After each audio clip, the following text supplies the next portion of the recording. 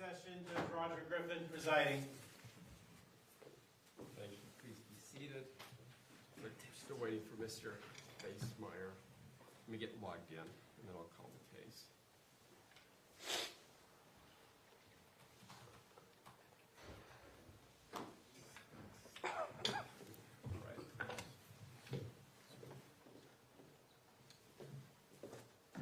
All right, it's formally called the matter of State of Utah versus Tracey Grist, case number 241101170. Counsel and the court have been in chambers going over some issues pertaining to the jury, and we've also had a motion that we've already dispensed of. I think we're ready to proceed forward. Is that correct, Mr. Fred? Yes. Mr. Do you want to just? Yeah. I am. Judge, for the benefit of record, it took us 2 seconds once we had Westlaw, but we found a citation that I think disposes of that issue dispositively. Okay. It is 2025 Utah 60, State versus Blackwing. The relevant paragraphs are 53 to 56, specifically 56. May I read a short passage into the record? In Blackwing, the issue was trial court allowing certain evidence of a prior crime in or not, as well as whether it would allow the conviction in or not. And then the appellate court, analyzing those decisions, stated as follows.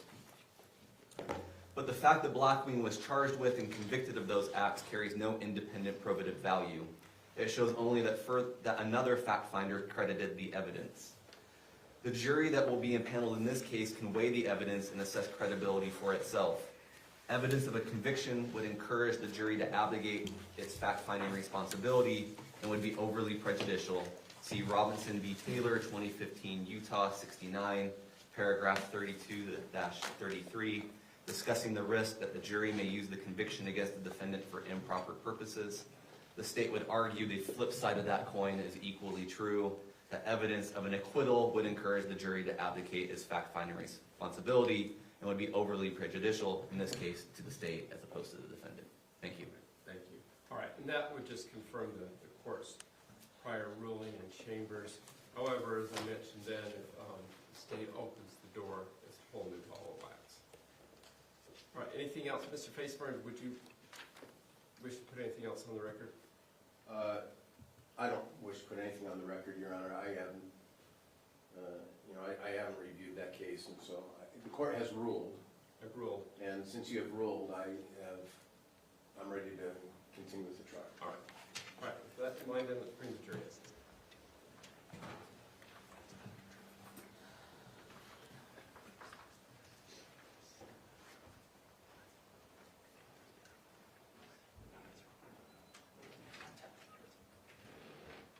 Hey, Fred. Hold on, we're in recess. What number? Me. What's up? I'm not doing a number exhibit then, you're just going to have Yeah, this is.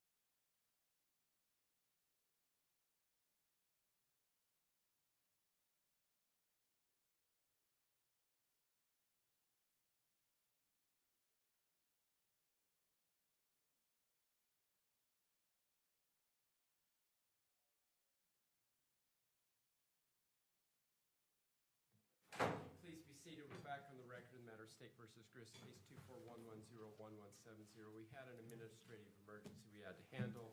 Process of doing that, we got your TV back, Mr. Facebar, so we delayed. We're going to bring that in right now and get that set up, and then we'll bring the jury in. I know that those behind me. See, I know that the family appreciates having that, so it's not just Mr. Facemeyer. Which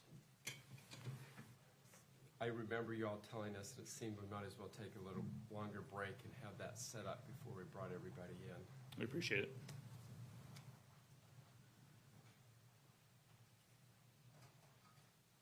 We only have so many TVs in this courthouse.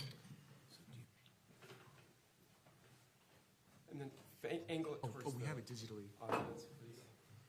Email to you if you want. Yeah. Oh, yeah, I'll email it to you. Amy, can you email that to us? That's already done. You just finished. The 130. And that will be through Rachel, actually. Coming through Rachel. Yeah, right there. There's a knob that you turn right by the stand, right on the stand of it.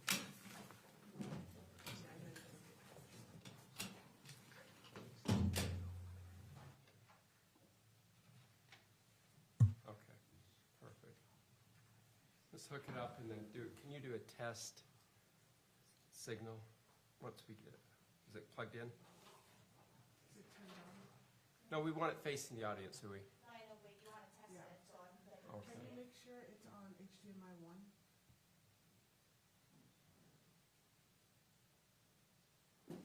It's on the Faye, bottom Faye, why don't middle. you bottom just go, middle. why don't you go around and help? Oh, there we are.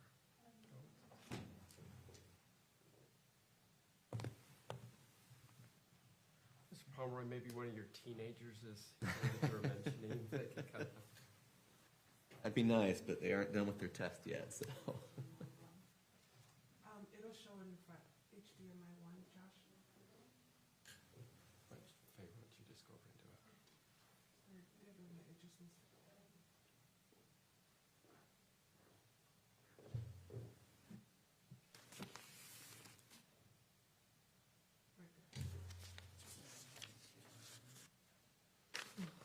No.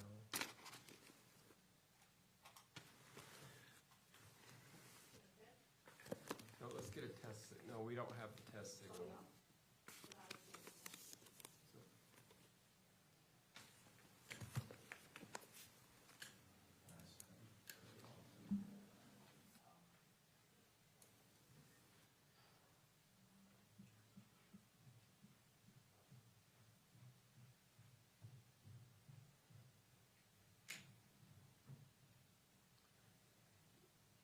You're gonna have to go work.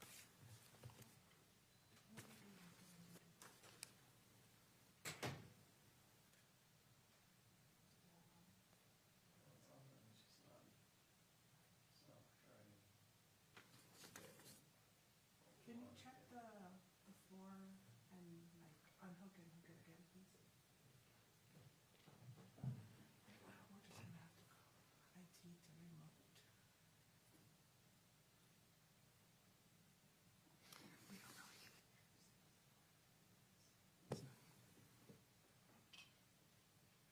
See things. Did you want to see the guy?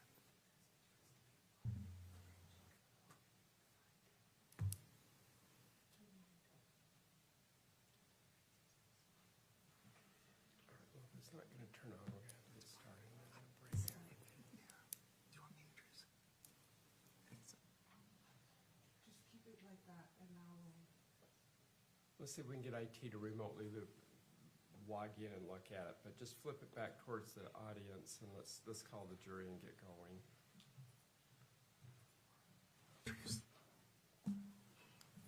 You want to angle more? Mr. Facemark, can you see that? Yeah. Okay, all right, thank you. All right, let's bring him in now.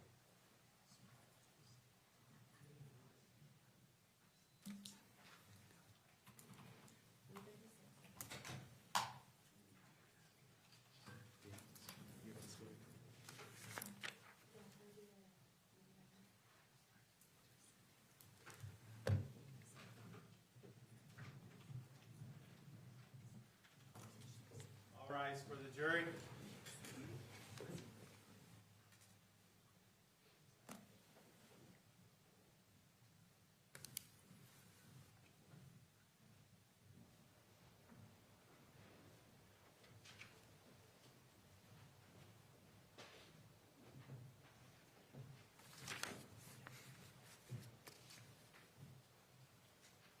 Thank you. Please be seated. Thank you, ladies and gentlemen, of the jury, for being patient with us. We had a technical issue. Attorneys and I have been here since earlier this morning working, and then I understand you had some traffic issues, so I guess it was just a crazy morning all around. Attorneys tell me we're still well ahead and we're ready to proceed forward. Mr. Brown, please call your next witness. Thank you. The state will call Patrick Zerpoli. Mr. Zerpoli, if you come forward, I'll swear you in.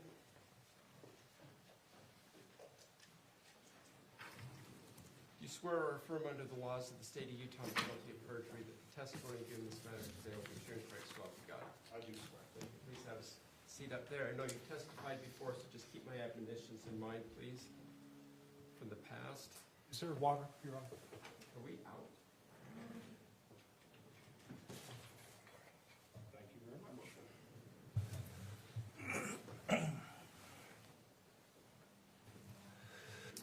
May I proceed? Mr. Zerpoli, would you please state your full name? It's Patrick Zerpoli, and the spelling is Z-I-R-P-O-L-I. Thank you. And Mr. Zerpoli, would you please, how are you currently employed? I'm currently self-employed. In what capacity? I'm a consultant in basically violent crime homicide. I provide expert testimony, expert case consultation nationally, and I train both nationally and internationally. Okay, let's talk a little bit about your experience that brought you to owning your own business. How'd you start out your career? Okay, I started my career in 1989 with the Pennsylvania Department of Corrections. I worked for them for about 2.5 years. And then I went into the Pennsylvania State Police, and my focus in the state police was really violent crime and homicide. And I worked in that capacity up until 2015. I was also mentored outside of the state police by experts in the fields of staged crime scenes, equivocal death, criminal behavior, and in areas of that nature. And my last duty assignment with the Pennsylvania State Police, I was the supervisor of our Criminal Investigation Assessment Unit, which is the behavior unit for the Pennsylvania State Police. And to best describe the state police, because law enforcement is different in every state, we are the state investigation agency for Pennsylvania. Like, we have a Bureau of Criminal Investigations that handles all major crime within the state, except for in cities like Philadelphia, Pittsburgh, Scranton, some of our bigger cities, but we handle everything throughout the state. Okay, thank you. So if I want to make sure I caught that date correct, you started with the Pennsylvania State Police in 1992? Yeah, it was right around 92. Okay, and you retired in 2015, you said? Yes. Okay. In that amount of time, I think you testified you were primarily violent crimes, homicides, and what was the third thing you said? Violent crimes, homicides, child abductions, things of that nature. In that amount of time, so say that 23, is my math right? Roughly 23 years, how many homicides did you say you investigated? Hundreds, if not more.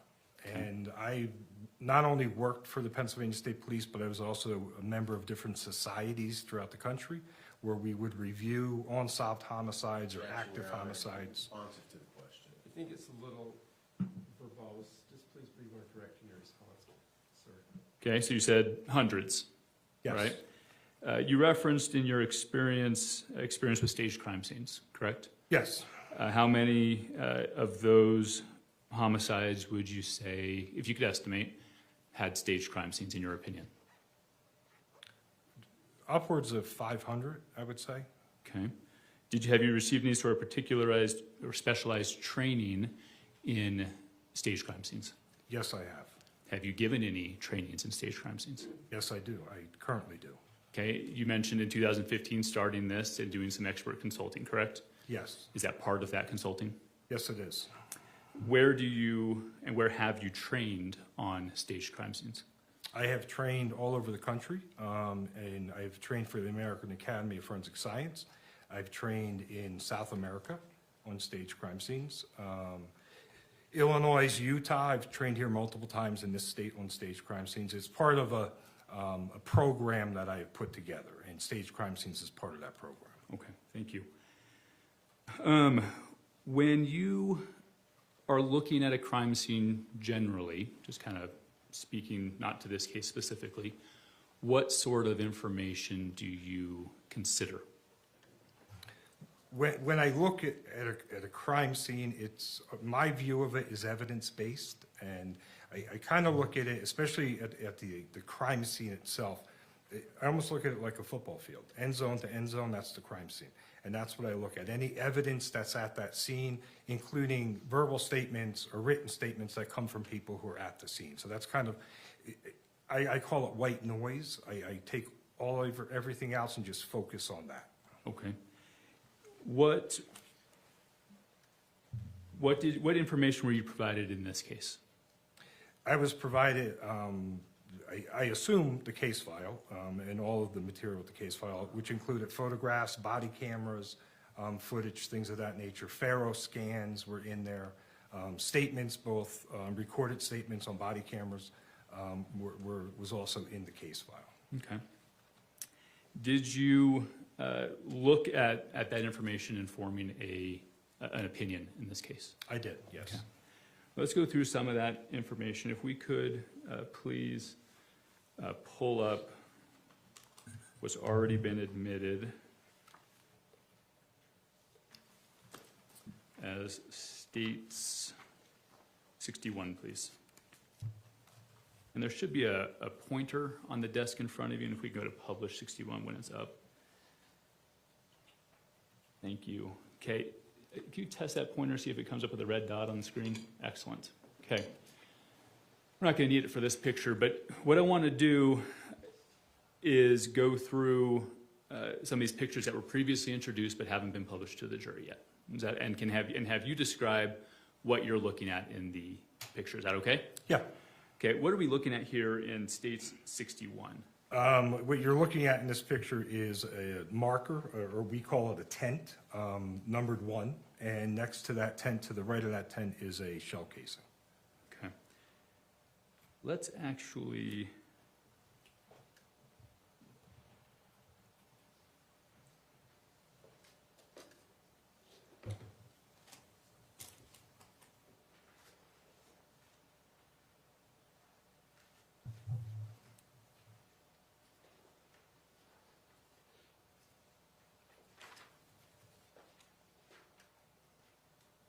Let's actually do a more zoomed out view. Could you go to States 60 first, please? There we go. Okay, could you describe what we're looking at here? Okay, what we're looking at here is a living room area of the residence with multiple tents that are marking different pieces of evidence that are in that area. Okay, and when you say tents, what do you mean? They're the markers that you see, like number 1 that we just saw, that's what they are, but they're different numbers. Okay, and in the orientation of the Grist home, what are we looking at? We're looking towards the front door from kind of the kitchen area. I'd say we just came around the corner from the kitchen and we're looking towards the front door. To orientate this to where the victim was, he was at that hallway just to the top right-hand corner of the photograph, right here where the pointer is. That's the hallway where the victim was located.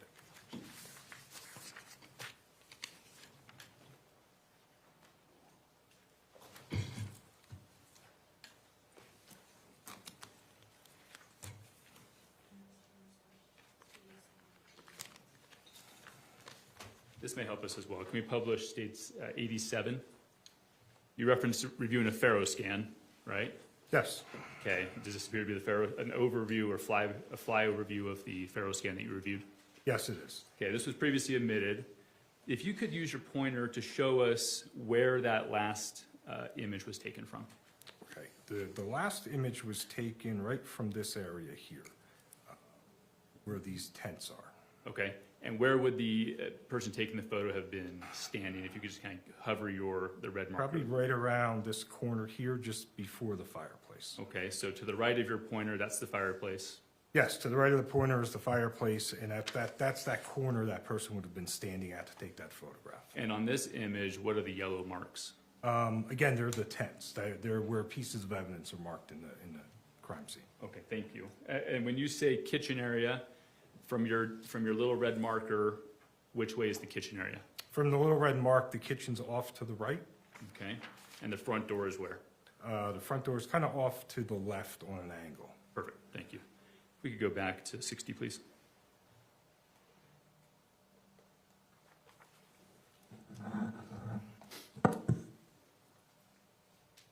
Great. So now this is that zoomed in view that we were just talking about, correct? Yes. All right, so now let's go through those tents. We already did 61, but if we can go back to that, please. Yes, please. Okay, what is this first marker? The first marker is a marker number 1, and again, it's a shell casing to the right side of the marker. Okay, and then if we can go to 62, please. What are we looking at here? 62 is tent 2 and 3, again with shell casings at both tents. Okay, 63.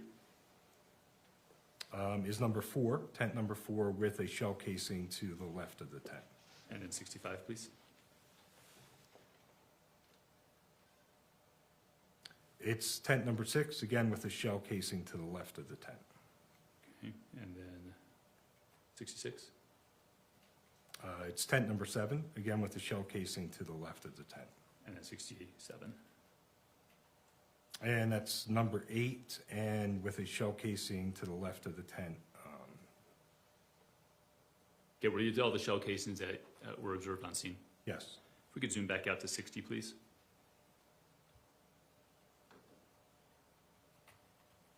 Okay, the marker in the bottom right corner, which marker is that?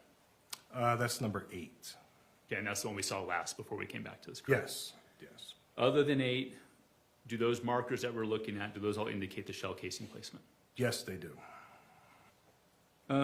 Let's go please to states 68. Okay, what is state 68 showing? This photograph shows 2 objects. It shows tent number 1 with the shell casing in it in the top left-hand corner, and tent number 2 with a sandal kind of in the center of the picture. Okay, and then states 69, please. 69 is tent number 11, again with the matching sandal in the center of the picture. If we could please go to 70. What are we looking at here? 70 is the firearm that was used in this incident. The photograph was taken on the kitchen counter, and it's marked by tent number 12. And then states 22. This is the knife that was at the scene, again on the counter, and it's marked by tent number 13. Then let's go to 70. Well, let's pause there for a second. Well, no, let's do 72, please. 72 is tent number 14, showing a bullet hole in the corner of the wall just to the left of the fireplace. Okay, just let's do all these bullet holes, and then we're going to pull that Faro scan back up, and I'm going to have you show me on the broader picture. Okay. Then let's do 73, please. 73 is tent number 15, again with a bullet hole in a door. Okay. 80, please. 80 is marker number 16, again with a bullet hole in the door. 82. 82 is tent number 17, depicting blood running down the wall. 83. Is number 18, depicting blood on top of a shelf in the hallway. 84. 84 is 19, again depicting blood on a wall. 20. So, I'm sorry, 85. Is tent number 20, again depicting blood on the corner of a wall. Just right below. Just below 19, I 19. believe it is, yes. Okay. If we could please do 76. 76.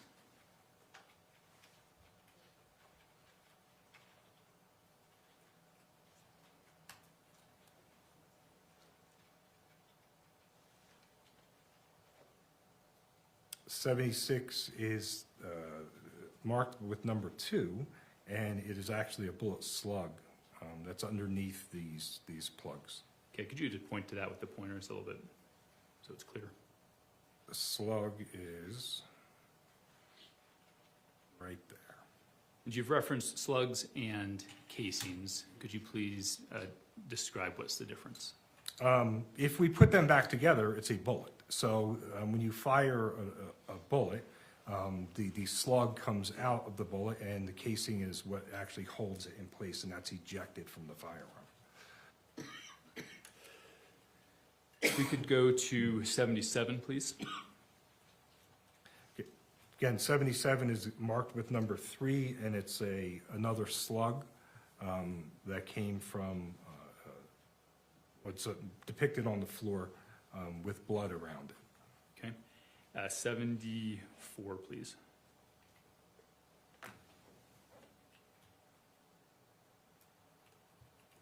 .74 is, again, marked with number 1 with a bullet hole through a wall. 80. 80 is marked with number 16 with a bullet hole through a door. And 81, please. That is not marked with anything. There's some photographs on the wall, but there's a bullet hole in the center right above the pointer, right next to the pointer. Okay, do you know the relation of 80, 81, and 74?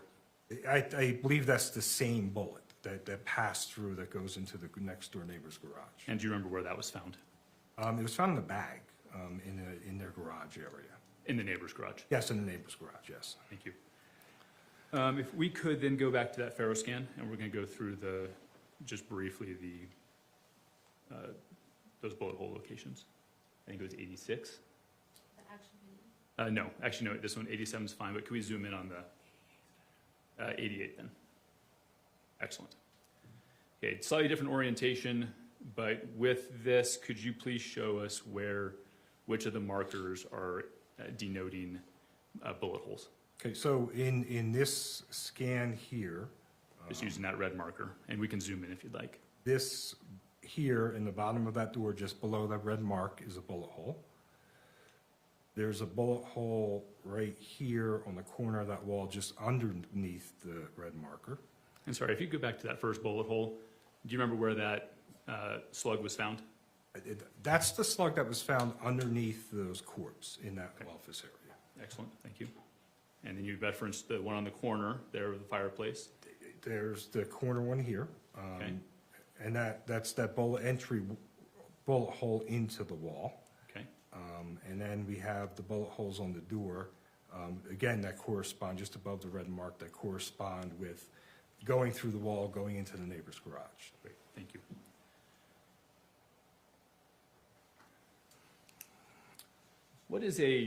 When you're evaluating a crime scene, we can take that down. What is an artifact?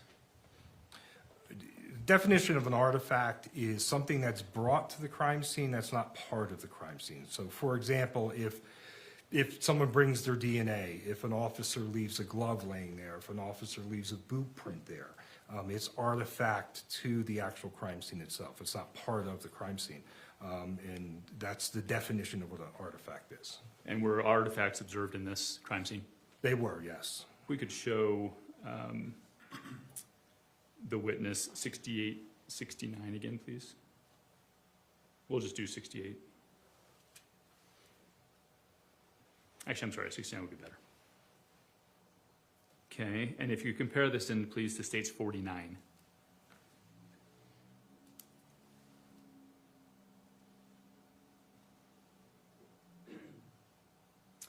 You've seen this body cam footage, correct? I have, yes. And could you describe the location of the sandals? If you look at the body camera footage, the sandals are inside the door, just inside the entryway of the door, just past where the door is. That's where they originate at. Okay, and then 69, which we don't need to show it again, but could you describe where the sandal is at that point? At that point in the photograph, the sandals outside the door. So at some point, that sandal's kicked outside the doorway. And is that consistent with an artifact? Yes, that's consistent with an artifact. Okay. If I could also show you 83, please.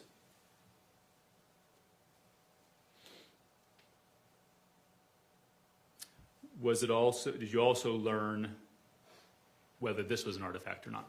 Yes. And how was that an artifact? This blood originally was thought to be from the victim himself as he was falling down the hallway, but it comes to find out that an EMT had actually touched the wall after they were performing rescue saving measures on the victim. So the EMT gets up and actually touches that area of the wall and transfers blood onto there, and it becomes an artifact of the actual case. So that artifact 83, was that learned after your original report? Yes, it was. Does it change the conclusion that you reach in your original report? No. Can we go back to –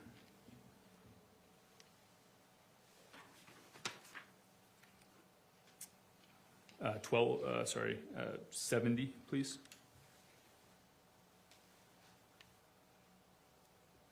What kind of gun is this? I believe it's a 6 hour. I forget what model number it is.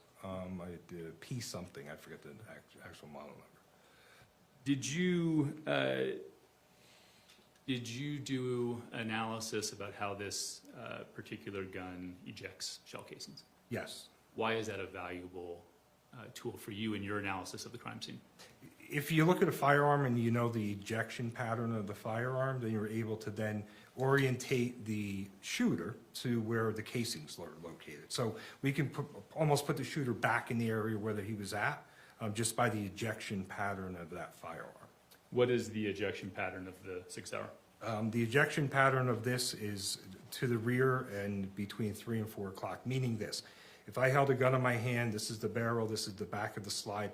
If I put a clock on top of there and 12 o'clock was forward, then 3 o'clock would be immediately to the right, and then 4 o'clock would be just a little bit behind that. So that's how the shell casings eject from the firearm.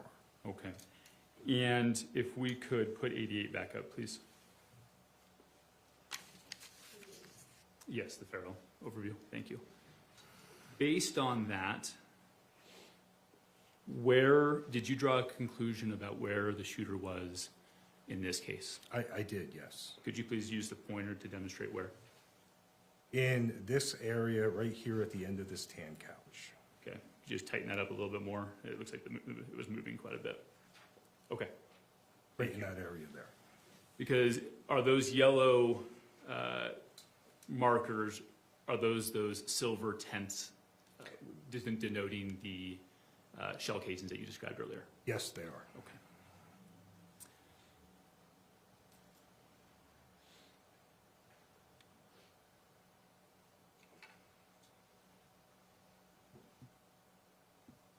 Did you evaluate, along with the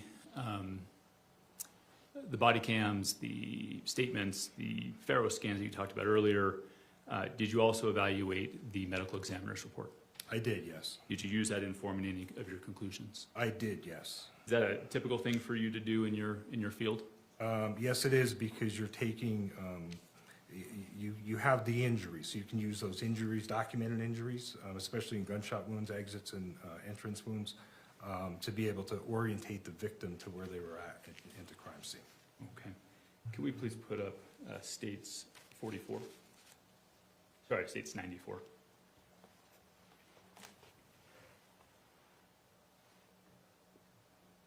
Was this the body diagram that you reviewed? Yes, it was. Okay, and medical examiners already talked about these, but would you please denote which of these injuries were entrances and which ones were exits? The entrances are marked on her, they're dots, but they're marked with different letters. If you see here, like A, B, C, E, I, G, H are all entrance wounds, and there's only 2 gunshot exit wounds that are marked with an X. They're on the front hip area here, and then there's one here in the wrist. What about the one above the F? And then one right here above the abdomen is also an X. Okay, so 3. Right, yes. Okay. Did you review her findings regarding direction or any sort of injuries based on what she could learn from these entry and exit wounds? Yes, Did you form any conclusions about the victim's position in relation to the shooter when those injuries occurred? yes. And what conclusions did you reach? The conclusion I reached is the original gunshot wounds were face to face when the original gunshot wounds happened, and then the victim turns, and that's when you get those gunshot wounds in the back, including the one in the wrist that comes from the rear and exits in the front. Can we show, let me show you a picture of the victim's final resting place, states 44, please.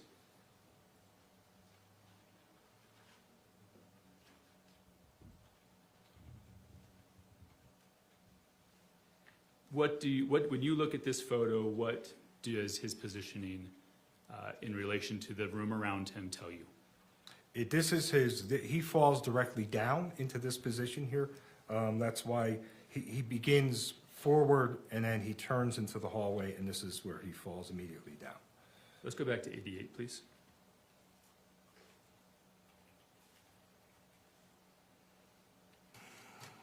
Okay. On this image, 88, a black box has been denoted for the victim's body. Using that, could you please describe what, if anything, you learned about the victim's location at the time of the shooting?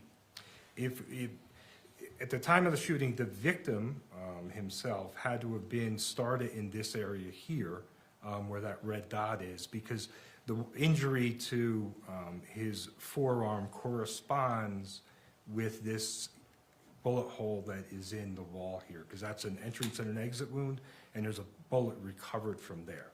So he's in this, it starts in this area here and turns to go down the hallway, and that's when he's shot from the rear and falls down. Okay, thank you. If I could show you states 44 again, please.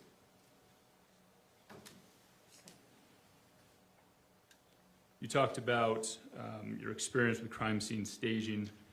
Did you make any conclusions based on your review of the evidence about crime scene staging in this case? Yes.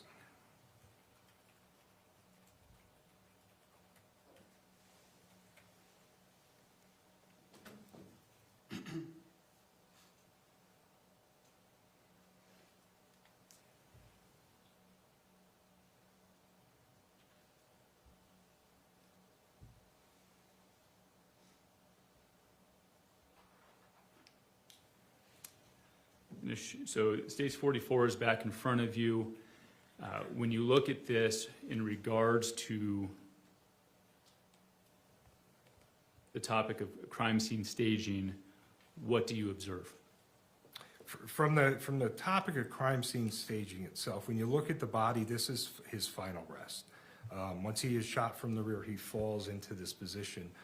You see no other movement of him.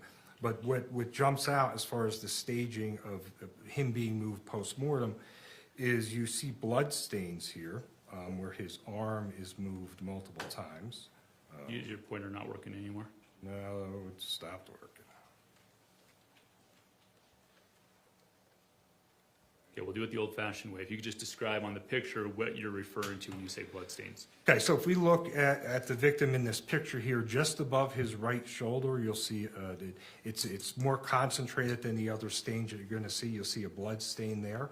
That's final rest. That's where he falls down, and that's where his wrist is bleeding and leaves that blood stain there. And then as you move out further, just above that, you see a lighter stain of blood. So when we look at blood stains need a source. So something has to be bleeding to leave that blood there.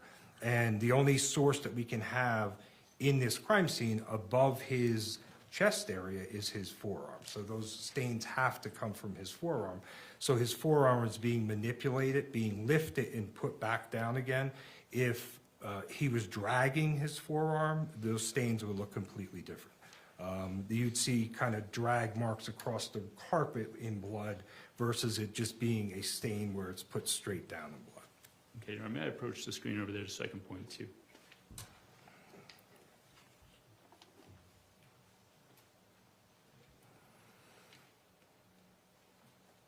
Testing. Just want to make sure we're clear. You described the initial blood stain. Is this one you're talking about? Yes. Right shoulder. I'm gonna have to Please. look with Yeah, you want to come on over? Your pointer's not working, right? No, it was. There's another one there. Mr. Oh, wait, Zapoli. looks like we got a cursor back. Yeah, I got a cursor back on it. We'll use the, can we see if the cursor works? Works here. This is just a regular pointer.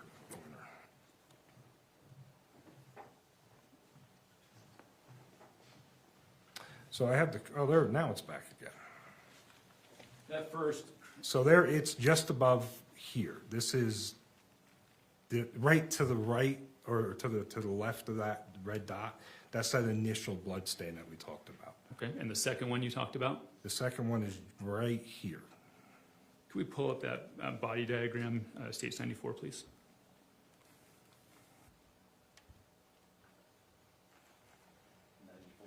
Please.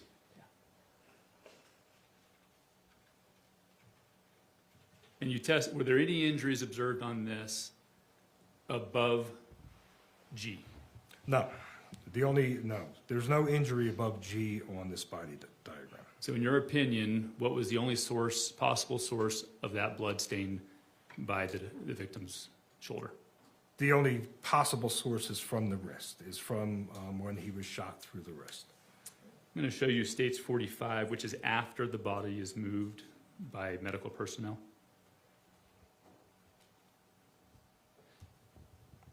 Okay. Why is this picture relevant? The picture is relevant for multiple reasons. Again, this is, this stain that we see here is that blood stain we're seeing outside of, from the top by his shoulder. Here's that second stain that we were seeing here. But what's really important here, this is final rest of his arm right here, and there's no blood there at all. Could we go back to 44?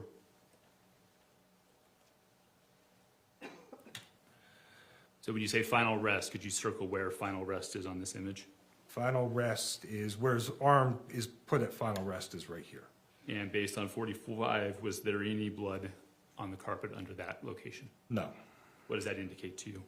It indicates that overall, his arm was left here for a period of time, the highest saturation of blood. It's moved once, it's left there for a short period of time, and then it's moved to final rest, and there's indication of no blood there whatsoever. Are there any other concerns that you have just solely on the forensic evidence in front of you about the placement of the knife?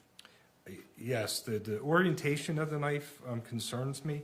And it concerns me more if we put his arm back into where he initially fell down. The knife is turned blade in. He should have stabbed himself. He's holding the knife with the blade towards himself versus the blade out, which is opposite in his hand. And if he fell where we see his arm come to rest, when he first falls down, that blade would have stabbed him at some point, or should have stabbed him here.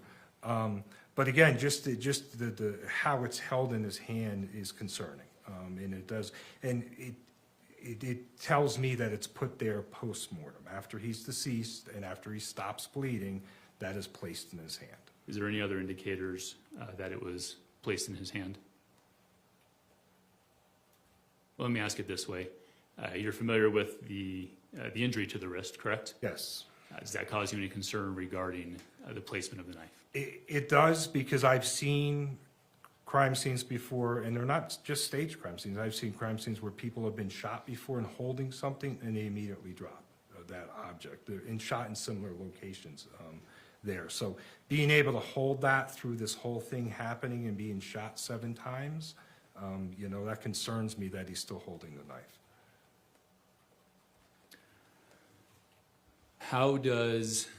Are you aware how long between the neighbor reporting shots and Miss Grist calling 911? Are you aware how much time passed? I know it's documented in my report. I think it's somewhere between 8 and 9 minutes. I think that was the time frame, and I think that comes from timing on different video surveillance and things of that nature. But I think that was the kind of the range of the time. does that passage of time between the report of shots and Tracey calling 911, does that factor into your opinion at all about the staging of the crime scene?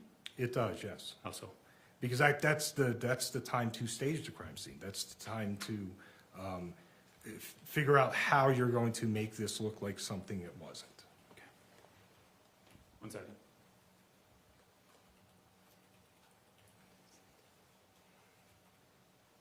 Okay, I'll pass the witness, and we can take that down, please. Thank you, Cross.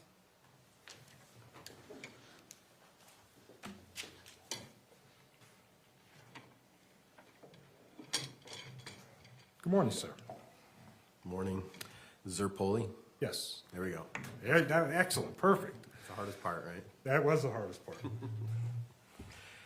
All right. So, one moment. I don't know what number the picture is.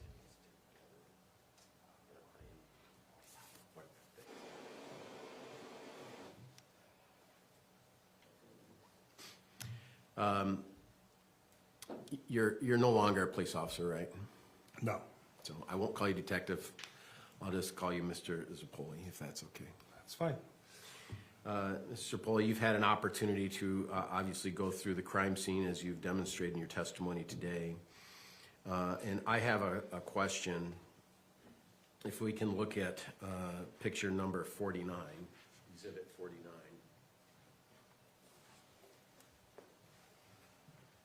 In exhibit 49, do you know where this picture comes from? It comes from a body cam. I'm looking at it up in the top right corner where Axon Body Cam 3. Right, and so this wasn't taken as a still shot, it's just taken as a screenshot from a body cam, right? I believe so, yes. Yeah, and this, and you've reviewed the body cam, right?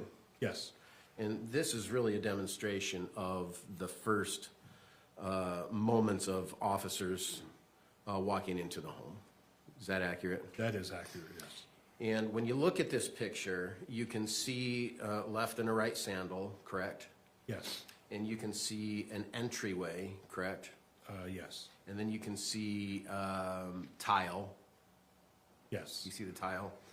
And then you can see the carpet. yes, And so because this is body cam, this is really pretty instantaneous on when law enforcement gets there, right?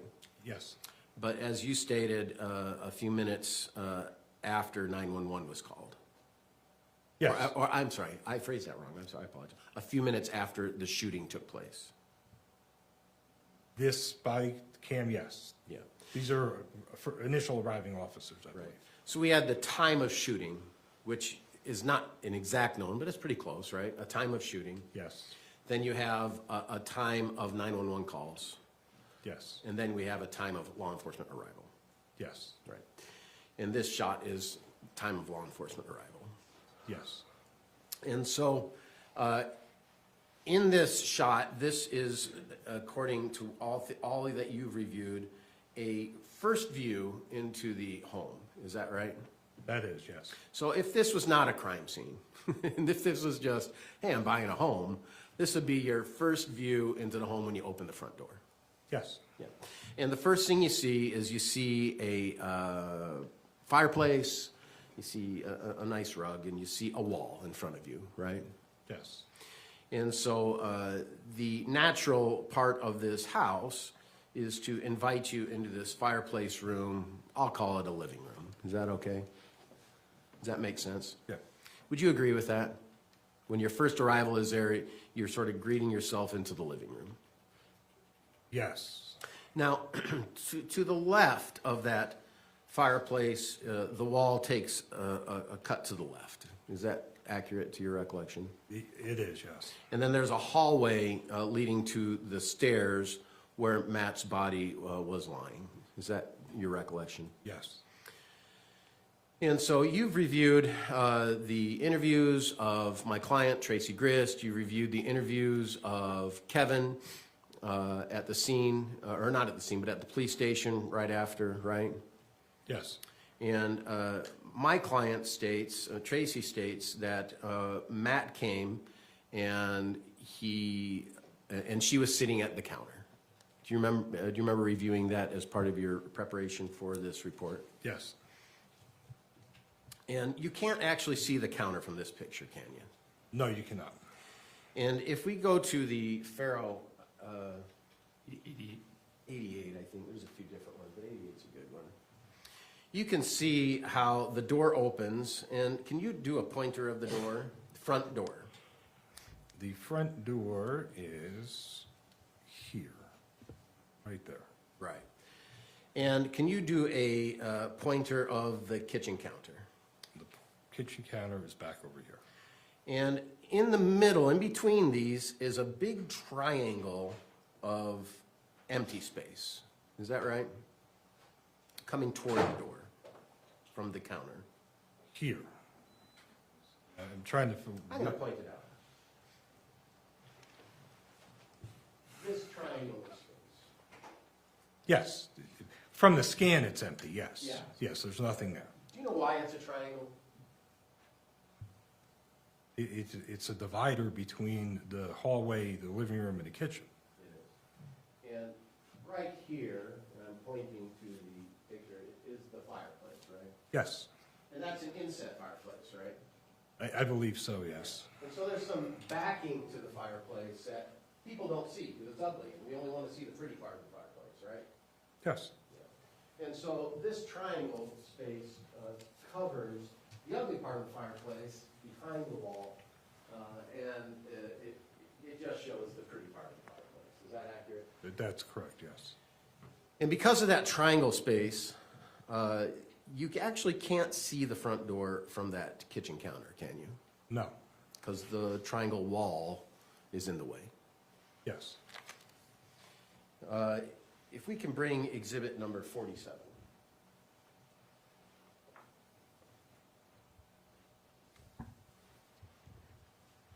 Exhibit number 47, what do you see in this picture? I see it's taken from within the living room, looking towards the front door. There's a blanket on the tan couch there on the corner with some pillows, and then there's two, I assume they're EMTs, off to the right of the picture.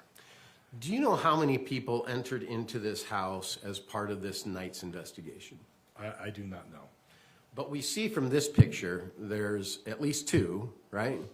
Yes, We also have seen from body cam that there was at least a couple other officers that we saw on body cam, right? Who came from their individual body cam into that residence. You recall that, don't you? yes, And so we also had Kevin in the house, is that right?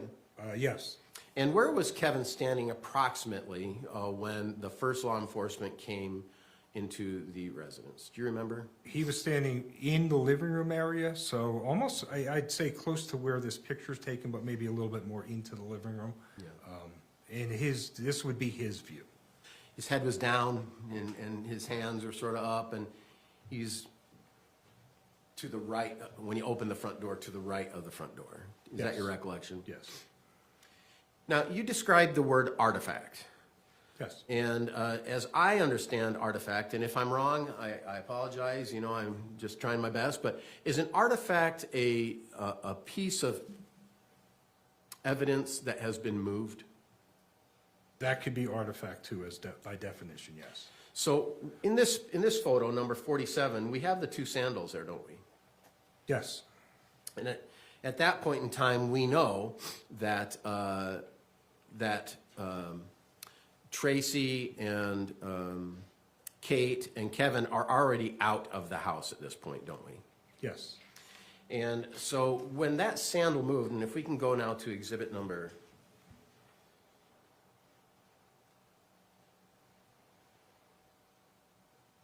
68.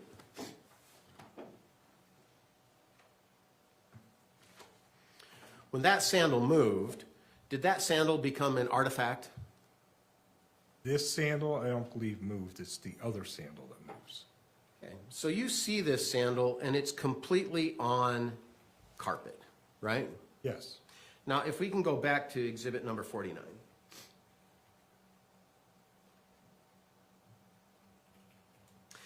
Do you see how both sandals are on the tile right there? They are. So both sandals were moved from their original location, yes. Yeah, both sandals were moved. And they're moved, maybe not intentionally, but they're just moved as part of the, and Mr. Paul, let's be honest, part of the craziness that's going on in the house with a dead man there. Isn't that true? There's a lot of people trying to help the situation. This sandal wasn't moved intentionally, do you think? No. No. But there was a lot of things going on to try to assist his life and to try to help the deceased. Yes. I guess the same could be said about, and if we could go to the ferrule.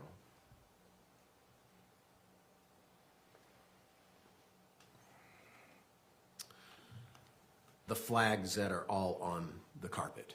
Some of these casings, and I'm specifically talking about the rug area. Some of these casings could have been moved through kicking, just like the sandal could have been moved. Isn't that right? They could have, yes. Yeah. And so when we do an investigation, and I'm not going to say we because it's not me, but when law enforcement does an investigation, they do it to the best of their ability to flag out evidence. Isn't that right? Yes. But their first responsibility on entering is to protect someone, isn't it? It is, yes. And so their first duty is to provide assistance and protection, and their second duty is to then investigate. Would that be a fair assumption of law enforcement's responsibility? Yes. And so with these flags that have casings and things of that nature, they aren't exactly perfect of where the shell falling out could have been. Indeed, we really don't know unless we had a video showing where the shooter was standing. Isn't that accurate? No. Okay, and explain to me how you can come up with that and that none of these casings had been moved like the sandal had been moved. I didn't say none of the casings, but you have to take everything into consideration, trajectory of bullets, where the bullet holes are corresponding to the injuries in the body. So once we start putting all of that together, you can then kind of put the victim back in his position.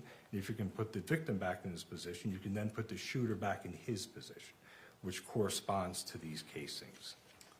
Okay. And so I think one of your statements today is that the flag, I'm just going to refer to them flags, okay? The flag on the corner wall, just southwest of the fireplace on that wall. Do you see what I'm referring to? Yes. In your opinion, that's an indicator of where the deceased was approximately based on that bullet hole in that wall. Is that right? Yes. And can you explain the blood that was above the vent, you know, the line of blood? Can you explain how that got there? No.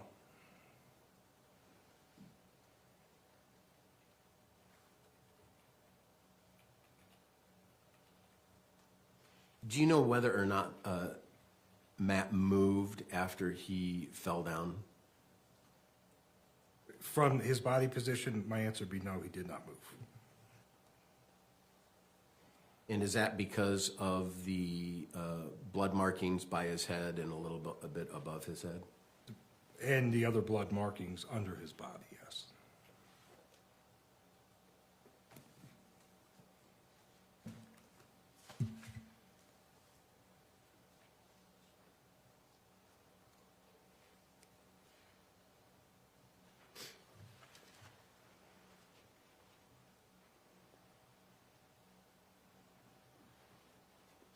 Do you know if there were life-saving attempts of Matt made before law enforcement got there? There's no indication that there were, no. And do you know whether or not there were any life-saving measures that produced any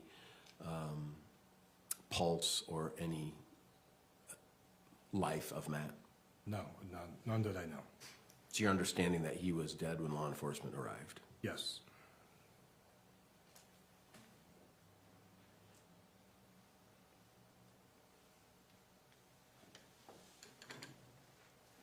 And with these casings, and some could have been moved and some could have not been moved. I guess we agree on that, is that right? Yes, yeah. You can come to an approximate area of where the shooter is, but it's not an exact location, but approximate, correct? That's correct, yes. And what's the bubble of approximation, do you think? I think the bubble of approximation is right in this area at the end of the couch. I think the bubble is, Can you do that with? if this thing works again, I think the bubble is in this immediate area right here, right by this end of this couch here, which corresponds with the bullet holes in the doors, the bullet holes in the walls, and it moves around the corner as this is occurring. As he's going down the hallway, the shooter's also moving at the same time. Moving toward the couch? Moving away from the couch, moving towards the door. Because when you start looking at trajectories of bullets, these are forward into this wall, into this door here. So it goes straight through the door, straight through the wall, straight into the neighbor's garage. So you have him then making a turn, the victim making a turn down the hallway. And that's when you get this corner shot here into this, into the corner of that wall. It's not straight into the wall, it's almost into the corner of the wall. Yeah. You were a police officer for how long? 23 years with the state police. Okay. And so as a police officer, you were trained in many different ways, is that right? Yes, I was. And in your training, you were trained in firearms, is that a fair assumption? Yes. When you are trained as an officer in firearms, are you trained on when finally having that dreadful day of discharging your weapon, are you trained to discharge one bullet, or what is your training in regards to that? You shoot to stop the movement. That is our training. And is there ever advice about, or training about not shooting just one bullet and shooting many? In law enforcement, no, there's not training just to shoot one bullet. Yeah, indeed, it's the opposite. It's to shoot as many as it takes to stop the moving object. Is that accurate? That's accurate, yes. And why do they have to train that, do you think? Train in that nature, it becomes muscle memory. That's why we train that way. And are you trained in that way because the layman maybe doesn't have that understanding? I would say yes. Yeah. Thank you. I have no further questions. Redirect?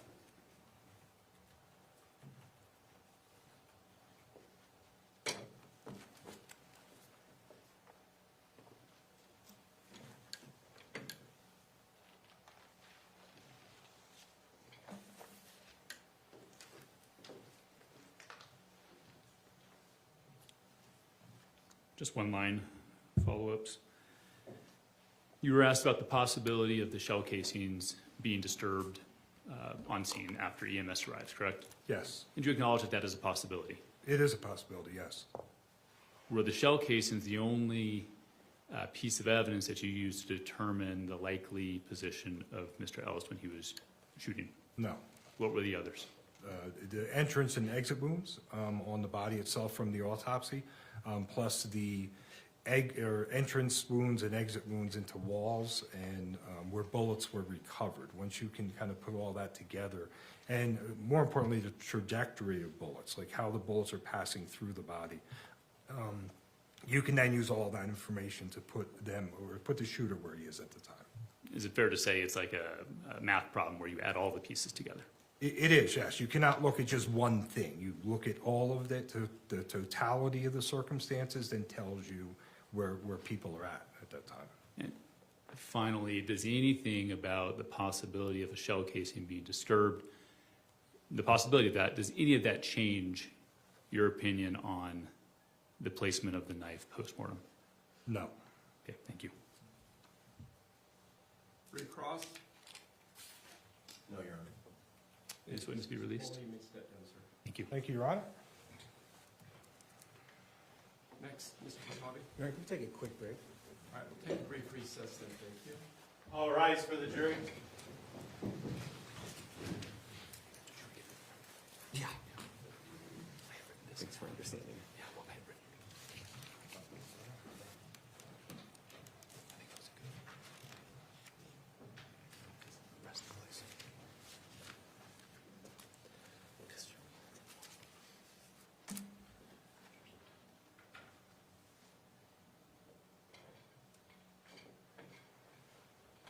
Thank you. Please be seated.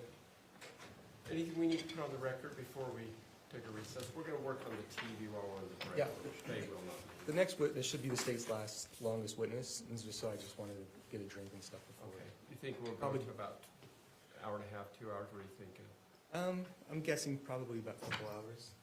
All right, so maybe we take him, when you're done, approximately then 12:30, let's take our lunch break. Yeah. Also, I'll tell the jury when they come back, and we think the next witness will take for direct approximately 2 hours, and then we'll take our lunch break. Okay. It could be shorter. It could be an hour to 2 hours, somewhere in there. So, Mr. Facemeyer, you fine with that? Yeah. I mean, if it's only an hour, that'll put us at 11:30, so we could take an early lunch. All right, we're in recess, thank you. All rise.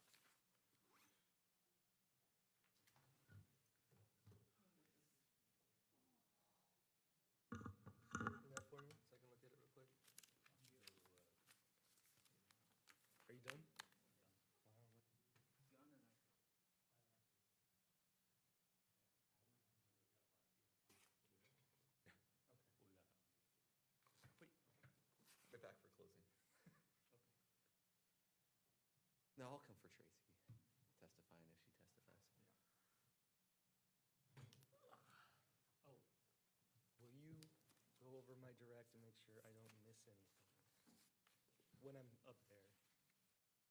That makes sense? Yeah, do you have a copy of it with you? I only have that copy. I only brought one extra. Oh, you have your own copy still, right? Yeah, I have my own copy. So cricket. No, not with this witness. There might be one.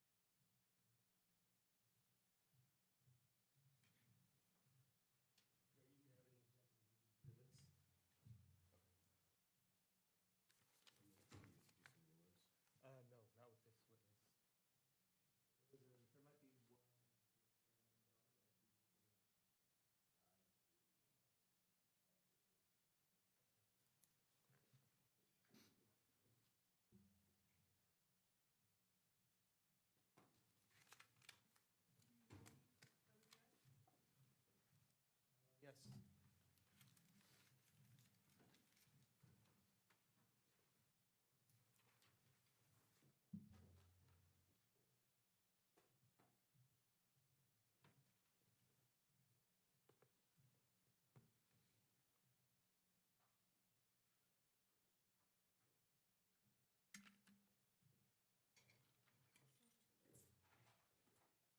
All rise.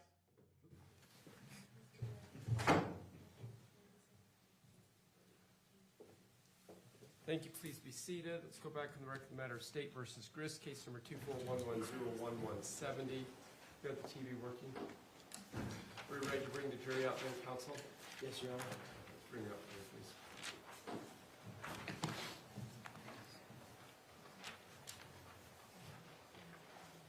Pardon?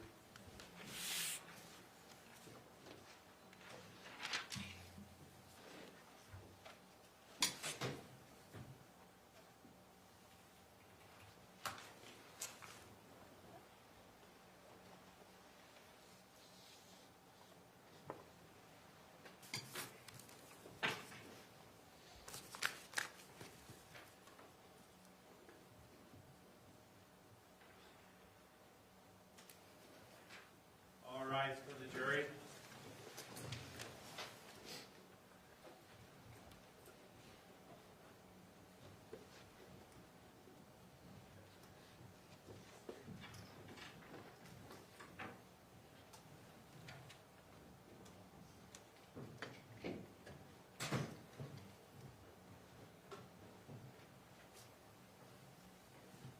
Thank you. Please be seated. I think we've got technology problems figured out, which is why we took a little bit longer. So, that in mind, Mr. Mutabi. The state calls Detective Nordine. Detective Nordine, if you come forward, I'll swear you in. Do you swear or affirm under the laws of the state of Utah, penalty of perjury, that the testimony given in this matter today will be true, correct, so help you God? Yes. Thank you. Have a seat up there. If you run out of water, let me know. I've got extra water. Thank you.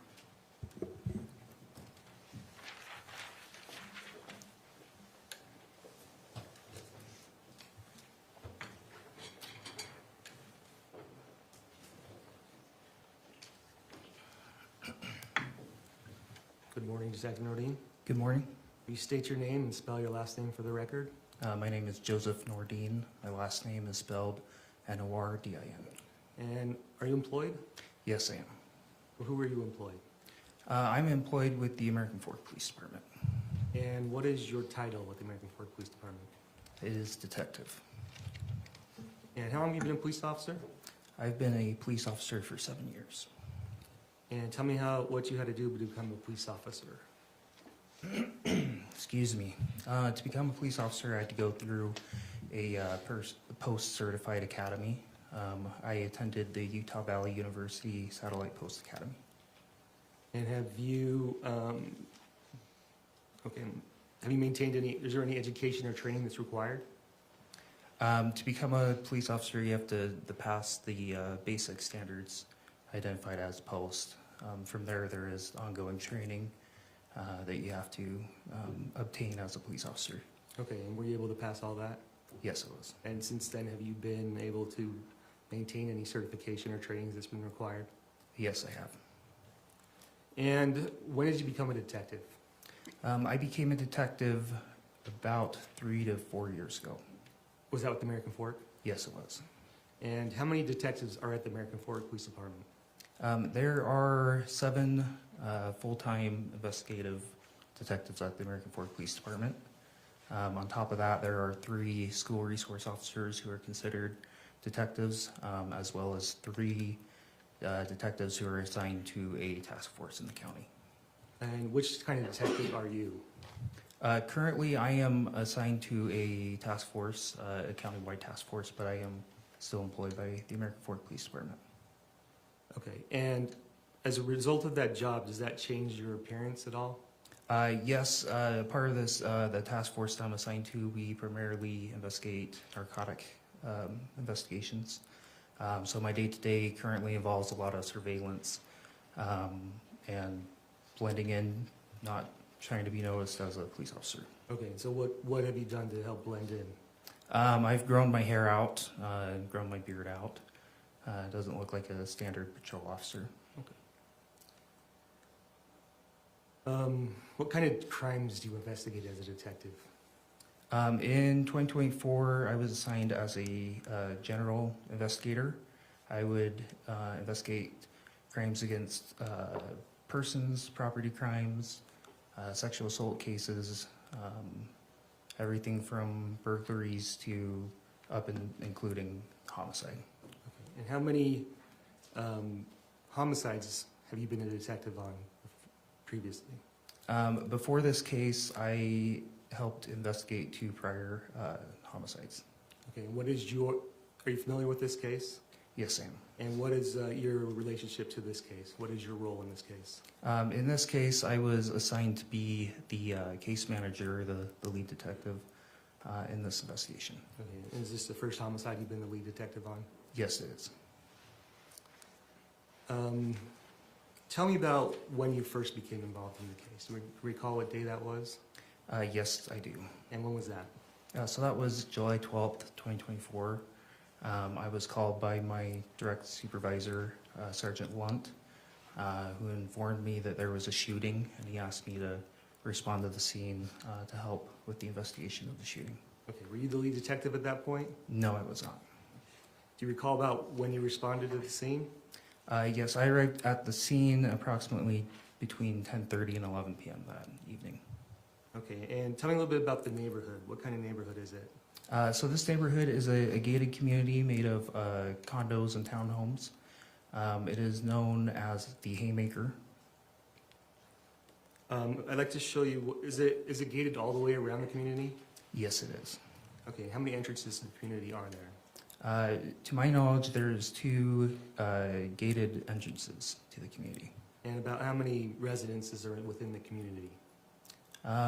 There's approximately, I would say, 50 to 100 separate residences inside the community. Okay. I'd like to show you this marks as States Exhibit 100. Do you recognize what that is? Yes, I do. And what is it? So this is a picture of the entrance and exit to that Haymaker community from the 900 East roadway.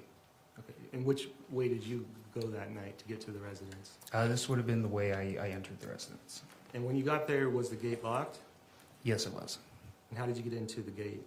As police, we have codes for to access these gated communities. There's general public safety codes that are given to access these communities. Does it fairly and accurately represent what that community looks like Yes, it does. from that gate? That gated entrance, yes, that does look like what it looks like. State would move to admit and publish State's Exhibit 100. Any objection? So ordered, thank you. And I'd like to show you what's marked as state would move to publish. I'd like to show you next is marked as State Exhibit 101. Recognize what that is? Yes, so this will be the second entrance to that gated community. It is accessed off of Bamberger Drive. Does it fairly and accurately represent what the gate looks like on the other side? Yes, it does. State would move to admit State's Exhibit 101 and move to publish. Any objection? So ordered.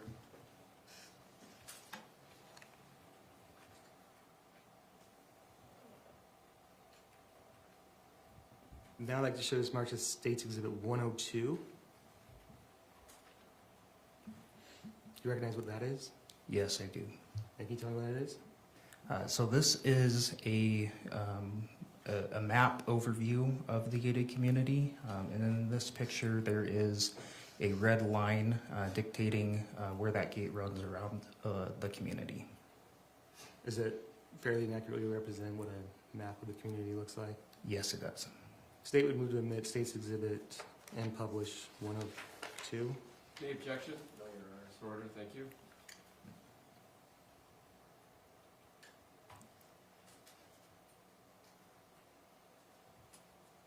Okay, and on this exhibit, can you identify the house where the incident took place? Yes, so it's going to be next to that red map marker and the number 114.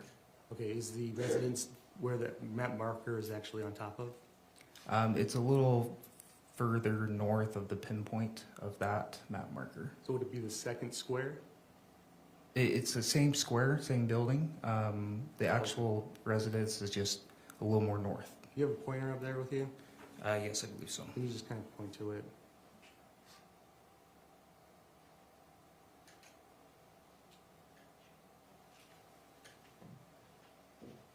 Of course.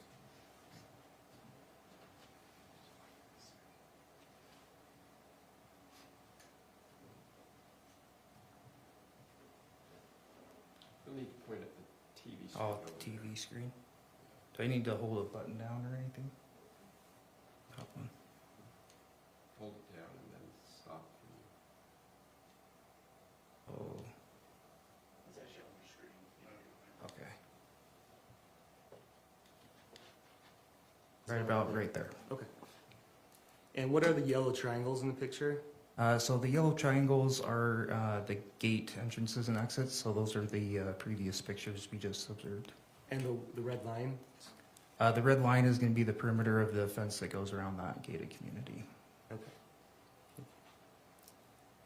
And what information did you have when you arrived on scene? When I arrived on scene, I was informed there's a male deceased inside the home with multiple gunshot wounds. And were you giving any duties at that point? Yes. Before I entered the residence or anything, Sergeant Lunt was up there, my direct supervisor. So I met with him and he gave me the assignment of seeking a search warrant to search the residence. And did you do that? Yes, I did. And did you have any other duties at that point? At that point in time, for the first hour and a half I was on scene, I was typing that affidavit for a search warrant. And was that approved? Yes, it was. And did you have any duties inside of the home during that investigation? Yes. So after the search warrant was granted, myself and Lieutenant Four, as well as a few other detectives and the evidence technician, entered the residence, and we did a primarily walkthrough of the main floor, and then I searched the basement area and a room upstairs. And if we could show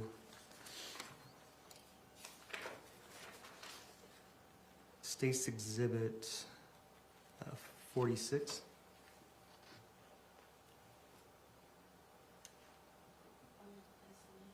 Applied by?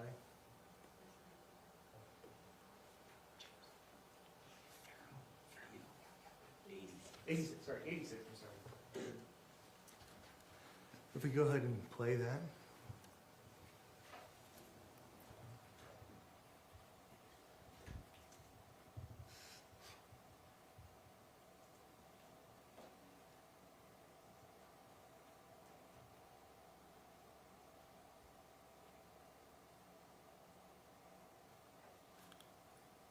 Okay, we pause it right there.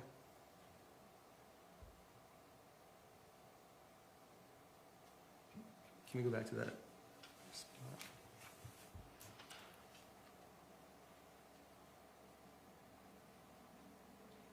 As you walked in, you could see those stairs on the left. Yes. Is that the only entrance to the upstairs? Yes, it is. Okay, did you go to those upstairs? I did. And what did you find when you were up there? Up there, I searched a room.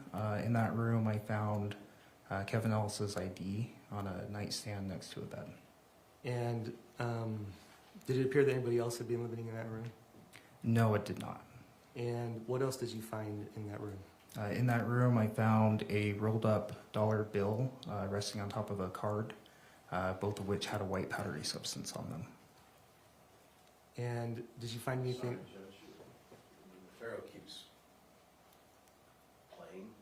Okay, we can pause it right there. It's a little distracting. Sorry, we can just pause it right there. So where, can you point on with your pointer to where the stairs are that lead up? Yes. So I'm sorry. What was your last question? If you could point to where the stairs go up to the... I mean before that. Oh, about the bedroom? I'll get back to that in a second. Sorry. Question was, is with any sign of anybody else living there, and the answer was no. Okay, so the stairs, that's where you went upstairs? Correct. So the red marker currently is on the bottom of the stairwell. And how many bedrooms were upstairs? To my recollection, there's 3 bedrooms upstairs. And inside of the bedroom, where you said you found a rolled up dollar bill with cocaine in it, where did you find that exactly?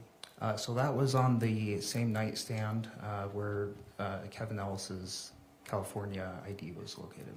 Did you find anything else that was located of evidentiary value on that nightstand? Yes, on the same nightstand there was a cell phone which was determined to be Mr. Ellis's. And tell me about why did you believe that to be cocaine at that time? Through my training experience as a police officer, I've seen cocaine multiple times, so that's what it looked like to me. But then I did a field test on the cocaine, and it indicated a positive result for cocaine. Okay, and did you send that to the crime lab? Yes.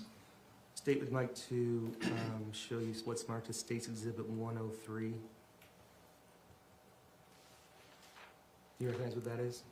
Yes, I do. And what is it?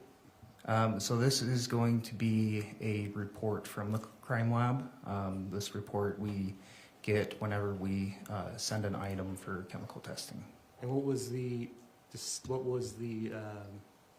outcome of the report? Or what did the report decide was about that cocaine? So this report indicated that the white substance inside of the rolled up dollar bill was cocaine. State would move to admit and publish State's Exhibit 103. Thank you, so ordered.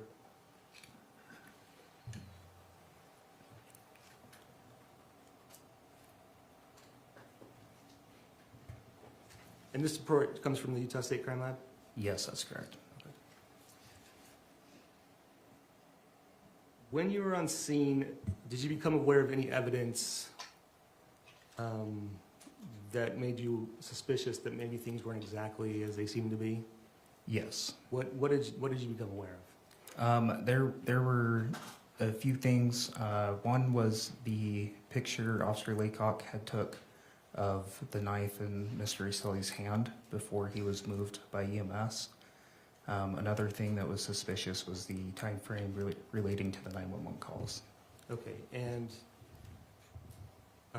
what were the time frames of the 911 calls, if you remember? So Miss Laney called 911 at 10:09, and Miss Grist didn't call 911 until 10:15.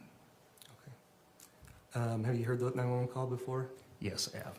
State would like to admit and publish State's Exhibit 104. Any objection? No, Your Honor.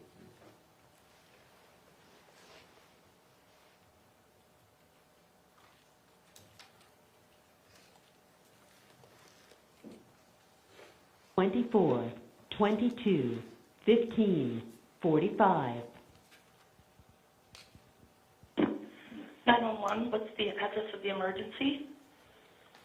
114 South 920 East American Fork. Okay, tell me that one more time to make sure that I got it correct. 114 South 920 East. Okay. And is this Caitlin? No. Okay. What's your phone number Shop. in case we get disconnected? 801-651-2695. And My daughter, Tracey. Okay. My daughter's husband came here. They're going through a separation, and he brought a knife, and my son shot him. Okay, I need an ambulance. okay, I understand. And it's at this home? Yes, And who is it to you? Your husband? my daughter's husband. Okay. Is he conscious or breathing? I think he's breathing. Okay, I've got an ambulance out that way. I've also got an officer that's coming into the area. Do you think he's beyond help, or do you think you may be able to I have CPR? no idea. I have no idea. Okay, are you comfortable checking on him?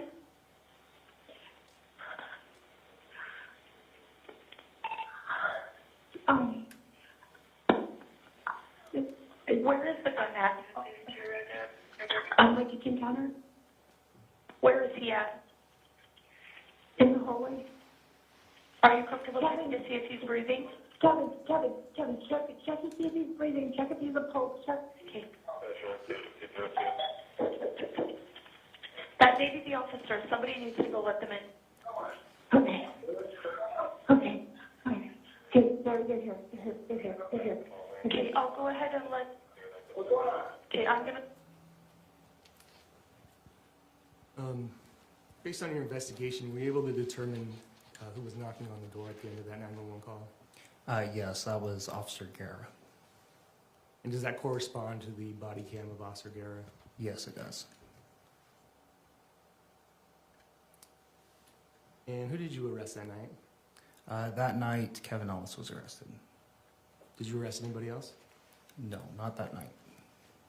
And did you take any electronic devices that night? Yes, that night, Mr. Ellis's phone was seized, as well as Kathryn Restelli's phone. Matthew Restelli's phone was also seized, but that was after the autopsy. And why does it help your investigation to seize phones? Yes, it does. How does that help? When we seize a phone and obtain a warrant to search that phone, we can go through and see electronic data, which can assist in corroborating statements from witnesses, as well as establishing timelines and that sort of thing.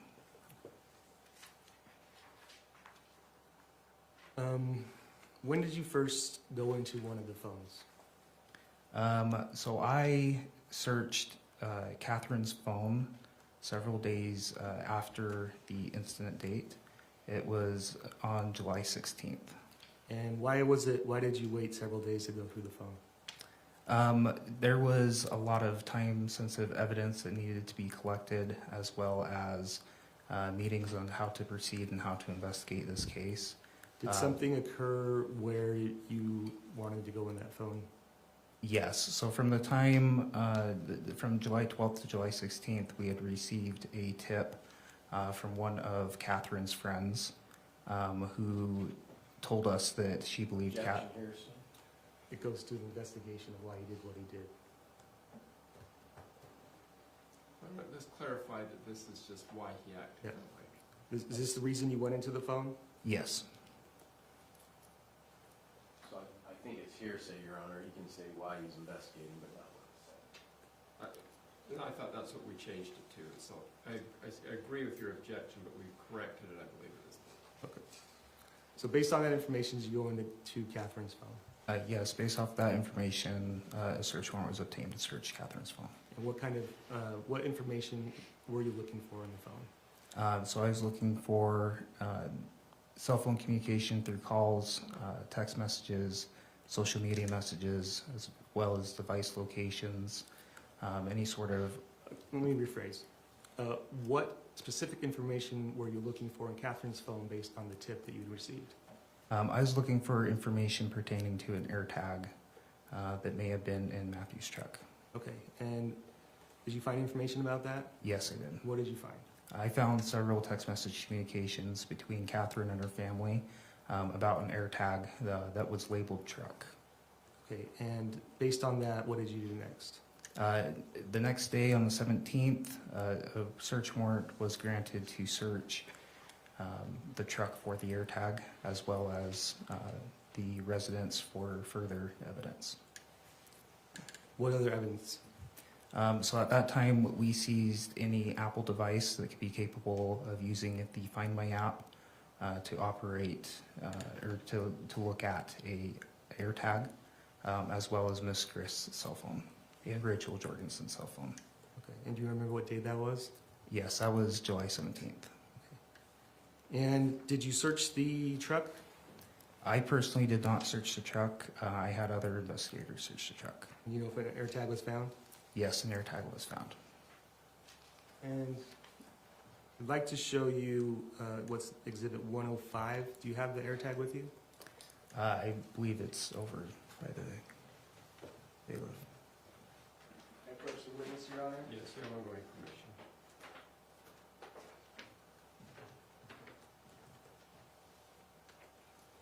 Do you recognize what that is? Yes, I do. And what is that? So this is the AirTag that was found inside of Matthew's truck. The state would move to admit that into evidence and to show the jury, publish to the jury. Any objection? No, Your Honor. All right, please proceed. While we're here on some of the physical evidence, I'd like to show you the knife again, which is State's Exhibit 46.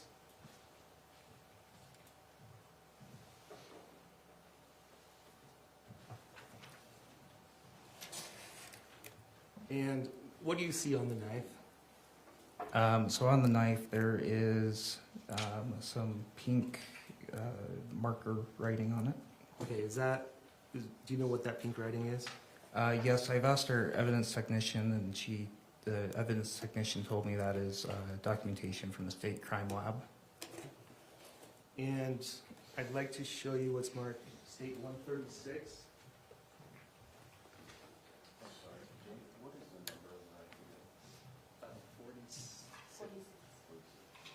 136. What number is this one again? 136.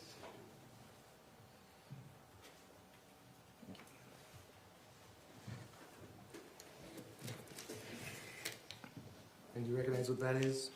Yes, I do. And what is it? This is the gun that was found on scene on July 12th. State would move to admit State's Exhibit 136 Any objections? No, Your Honor. and would move to publish. So ordered. Are you okay to come down and kind of show the jury, just in front of the jury? Sure. Do you want me to show all three items? Sure, that'd be great. Ladies and gentlemen, the jury in the back, you can stand up so you can see that. AirTag was... So, AirTag's 105.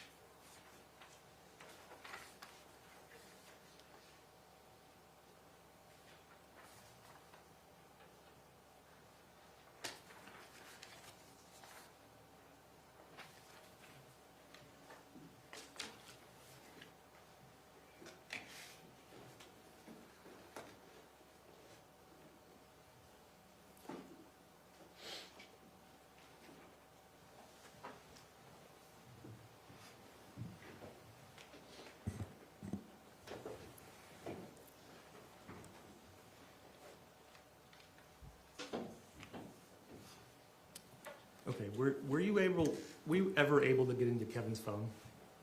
No, I was not. And were you able to get into Matthew's phone? Yes. And tell me about that. So Matthew's phone was damaged, so the Utah County Sheriff's Department could not download it. It was sent down to Utah Tech University in St. George, where they did a specific chip-off download of Matthew's cell phone. And were you able to get into Kate's iPad? Yes. And what did you find on Kate's iPad? On Kate's iPad was the voice recordings between herself and Matthew. Are those the same ones that you heard played in trial earlier? Yes. And were you able to get into Tracy's phone? Yes. And Rachel's phone? Yes. Now let's talk a little bit about the knife that was found in Matt's hand. What information did you find out about the knife? So I began inspecting the knife. I saw that it was the brand Eve Attack. And what kind of knife was it? It was a pocket knife, folding pocket knife that had a seatbelt cutter on it as well as a glass breaker. And were you able to determine if that's a knife you could buy locally? I was able to determine you cannot buy it locally. I went around to several sporting goods stores, Walmart, that type of stores, as well as gas stations, looking for the knife and asking employees if they sold that brand of knife. Okay. And so, based on that, did you try to do anything else to learn more about the knife? Yes, I did. And what did you do? So I did a Google search of the brand name and found that a company in Australia with an Australian website used to sell that knife, but they no longer did at the time I searched it. Okay. Did you find out any more information about that? Yes, I did. I emailed that Australian company for information regarding the knife and their products associated with it, as well as if I could send them legal correspondence. And did you get a response? Yes. They told me, the Australian company told me through email that they had sold that portion of their company off to a US-based company named Ape Survival. Okay. And did you try to get a hold of Ape Survival? Yes, I did. And what did you do? I found the Ape Survival website, and I called the number listed on their website. And did you get a response? I did not, no. What did you do next? So on the answering machine for Ape Survival, they said the customer complaints should email address support@mytacticalpromos.com. Okay, and did you email them? Yes, I did. And did you get a response? I did not. At some point, did you ever talk to anybody that gave you any information else about the knife? Yes. Who? So I was able to look at My Tactical Promos. Oh, one sec. Let's back up there real quick. When you were going through the digital evidence, or in the phones in this case, did you find anything related to the knife? Yes, I did. What did you find? On Ms. Grist's cell phone, I found email communications between her and support@mytacticalpromos.com. Okay, I'd like to show you what's been marked as State's Exhibit 106. Recognize what that is? Yes, I do. And what is it? So this is the email that was found on Ms. Grist's phone to support@mytacticalpromos. State would move to admit State's Exhibit 106. Any objection? No objection. Move to publish.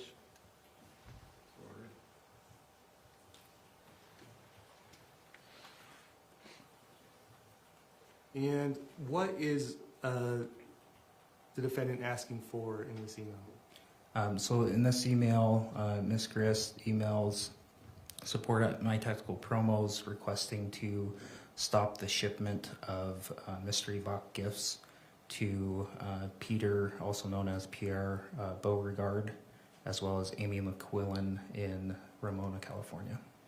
Okay. And were you able to determine what date this email was sent? Yes, I was. And what date was it sent? So this was sent on April 10th, 2024. And were you able to determine if Tracy was in Ramona, California at that time? Yes. How did you determine that? There was text message conversations between herself and Amy McQuillan that suggested she was present at Amy's house, as well as metadata on pictures taken from Ms. Grist's phone that showed the coordinates of Ramona, California.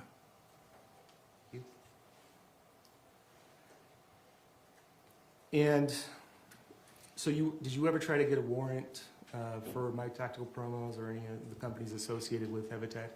Yes, I did. And what did you do with those? So I was able to find the legal correspondent to My Tactical Promos on LinkedIn. I emailed that individual, requested information and where to send legal correspondence to. That individual emailed me back and said that I could send him a search warrant. Did you send it to him? I did. Did he ever respond? He didn't. He never responded to me after that. Did you try to get a hold of him again? Yes, I did. How many times? Many times. I can't give you a number. So did you ever find anything else about My Tactical Promos related to this knife? Yes, I found an address for the company in the state of New York.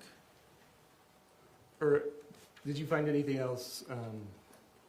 Did you continue to search for information about the knife? Yes, I did. And what did you find?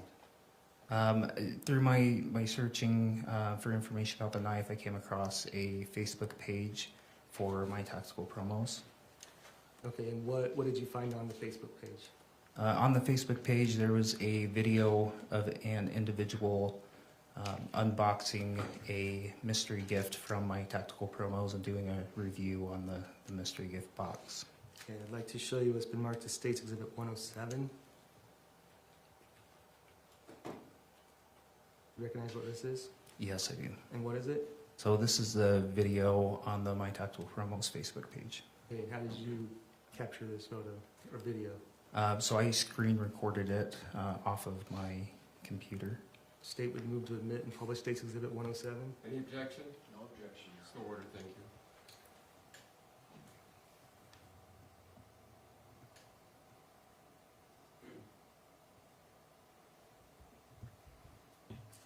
This out. These mystery boxes, these normally cost $60. During the winter, people pay full price for them all day long, but it's summer, and they want to encourage Americans to connect with the outdoors, so they are going to be putting these on ultra clearance and give them away for free. All you have to pay for is shipping and handling on this. A chainsaw, that's cool. So here's one of these boxes. Here's what's been sent out. Last bit in here. So I got a chainsaw, I got some night vision binoculars, I got a water drinking straw, just a thrill of the unknown. Cool tactical flashlights, all stuff that I'm actually going to be using in my outdoor adventures. A little saw here. I mean, this is just packed full of stuff. Like I said, you can get this all for the cost of shipping, just sending it right to your home, but you got to act quick. They don't have an unlimited supply of these. When supplies run out, this deal is over. So go ahead, click the button, get one of these boxes for free. Do you recognize that knife in his hand? Yes, I do. And how do you recognize it? So that appears to be the same style, the same camouflage color as the knife associated in this investigation. Okay. And when you searched through Matthew's phone, did you find anything related to Evatak or My Tactical Promos? No, I did not. In any of the phones you searched, or iPads, did you find any other information related to My Tactical Promos or Evatak? No, I did not.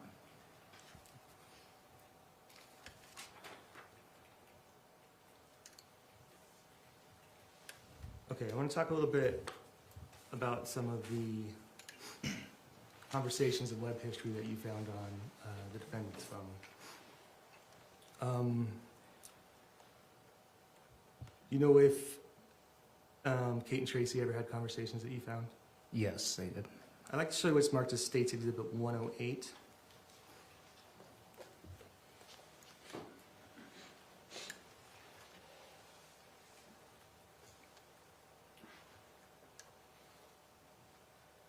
Okay.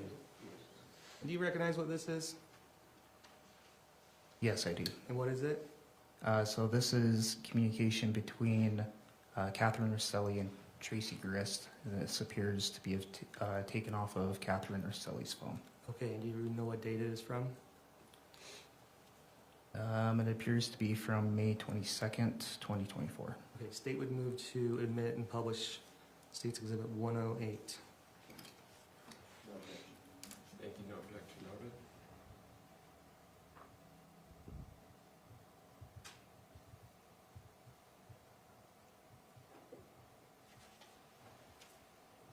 Okay, if I could have you scroll down a little bit. Okay, what is the first text that she says? And who's it from? So on May 22nd at 8:14 a.m., Kathryn sends Tracey a text saying, "Awesome seats." We can scroll down, next one. Sorry. If you could just keep reading some of those texts. Okay. So this text was sent on May 22nd, a little later in the day at about 2:37 p.m. Again from Kathryn to Tracey, and Kathryn says, "I hate my life, Mom." Okay. And then if I could have you, read the next text. Kathryn shortly after also texts, "I hate that I have kids with Matt." If we could screen down, or the next page on page 3, could you read the text at 3:58 p.m.? Page 3. So at 3:58 p.m., Kathryn texts Tracey, "This is so bad right now. I hate him so much." And if you could turn to page 5. You start at the top and read the time and the date. So this will be May 23rd, 2024, at 6:11 a.m. Tracey texts Kathryn, "All ready to board. I am early and all set." And can you read the next 2 text messages?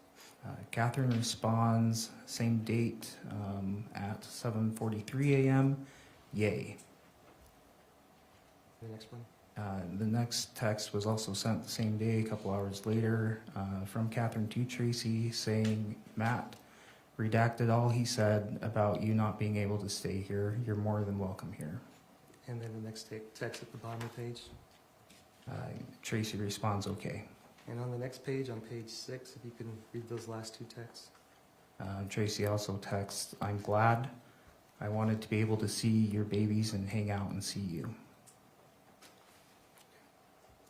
If I could show you what's been marked as State's Exhibit 109.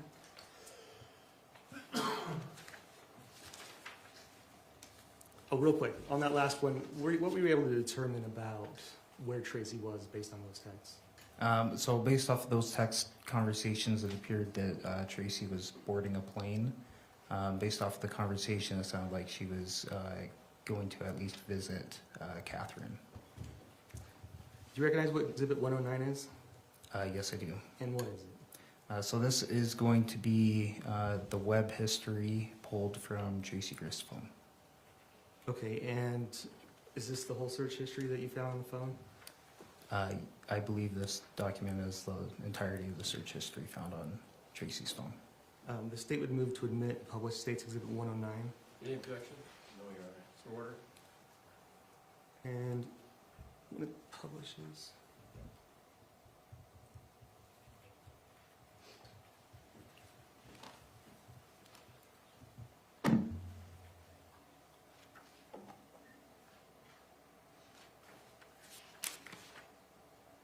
If you could take me to page 43. Is this part of the search history? Yes, it is. And what's the farthest back date that you have search history for? The furthest back date would be February 11th, 2024. Okay. And now I'd like to show you page 21.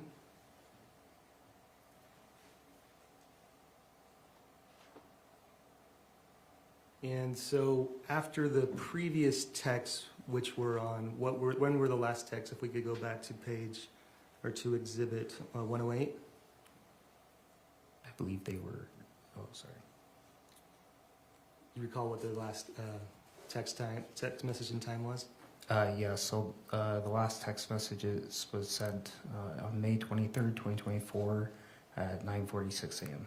Okay, if we go back to the search history on page 43, what, if anything, did you notice that the defendant searched at 12:10 p.m.? At 12:10 p.m. on May 23rd, Sorry. Excuse me, Judge. What's the page? You drop down to the page number. On the actual exhibit, Yeah, there's a page on the right. 21. So, can you? Thank you. Could you read numbers 28 and 20, 287, 288 and 287? So the entry listed as 288 was searched on May 23rd, 2024 at 12:10 p.m. It was a Google search asking what scent, I believe that's supposed to be scent, SCEBT, attracts mountain lions. And what was the next search you did? So the next search was the same date, 1 minute later. It is what scent attracts mountain lions to humans. And I'd like to show you what's marked as Exhibit 110. Do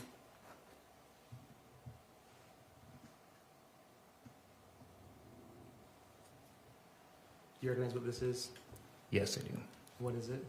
So this is cell phone communication between Tracey Grist and Kathryn Restelli, and it was pulled from Miss Grist's cell phone. And what was the date on it? So this is from May 30th, 2024. State would move to admit State's Exhibit 110. Any objection? No. Move to publish. So ordered, thank you. And if I could have you read these text conversations. So the first text is sent on May 30th, 2024 at 7:08 a.m. This is from Tracey to Kathryn. She says, "At airport now, boarding in an hour." And what does Kathryn say? Kathryn responds a few minutes later, "I feel like it was a good trip, all things considered." And what does Tracey say on the next page? Tracey responds, "Me too." Does this confirm that Tracey had been to California and spent time there? It does appear that way, yes. I'd like to show you what's marked as State's Exhibit 111.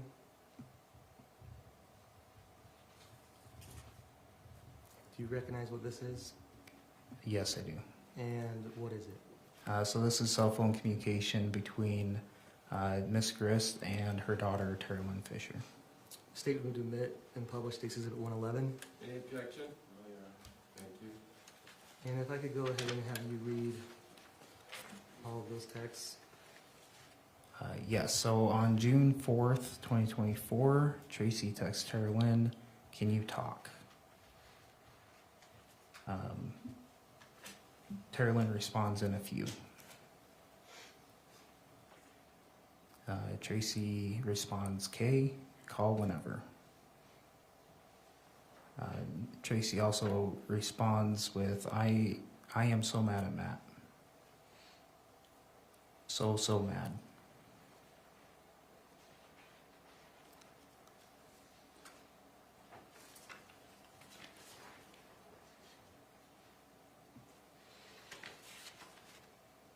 Okay, and if I could show you what's been marked as State's Exhibit 112.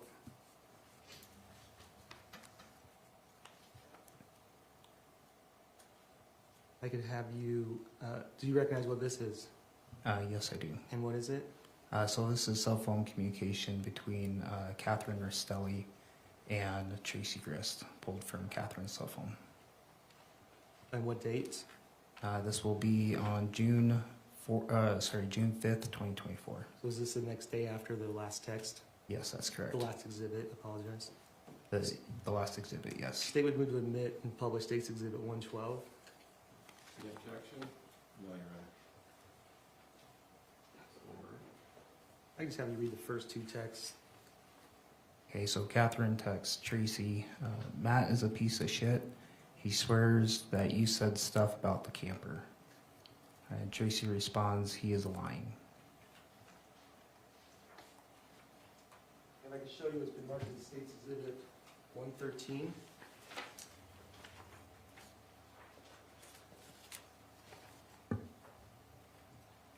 Recognize what that is? Yes, I do. And what is it?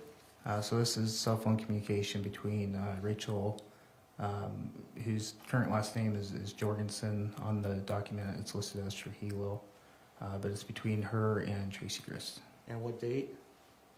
This will be on June 6th, 2024. And is it fairly accurately represent, or does this evidence come from the cell phones? Yes, this comes from Rachel Jorgensen's cell phone. State would move to admit and publish State's Exhibit 113.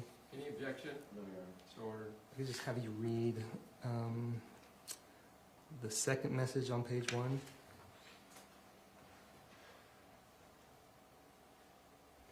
So the second message is sent from Tracey to Rachel that says, "I'll call later and talk." And the next page, if you read the next 3 messages.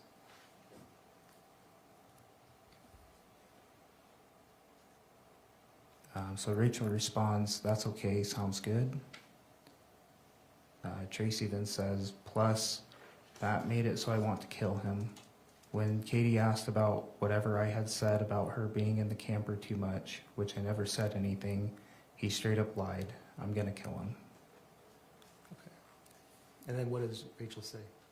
Rachel responds with, "I remember you telling me about that." Okay. And now I'd like to turn your attention back to Tracey's web history. If we could go to page 20 of Exhibit 109. And starting on June 2nd, if we could start with, if you could start with 272, what is the defendant's search? So on June 2nd, around 4:40 p.m., Ms. Grist searches Wendy Adelson photos. And do you know who Wendy Adelson is? I do now, yes. At the time, did you know who Wendy Adelson was? No, I did not. And who is Wendy Adelson?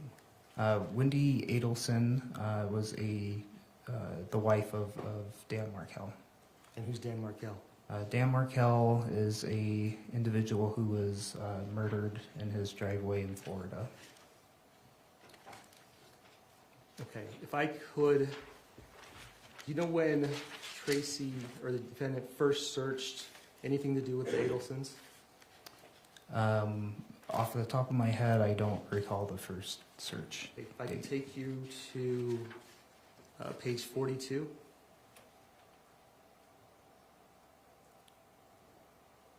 Do you see anything about the Adelsons on February 15th, 2024?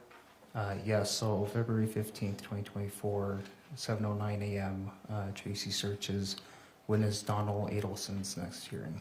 And who is Donna Adelson? Donald Adelson is Wendy Adelson's mother, who would then be Dan Markell's mother-in-law. And what happened to Donna Adelson? Donald Adelson was arrested for involvement in Dan Markell's murder. Specifically, what was she accused of doing? She was accused of conspiring with her son Charlie to hire a hitman to murder Mr. Markell. This is still 109. It's just page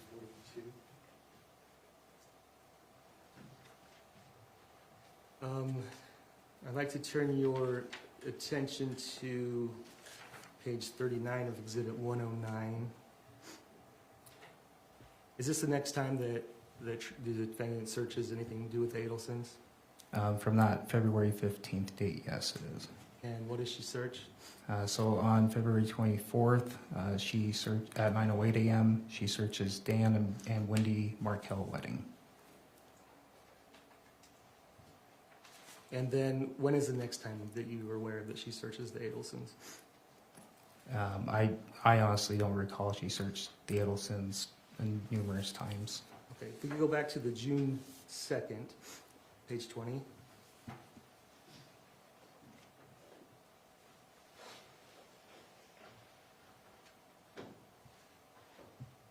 And if we could go up page to page 19.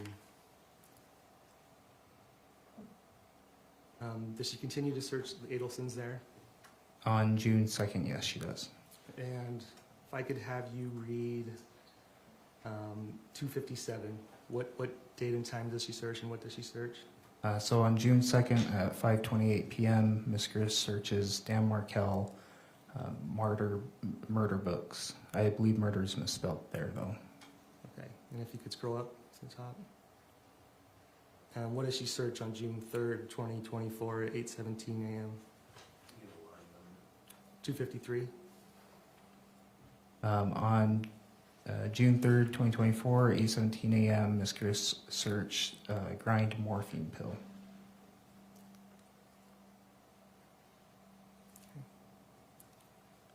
If you continue to go up. And up again. And up again. What does she search on line 232, 231, and 230? Who does she search? So she searches for Kathryn Magbanawa. Who's Kathryn Magbanawa? Kathryn Magbanawa was also arrested for involvement in Dan Markel's murder. And if we could keep going up. If I could have you read, this is the next day on June 6th, is that correct? If I could have you read on June 6th at 9:10 p.m., what does she search? So on June 6th at 9:10 p.m., she searches Katie Magbanawa second trial defense charts. And the next day on June 7th at 9:17 a.m., what does she search? She searches how old were Dan Markel's kids when Dan was killed.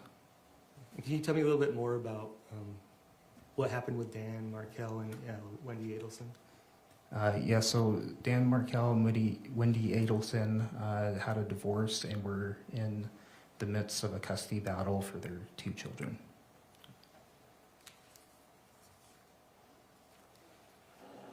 I'd like to turn your attention to State's Exhibit 25.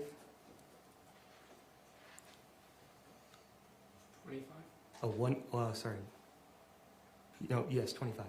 We just showed State's Exhibit 25.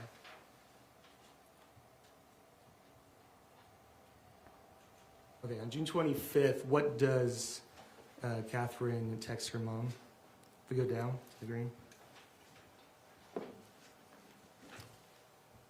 So on June 15th, 2024, Kathryn texts Tracey, Diane just said we probably shouldn't go to Vegas. And were you able to get call log information from Tracey's phone? Yes, I was. I'd like to show you this marked as State's Exhibit 114.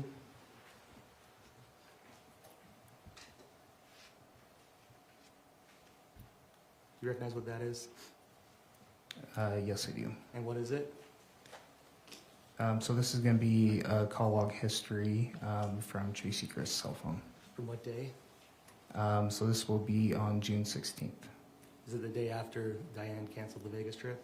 Yes. Or at least that Kathryn told Tracey that she canceled the Vegas trip? Correct. State would move to omit and publish State's Exhibit 114. Any objection? No objection. Thank you, so ordered. And if we could go to the bottom of the page, or the next, bottom of the next few pages.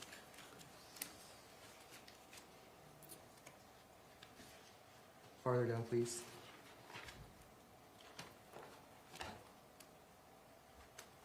Next page down. Okay, on June 16th, who was the first person that the defendant calls? So on June 16th at 9:19 a.m., she calls Terrelyn Fisher. Okay, is that number, were you able to confirm that that number is Terrelyn Fisher's number? Yes, I was. And how long did they talk for? They talked for 1 hour, 29 minutes, and 28 seconds. Okay, and now I'd like to take you back to the Exhibit 109, page 16.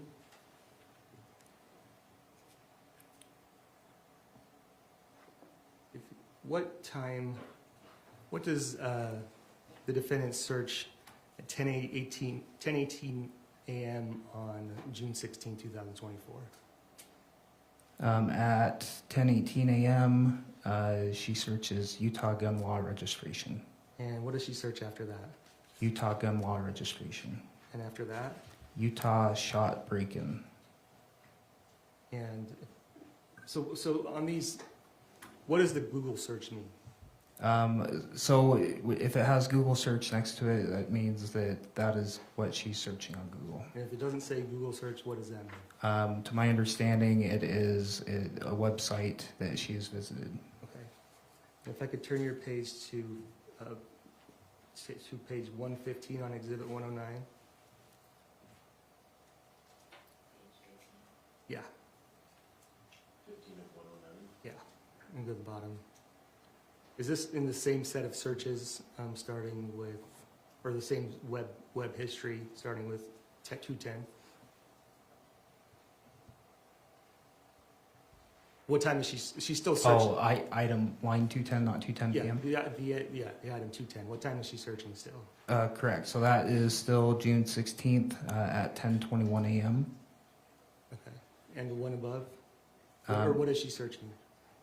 So in the previous one, she searched one dead, one hospitalized in Layton shooting. On the next search, it was the same date at 10:30 a.m. She searches Utah state gun laws and regulations explained. Okay. And then what does she search at 2:36 p.m.? At 2:36 p.m., she searches to file for divorce if wife is a Utah resident and husband is a CA resident or California resident. And above that? At 2:37 p.m. on the 16th, she searches to file for divorce if wife is a Utah resident and husband is a California resident. And 203, what does she search? Number 203. Line number 203, so that's at 2:38 p.m. She searches how TI, which I assume should be 2, establish Utah residency. Okay, if we could go back to the phone log on page 1, on Exhibit 114. So, how long was she on the phone with Tara Lynn for? She was on the phone with Tara Lynn for 1 hour, 29 minutes, and 28 seconds. Do you know what time that she would have gotten off the phone with Tara Lynn on that? So an hour and a half from 9:19 would be about 10:50 a.m. And if you could go up to the next page, page 3, in the bottom. Who's the next person that the defendant calls? So on the 16th, her next call is to Costco credit card. Okay, how many times does she call Costco credit card? It appears twice. And now I'd like to show you what's marked as State's Exhibit 115.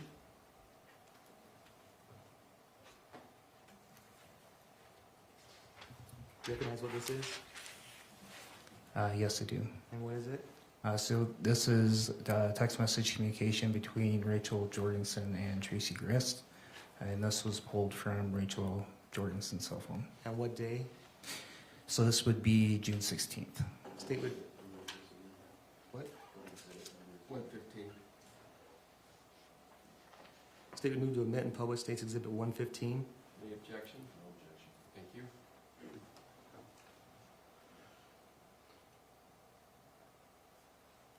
I could scroll down a little bit. Okay, at 12:49 p.m. on June 16th, what does Rachel say? Rachel texts Tracey, dying to know more about everything, dude. If you could read the next one. Tracey responds, I'll call in 10. And what does she say in the next one? We have a plan for Rory too. And I'd like to show you what's marked State's Exhibit 116.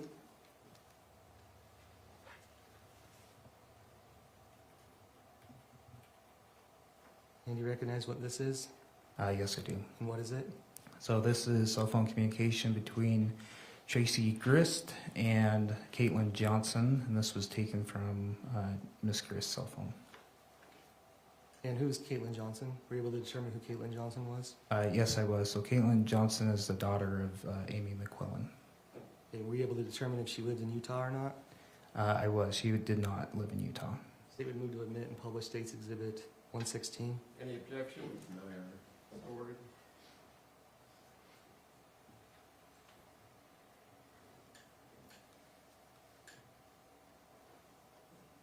And can you read the top message?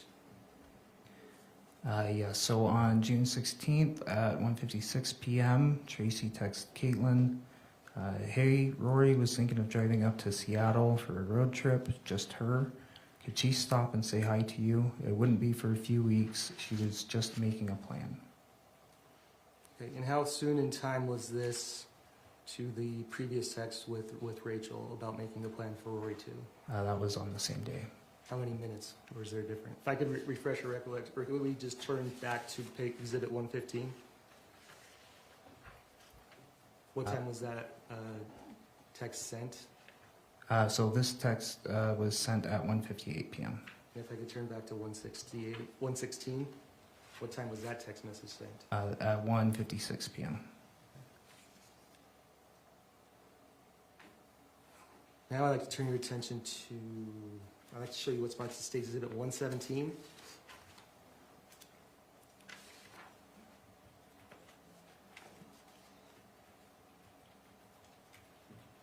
Do you recognize what this is? Yes, I do. And what is it? This is communication between Tracey Grist and Matthew Restelli. This was taken from Miss Grist's cell phone. And what day does it start? So this starts on June 20th, 2024. State was moved to admit State's Exhibit 117 and moved to publish. All right, thank you so much. This is a little bit longer, but if I could just have you read all of these texts, maybe start with the first one with the time, and if there's a big gap in time, if you could restate the date and the time, otherwise just read the conversation through. Okay. So June 20th, 2024 at 8:52 p.m.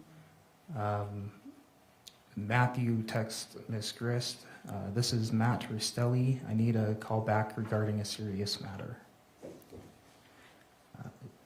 Shortly after, he texts, you're wrong for convincing Kate to leave the state. This is a few hours later now at 11:28 p.m. Matt texts Tracey, this is Matt Restelli. I need a call back regarding a serious matter.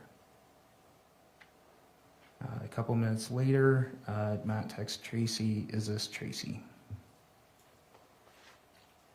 At 11:35 on the same day, it appears that there was a phone call. This appears to be like a voice-to-text type text message. And this is from Matt to Tracey. And the text reads, hey Tracey, this is Matt Restelli. Can you call me back regarding all of this stuff? Anyways, 951-852-3089, thanks.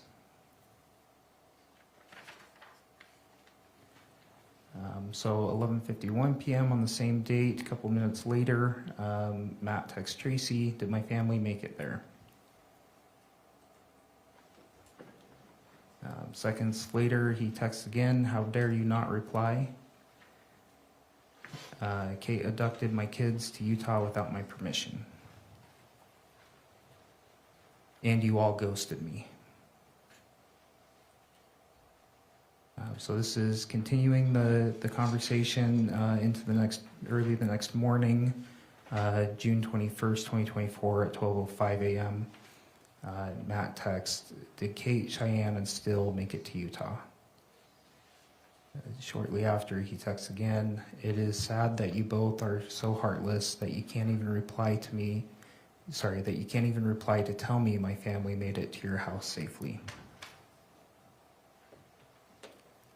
At 12:30 a.m., he texts, is Tracey not replying to my family's safety? Did they make it there? About 10 minutes later, he texts, you missed lots of calls. I missed one from you. Are my kids safe? Shortly after, Matt texts Tracey, how dare you play this game? Did my kids make it to your house? A couple minutes later, yes or no. It's a simple question. If I stop you there, are these messages, will they show if they've been read or not? Yes, they will. And is that what the other time and date stamp is? That is correct. Okay, continue, I apologize. So Matt texts Tracy. So this is still June 21st. This is now 12:50 a.m. He says, "You infected Kate with the need to leave California. Why don't you just live your life and stay out of others and not tamper? This is not okay by any means. How dare you convince her to leave and take kids? I will not forget your involvement in this." A couple minutes later, Matt texts again, "You're so mean to think I don't deserve to know my kids made it to your house safely tonight." So June 21st at 1:01 a.m., Tracy responds to Matt, "Katie and the kiddos are here safe and sound." Matt replies to that with, "Enjoy your short time with them. You will not be welcome in our house again." Tracy responds, "I knew she was driving and I fell asleep, so I was sleeping. They just pulled in." So this is the same date, a couple hours later at 3:07 a.m. Matt texts Tracy, "Again, you will not be welcome in this empty house. I told you to back off. How dare you lure her to take the kids and split out of state? What crap, tampering with my kids and their future." Yes, please.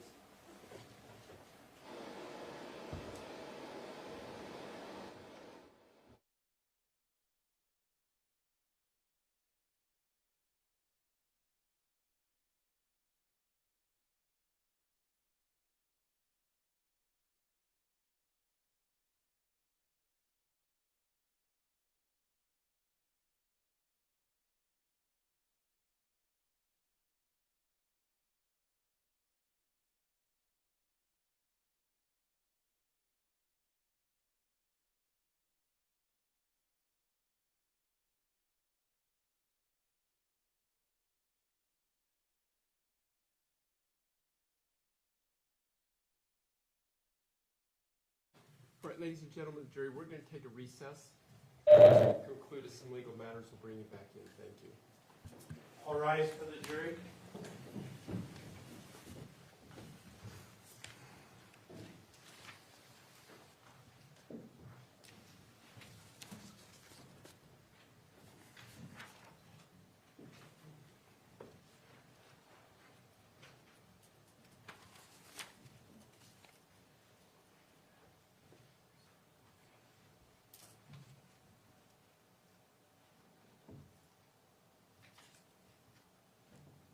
All right, thank you. Please be seated. Counsel will see you in chambers. Thank you.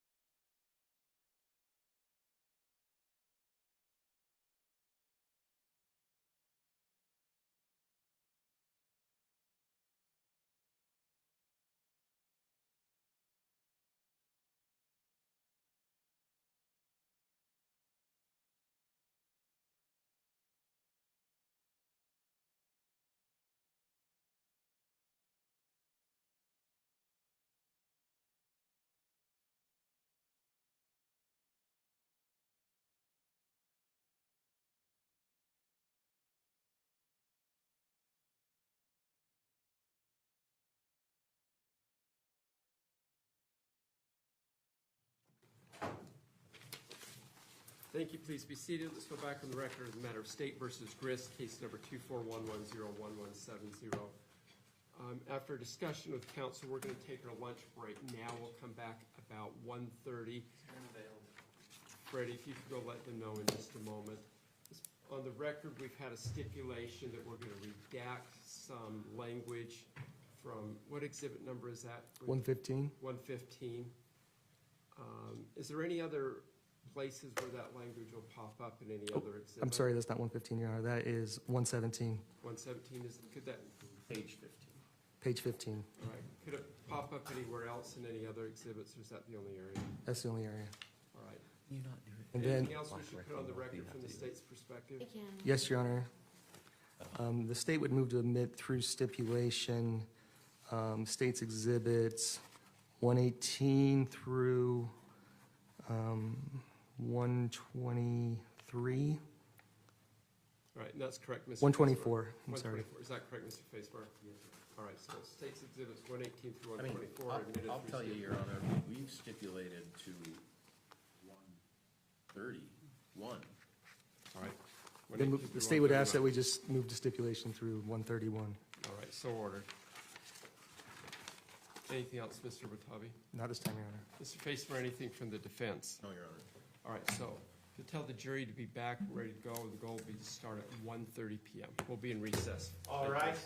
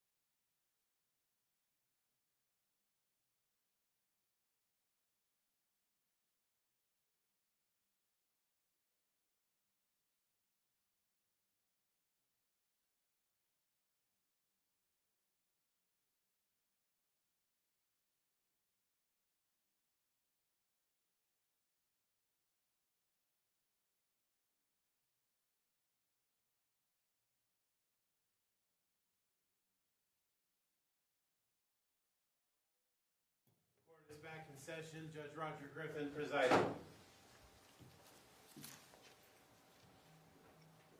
Thank you. Please be seated. Let's go back on the record. The matter of State versus Grist, case number 241101170. Looks like the parties are ready to proceed forward. Let's bring in the jury.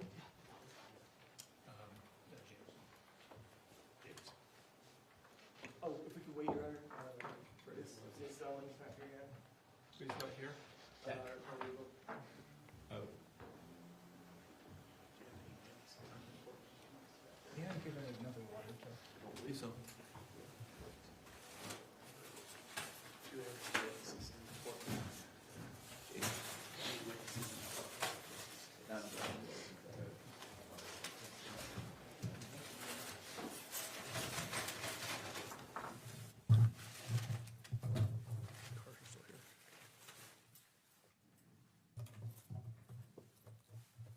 Mr. Pomeroy can operate it, can he? Wait, I there's mean, no laptop. can I? Yes, but I should say Professor Pomeroy. thanks, Judge. Although actually the laptop is missing too, so that makes it a little bit more problematic. I just noticed that.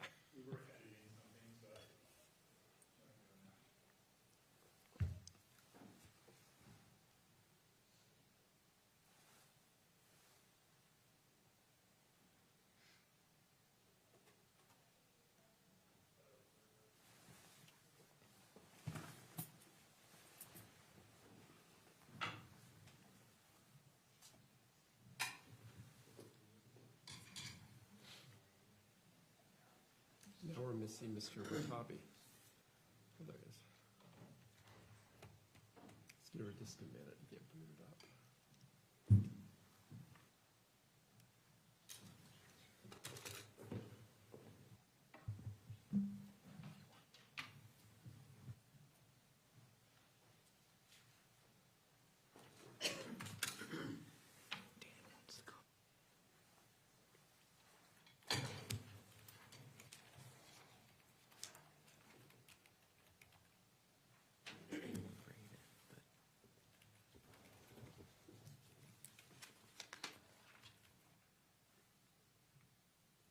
Where we were at on the text messages, is that what it's on?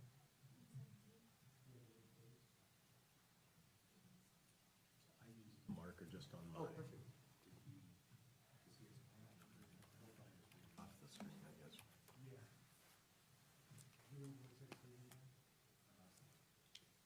No.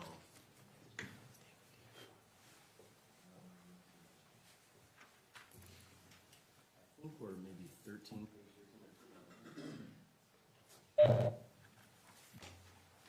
Did we talk about?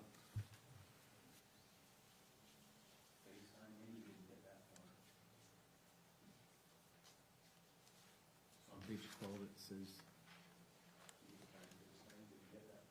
I don't even think we got to page 10 yet.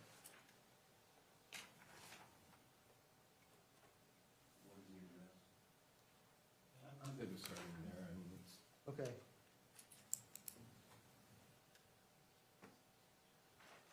I guess the real question is, did we ever get to a point where Tracy texted back? Yeah, I thought so. Okay. That's what I thought. We did. We had the one where she says Tracy and the kiddos are here and safe. Okay. We were to that point, or just past there, frankly.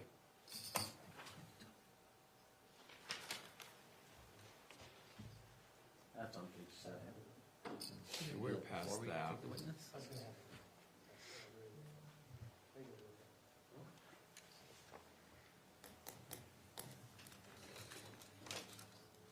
Are we ready to bring the jury in? Yes. Right. I'm just gonna start on 7. Last text on 7. I think we've already done that. Have we done that I one? think we already did. I know that she, go down to the next page. Did you text me with the address of my family is? No, that's, Yes, you got to that. yeah, that's, I was gonna say right there. I don't, but not past there. You stopped at that one. Oh, okay. Yeah, that is actually like where I marked. All rise for the jury.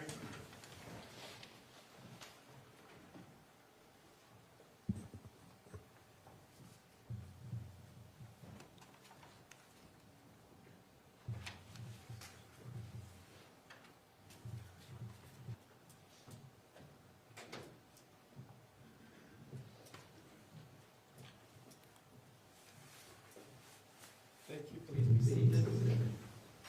Welcome back, ladies and gentlemen. I hope you had a good lunch. Attorneys tell me they're ready to proceed forward. Wait. No, we're not. Now we're ready. This is what we're talking Thank you, Your Honor. And Detective Nordine, before we broke for lunch, we were talking about text messages between Matthew Restelli and the defendant, Tracey Grist. Is that correct? Yes, that's correct. Okay, and then I believe the last, if we could go to page 8 of the exhibit 117, I think the last text that you read was, text me the address where my family is. If we could read the next text from there down. On page 8. So the next text, so this is still June 21st. This is 8:42 a.m. Matt text, I have the truck now. Your Honor, can we pause for a moment? Is it possible to get the screen up for the witnesses in the room, or the family? Jury.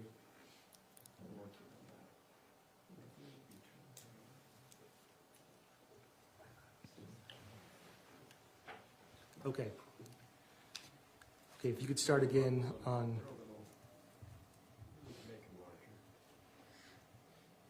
Sorry, on the bottom of page 8, like the State's Exhibit 117, if you could start with, I have the truck.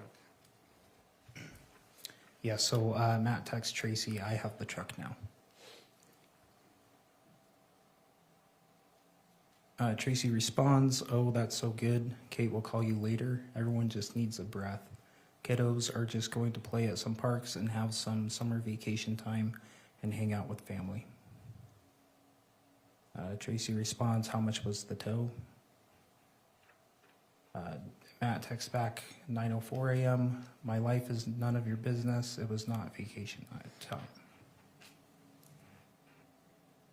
9:05 a.m. What is the address where my family is? Text me the address where my kids are by tomorrow morning. If you don't text me the address tomorrow, I will be calling the sheriff for kidnapping. Tracey responds a few minutes later, 9:27, and she says, your kids are completely enjoying some summertime at the pool and parks with their sweet mom and Grammy, along with their uncles, cousins, and aunts. Katie is simply having a chance to think, as well as helping me. We are organizing and finding stuff to sell I don't need or want, so she is earning a little money too. Tracey again texts, and you have been to my house, so you know my home is safe. Matt responds, text me the address where my kids are by tomorrow morning. If you don't text me the address tomorrow, I will be calling the sheriff for kidnapping. Tracey responds with, your kids are safely with their mom. There's absolutely nothing to worry about. Matt responds, address by 8 a.m.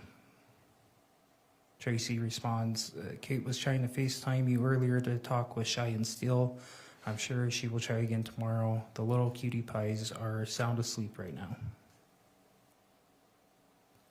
Matt responds, you and her took my kids. There's a common legal requirement to notify parent of address, especially forced and over state lines without consent. Tracey responds, you absolutely have my address, silly.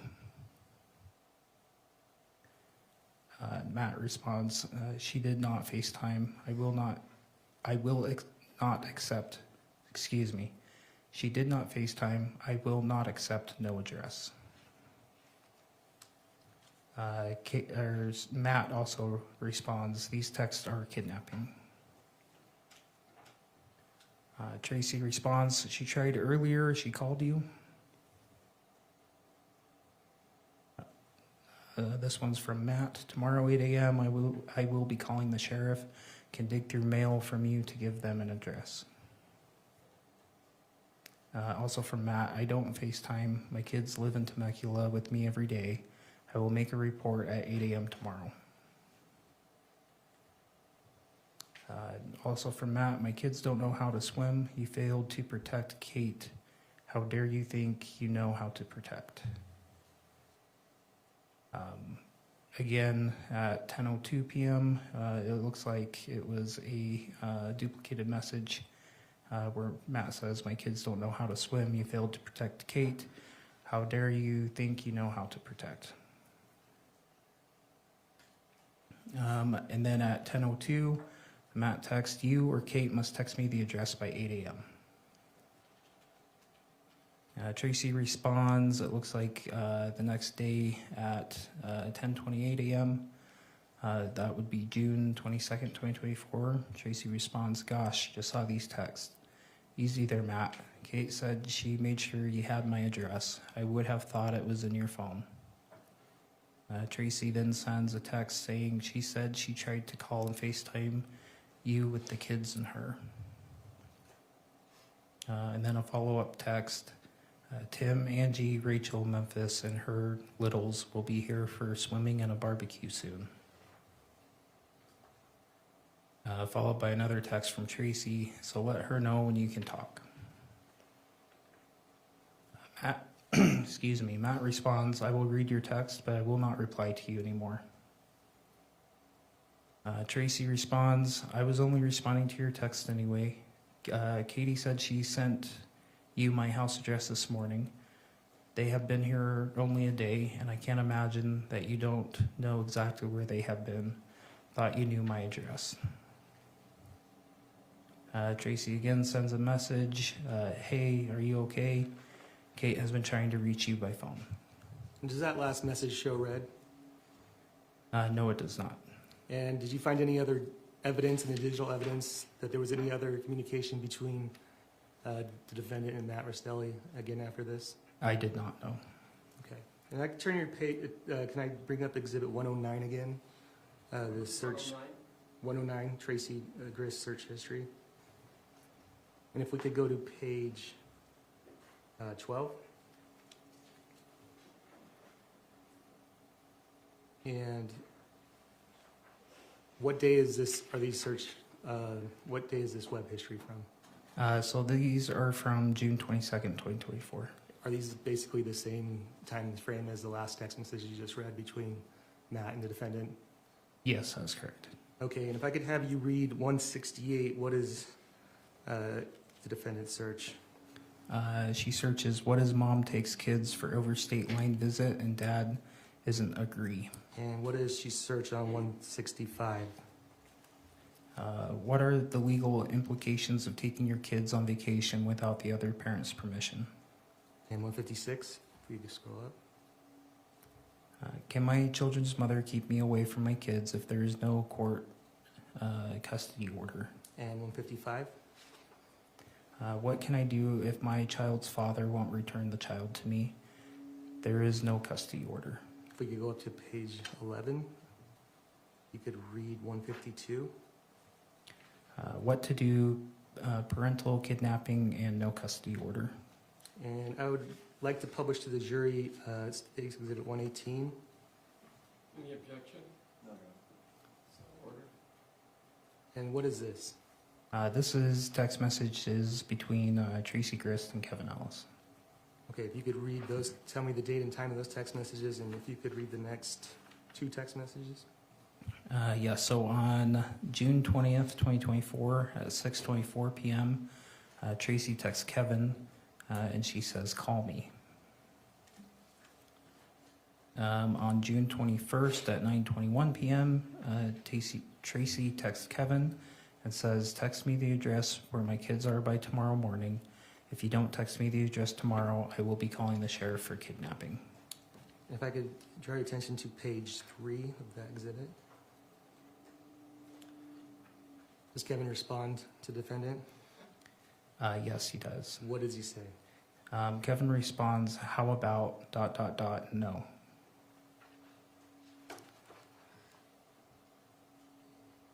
Now I'd like to take you back to Exhibit 109. If we could go to page 8. On June 27th, so about 5 days after those last text messages, what does Tracey begin to search? If we could read 107 through 102. Yes, so on June 27th, Tracey searches American Fork Cemetery, Alpine Cemetery, Cemetery American Fork, cemetery near Alpine, and Alpine Cemetery. And I'd like to publish for the jury State's Exhibit 119. And do you recognize what that is? Yes. And what is that? So this is a group text between Tracey Grist, Christopher Robinson, and Kelly Slocum. And based on your investigation in this case, were you able to figure out who Christopher Robinson was? Yes. And who is he? He's a brother to Tracey Grist. And what about Kelly Slocum? Sister to Tracey Grist. And do you know what date these text messages were sent? If I can move you to the next page. Down one more. Okay, go ahead. Yeah, so this text message was sent on June 29th, 2024 at 3:39 p.m. So is that 2 days after the searches for the cemeteries? That is correct. Okay, if I could have you read the next 3 pages. So Tracey texts the group, "It is chaos." Just a few seconds later, Christopher Robinson responds, "Oh no, LOL." Tracey responds, "It's okay." Expected. Christopher asked, "How is Matt taking it?" "Not that you care." Tracey responds, "I want him to show up, ... He still thinks it's only for another week." Kelly then texts, "Have you been getting hits from the air tag in the truck?" Now I'd like to bring up again Exhibit 109. If we could go to page 5. If I could have you go down to the bottom. What is Tracey searched? Is this the same day as she just sent those text messages to her siblings? Yes, June 29th. And what does she search on line 70? On line 70, she searches Adelson Donna. Okay, and why did it matter to you that she's searching Donna Adelson? It first piqued my curiosity because of how often she searched Donald Adelson, and then later through the investigation, I started looking closer at the actual dates she was searching compared to other communications going on in her phone. And was there anything about Donna Adelson that drew your attention to why she would be important? Yes. And just to explain it again this time, maybe you could just explain, so who is Donna Adelson and who are the players in that situation? So Donna Adelson and her son Charlie Adelson were both, and Kate Magbanawa were all arrested for conspiracy because they all worked together to hire a hitman to murder Dan Markell. And tell me a little bit about the situation between Dan Markell and Wendy Adelson. So Wendy Adelson was Donna Adelson's daughter. Wendy and Dan were married. Wendy took their 2 young kids and left Dan without telling him, went to go stay with her mother, Donna. And then from that point, a divorce occurred and then a custody battle occurred. And so on June 29th, after Tracey said she wanted Matt to come out, what are the next searches she searches between 70 and 67? So she searches Adelson Donna movies and TV shows. New Dateline episode, January 19th. Donna Adelson arrested at the airport. When was Charlie convicted?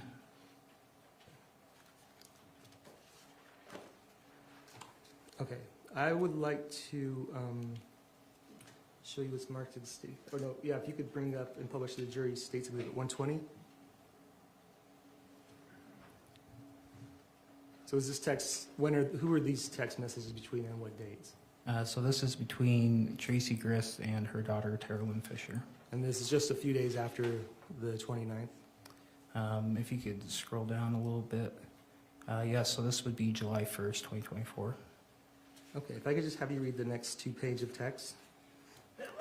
So at 11:24 a.m., Tracey texts Tara, call Kate. Tracey then sends help her with what to say to a lawyer. She is happy about not going back.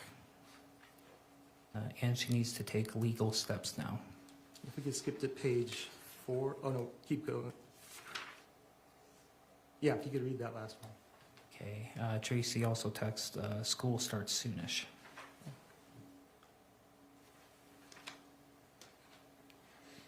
And if we could go to page 4. What does she text? Tracey texts Tara Lynn, this will be July 2nd, 2024 at 6:59 p.m. She texts Tara Lynn, call when you are free. And the next one? The next one, almost half an hour later, and she texts, I'll listen to the lawyer calls and report. Okay, if we could publish to the jury 121, State's Exhibit 121.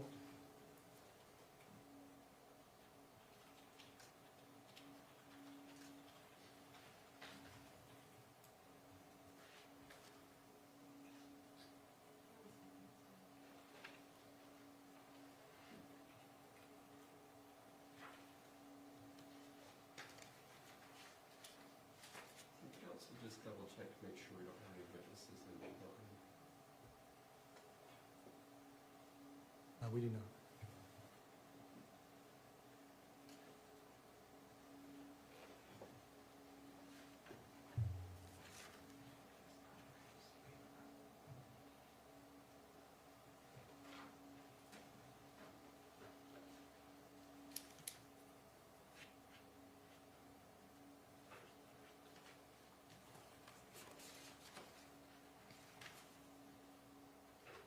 Okay, do you recognize what this is?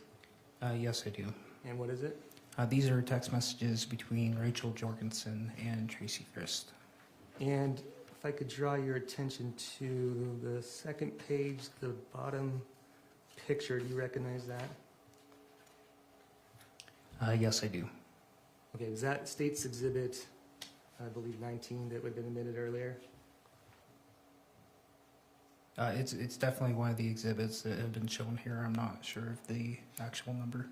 Okay, and was this, who sent this message to whom? So this is from Tracey to Rachel.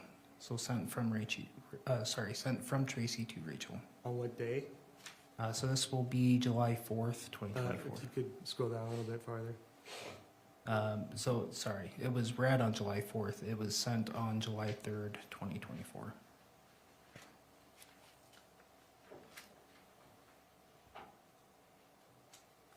Okay, I'd like to show you now again what's marked as State's Exhibit 12. You said 12? Yeah, we could go to page 8. And this has been, do you remember whose call log this is?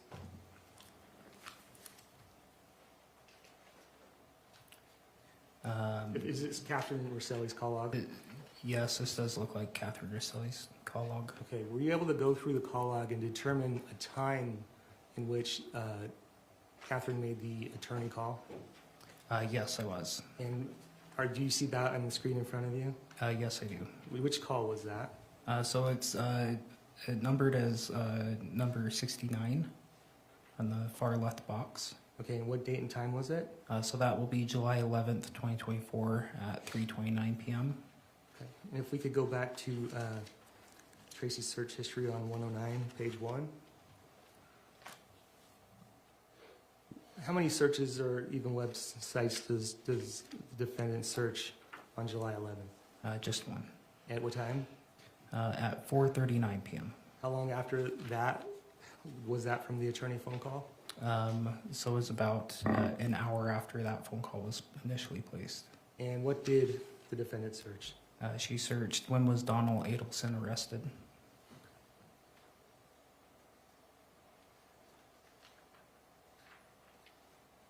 Okay, if I can, and we can just go through the day of July 12th. If I could kind of take you through a little bit of some of the texts and the evidence, the digital evidence that kind of established some things. Is that okay? Yes. Okay, if we could go to Exhibit 10.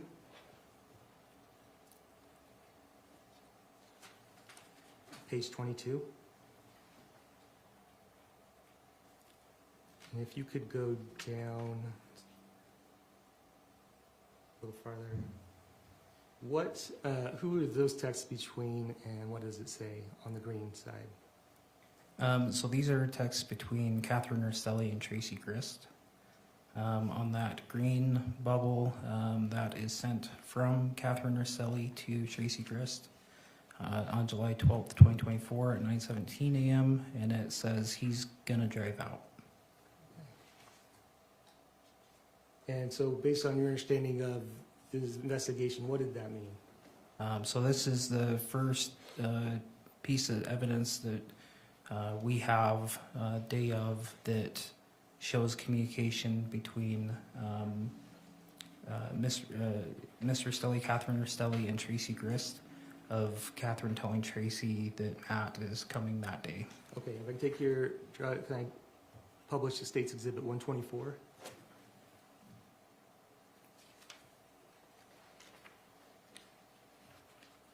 And who is this conversation between? So this is between Tracey Grist and Terrelyn Fisher. And on what day? If you could scroll down a little bit. This looks like it was sent July 12th, 2024 at 1:47 p.m. Okay. And if I could show you, or if I could show the jury State's Exhibit 123. Do you recognize what that is? Yes. What is it? So this is Tracey Grist's call log. If I could draw your attention to page 5.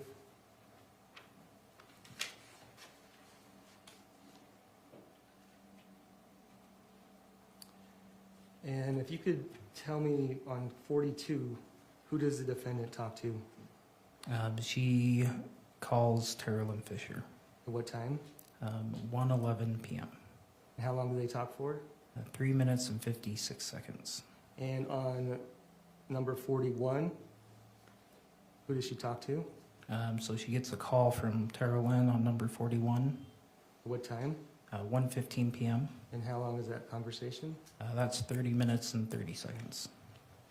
Okay, and if I could take you back to Exhibit 124.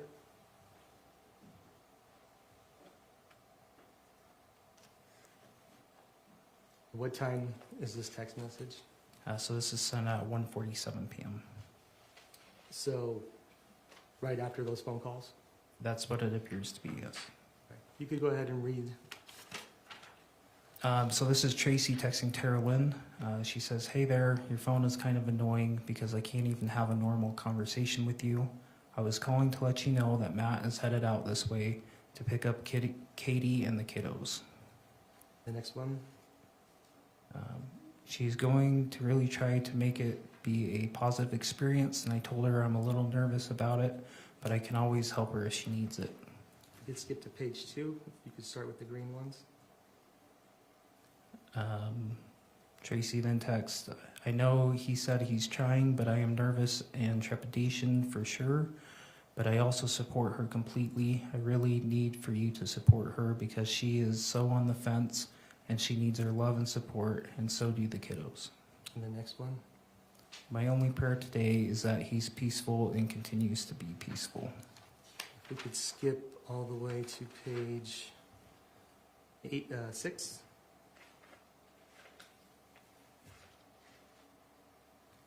And you go to the bottom. If you could read the green. So this is from Tracey to Terrelyn, and she says, "I was thinking that I would just stay out of the way unless Matt wants to say hi.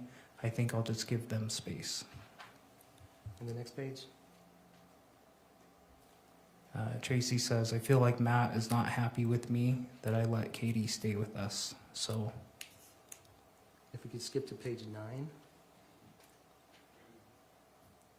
Go ahead and read the top green one. Tracey texts Terrelyn, "Oh gosh, don't say that. If he stews the whole drive, that would not be good. I prayed to God. He's only excited to hug those babies." And then the next green one. Hey there, I need to focus, so I love you and I'll talk to you later. And I do not like that. Your phone is so ridiculous right now, but I can't imagine how you might be feeling about that dang phone. You probably want to throw it across the room. And if we could go to Exhibit 10.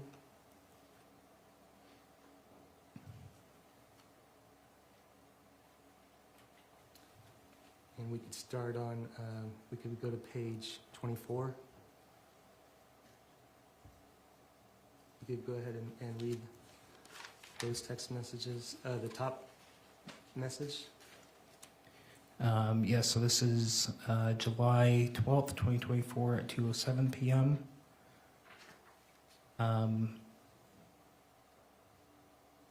Just the top message. What did she say?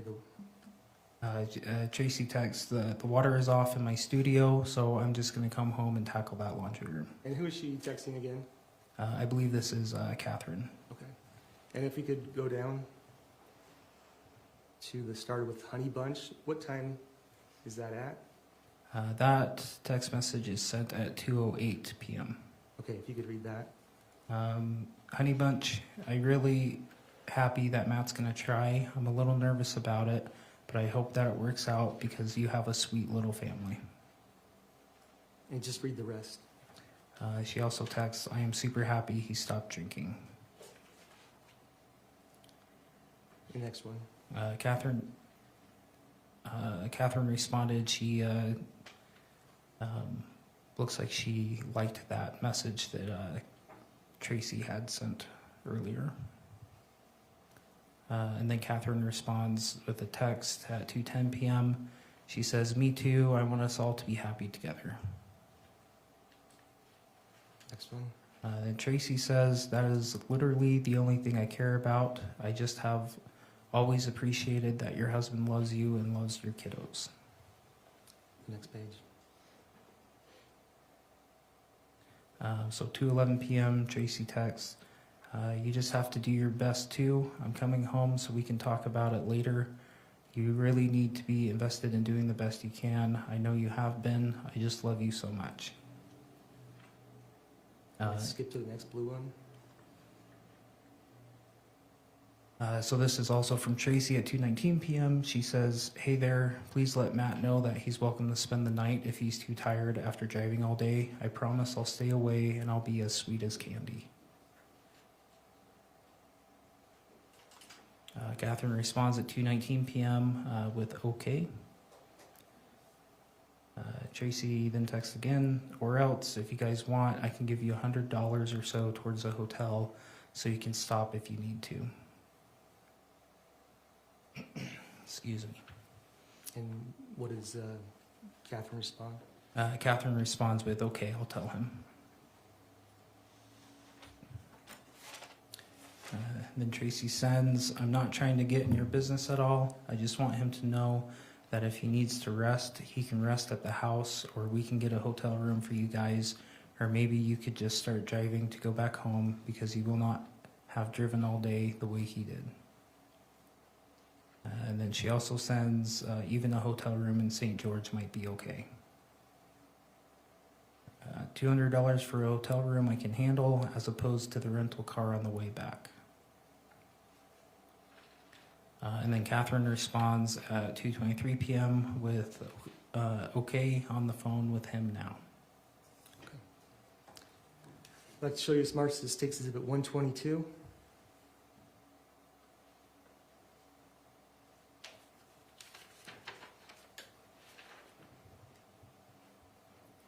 Who are these text messages between? So these are between Tracey Grist and Kevin Ellis. What time? So the first one is on July 12th, 2024 at 2:22 p.m. Go ahead and read these texts. So Tracy texts Kevin, I'm getting off the 500 exit in about a minute. Kevin responds with, I'll be there in a couple minutes. Kevin also says, firework and four of a kind sound good again. Tracy responds, sure. Okay, and if we could go back to Exhibit 109, page 1. What is Tracey searched that day? So on July 12th, 2024, the only thing she searches is "It's Happening" meme. And what time was that at? That was at 2:13 p.m.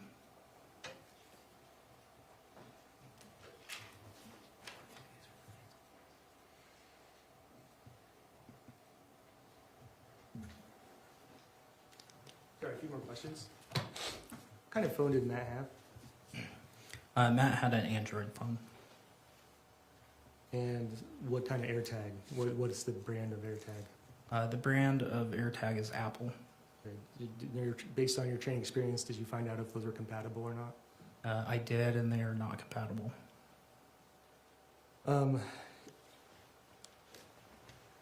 Did you find any, in some of those texts, if we could pull up the, again, like the text from 122, States Exhibit 122?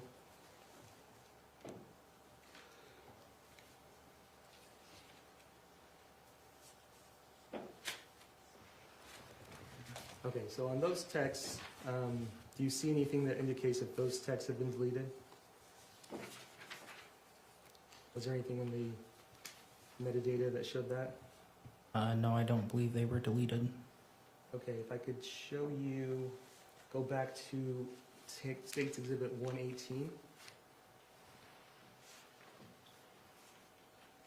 Did you see anything on those texts that show that they were deleted? Yes, I did. And does it say what time they were? Or what day? I apologize. Yes, they have the date of July 7th, 2024. Okay.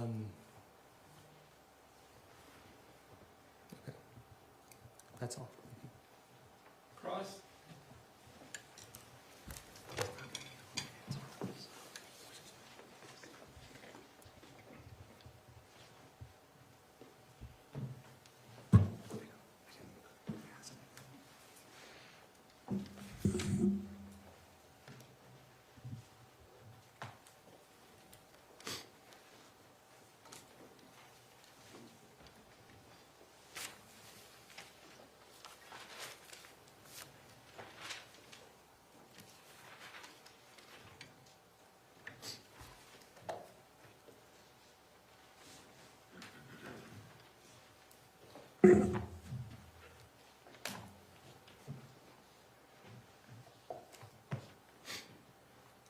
I just need a moment to get ready because I didn't know it was going to stop right then. I thought we were still going on, so just give me a moment.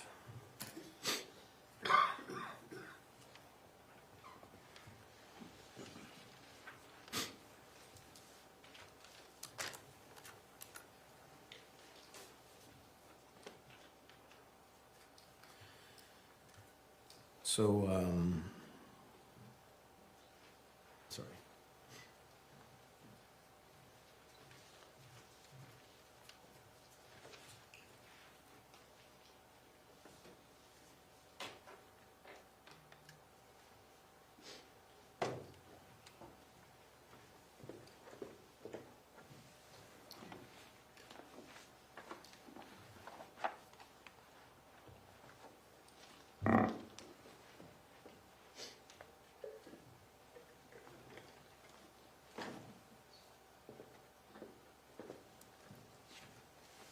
Apologize to the court and the jury, Your Honor. I mean, we really didn't think this was going to go.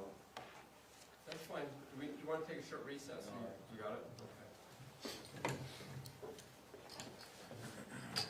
So, good afternoon. Hello. Nordin. Good afternoon. Nordine, right? Nordine, yes, sir. Thank you, sir. Detective, you started off your testimony by just talking a little bit about your time as an officer and your training and your experience, right? Yes, sir. And you went to Post, right? I attended a Post Satellite Academy, yes, sir. At UVU? Yes, sir. And Post stands for, do you know? Police Officers Standards and Training. Right. When you said that, then it clicked with me. Standards was the word that I forgot. So, and that's an educational opportunity to learn about police officers training for becoming an officer. Is that correct? Essentially, yes. And you also do plenty of training while you've been an officer for 7 years. Is that right? Yes, sir.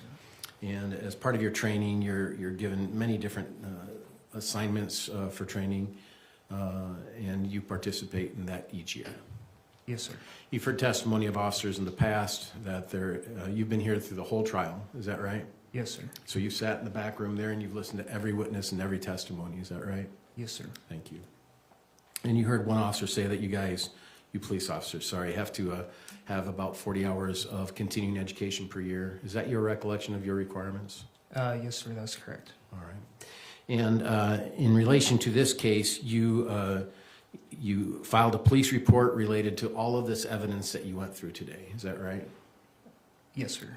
And did you do that in bits as they came, meaning you had some search warrants on some days and some other things on other days? Did you do those police reports in and around the time that you did those events? No, sir, not all of them. And how did you do them typically? So as an investigator, I keep notes in a complex investigation like this. I keep running notes and I go back and refer to those notes and body cam and that sort of thing.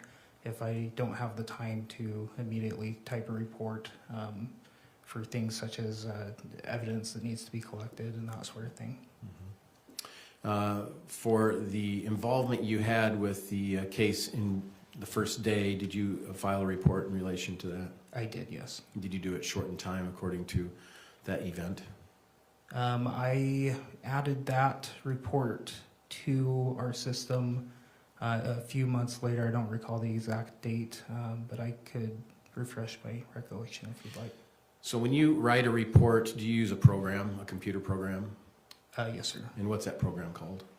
So I type my reports in Word and then I copy and paste them into our program called Spillman. Spillman reports. Yes. So when you type them on Word, do you keep a tally as it's going on, or do you wait long extended times before you type it on Word to then transfer to Spillman? Typically, it's pretty close to the event in question. Is that because you want to keep your memory sharp on the things you've learned? Yes, sir. And were you trained that it's better to write things down close to events so that you don't forget? Yes, sir. That's a part of your training as a police officer, isn't it? Yes, sir, it is. In this particular case, you obtained a search warrant for the home, is that right? Yes, sir. And as part of that search warrant, could we pull up 103? You searched Kevin's room, is that right? Yes, sir, that's correct. When you searched Kevin's room, did you know at that time that Kevin was the person who shot Matt? At the time I searched the room, I don't believe I knew that Kevin was the person who had shot Matt. I was on scene, had been notified there was 3 adults in the home, and all 3 adults were being interviewed at that time. So did you get search warrants for all the rooms? For the whole residence, yes, sir. Yes. And when did you find out that Kevin admitted that he had shot Matt? It would have been shortly after the search of his room when I went back to the police department. Okay. Did you draft the affidavit for the search warrant in your vehicle? Yes, I did. Is that common? Yes, sir. It is. It's electronically done, isn't it? Yes, sir. Indeed, you get an electronic signature from a judge if he approves a search warrant, isn't that right? Yes, that's correct. So it's pretty quick in time because you're sometimes on cases on the scene and need quick results from search warrants. Is that accurate? Yes, sir. And are you aware that judges are assigned each night to be the judge on call to see if search warrants are needed? Yes, sir. And are you given who that judge is and given contact information in case you do need search warrants? Yes, sir. When we submit it, it will then identify to us who the on-call judge is. There's many different judges, but just typically one judge for that night. Is that correct? For the most part, yes, sir. Yeah. And so on the night in question, July 12th, you filled out a search warrant affidavit, which is basically your statement, right, to the judge on why you need a search warrant. Yes, sir. And you then got that return of the search warrant from the judge. Is that right? At that point, the judge did grant a search warrant to search the home, yes. Right. Do you have a question, Judge? Sorry. No, I'm just listening. Thank you. My bad. So, based on that, did you conduct the search warrant, or was another officer in charge of conducting the search warrant, or how did that search warrant execution happen? Yeah, so when the search warrant was granted, I informed Lieutenant 4, who was the on-scene supervisor at the time. The search warrant was granted for the home, and he kind of coordinated the next steps around that. Right. And you, in your search of Kevin's room, you located his California ID, is that right? Yes, sir. And a rolled up dollar bill, is that right? Yes, sir. When you saw that rolled up dollar bill, did you pretty much know what it was? When I saw it, it did look similar to other drug paraphernalia I've seen before, especially with the white powder inside of it. Yeah. So it's rolled up like a straw. Is that your understanding of these dollar bills and things that are used like this? Yes, rolled up in that manner, yes. Yeah. So it's tight and it's small and it's used to ingest drugs, isn't it? Yes, sir. So when you saw it, you knew it wasn't laying flat out like a dollar bill, right? Correct. And it was tight like a straw, right? Correct. And so I'm sure your suspicion rose right at that time. This could be drug paraphernalia, right? Yes, sir. Then you did a field test and it tested positive for cocaine. Correct. And then as part of your job as a police officer, you collect evidence, and if there are evidences that need to be tested, you will send it to the Utah State Crime Lab. Is that right? Yes, sir. And this exhibit, Exhibit 103, is that report from the Utah State Crime Lab, isn't it? Could you scroll down to the items tested, because we had a few items sent there. Yes, this was for the cocaine, yes, sir. And so this page, page 2, is actually the result of the things that were sent to the crime lab. Yes, sir. And it says on item 12, a white residue on the plastic card was not analyzed. So was that a California ID? No, sir, that was it was like a hotel key card that the dollar bill was resting on top of on the nightstand.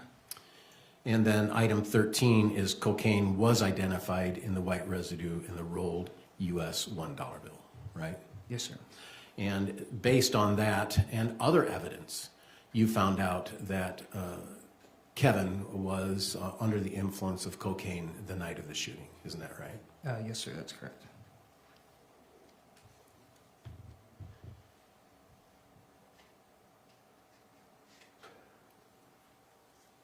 Did you have an opportunity to talk with Diane Restelli regarding this death of Matthew? Lieutenant 4 wanted to speak to Diane Restelli, so he assigned himself that assignment.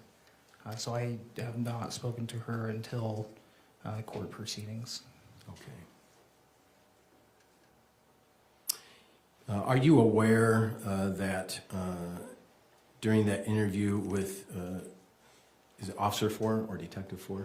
Lieutenant 4. Lieutenant 4. That he did speak with Diane out in California? Yes, he told me of their conversation. Did he ever ask Diane about Matthew's personality and his character traits? I believe he did, yes. Yeah, and did you ever ask, you're aware that Lieutenant 4 asked about whether Matt would carry a knife, aren't you? Yes, sir, I am. And is it your understanding that Diane said he did not? Objection, hearsay, Your Honor.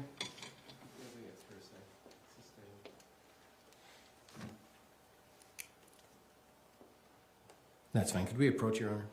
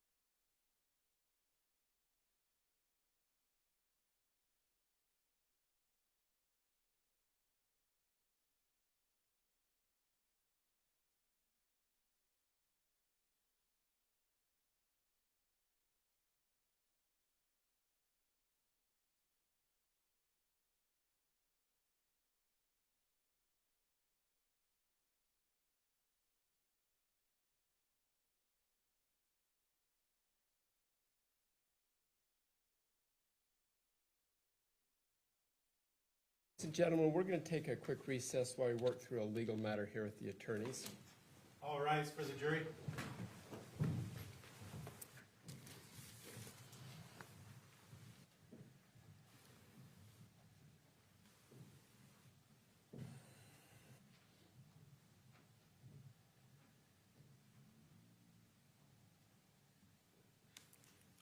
Let's retire to chambers and work through that. Okay, thank you. We're in recess.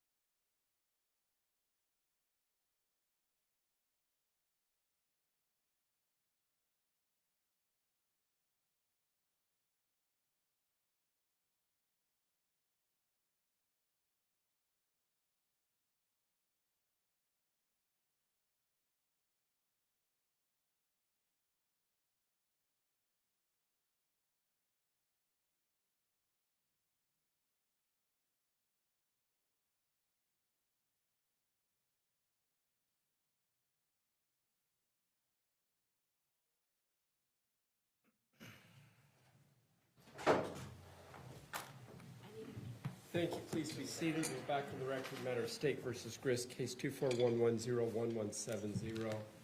Just briefly for our members of the audience, we've made some evidentiary agreements after some lengthy discussions in chambers. We're ready to bring the jury back out.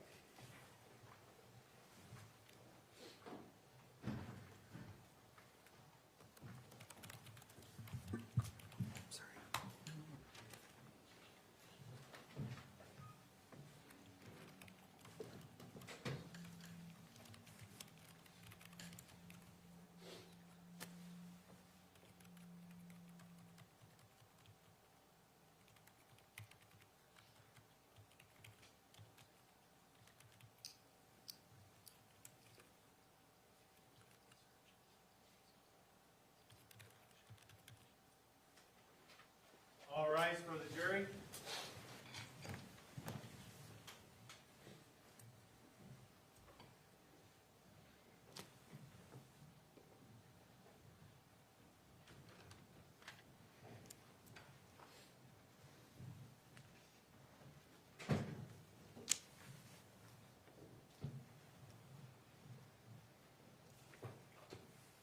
Thank you. Please be seated.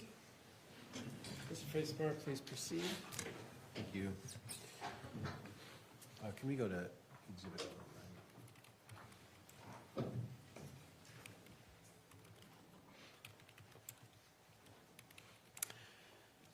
109?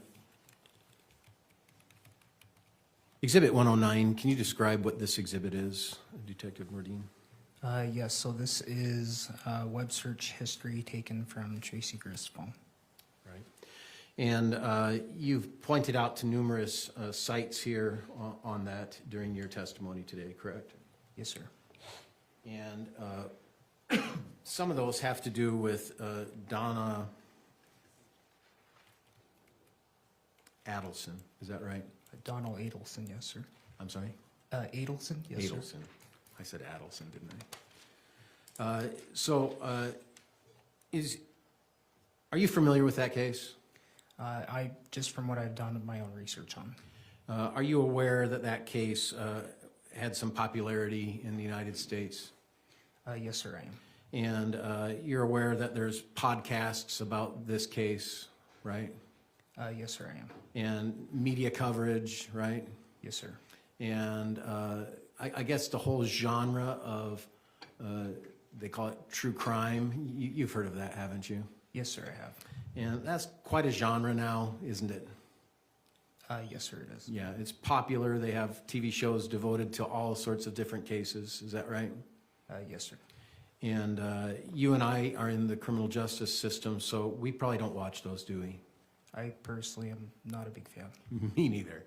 And so, but a lot of people are, and you're aware of that, aren't you? Yes, sir, I've heard that.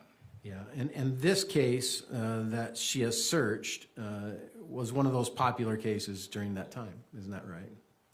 I can't speak to the time frame, but yes, I know that was a popular case. And as you look through all her web searches, there's many, many different just random searches of stuff, isn't there? There is numerous searches on her web history. But I mean, random things like estate sales in San Diego on page 3. Would you be surprised if that's on page 3? I would not be surprised. Like, Thank You, Amy by Taylor Swift on page 4. Just random things, is that right? Yes, sir. I do have some context to the estate sales search. The San Diego estate sales? Yes, sir.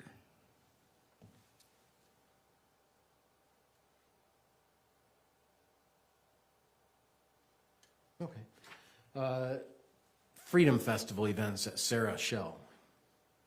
So local, national, all sorts of different kinds of searches on here. Is that accurate? Yes, sir. Including, as you showed, registration for gun laws in Utah. You saw that, and you talked about that, right? Yes, sir. I did observe that on there. There was also a search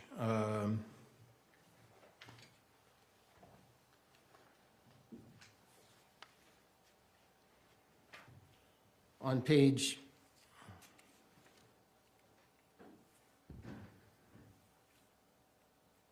15, about one dead, one hospitalized in Layton shooting. Do you remember seeing that? Yes, sir, I do. And so it wasn't just this one particular thing of the Adelsons. She also searched other crime issues, didn't she? Yes, sir.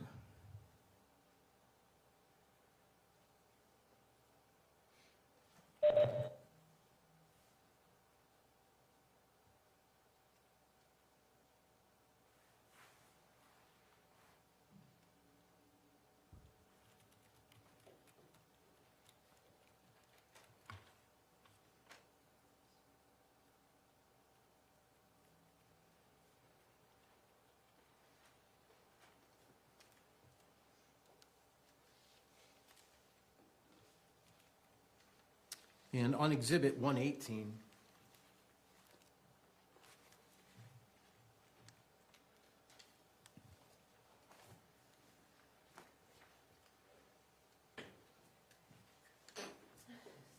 on page 3, do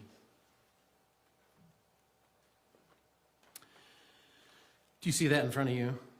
Yes, sir, I do. There seems to be a text from Tracy that says, text me the address where my kids are by tomorrow morning. If you don't text me the address tomorrow, I will be calling the sheriff for kidnapping. Do you think Tracy is the author of that text? No, I do not believe she's the author of that text. Who do you think is the author of that prose, as we would say in English? I believe that was from Matthew Restelli. It's the exact same spelling and spacing. It looks like it may have been. So it looks like she cut and pasted and sent it to who? To Kevin. To Kevin. And Kevin had a response, didn't he?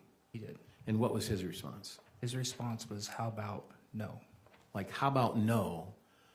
You're not getting the address. Isn't that right?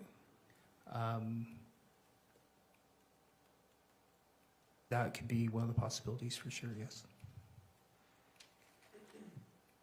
So Kevin was certainly aware that Matt was wanting to know where the kids are, wanting to know the address, and also that I'll be calling the sheriff for kidnapping, right?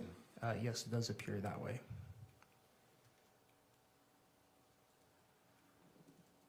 And so it obviously appears that Kevin knew what was going on in and around the house on June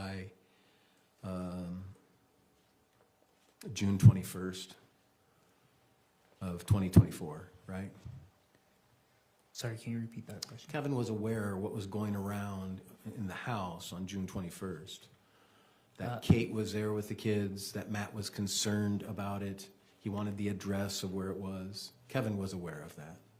Yes, it appears that way, yes. Your understanding is Kevin lived at that home where Kate and the kids were, Cheyenne and Steele, right? That is my understanding, yes. And so it's not surprising that someone who lives there, when his sister and her 2 kids are there, that he's in the know. Is that right? In the know that Kate's here without her husband and the kids are out here and there's a dispute between Kate and Matt. Yeah, based off of the text messages, it did appear that way.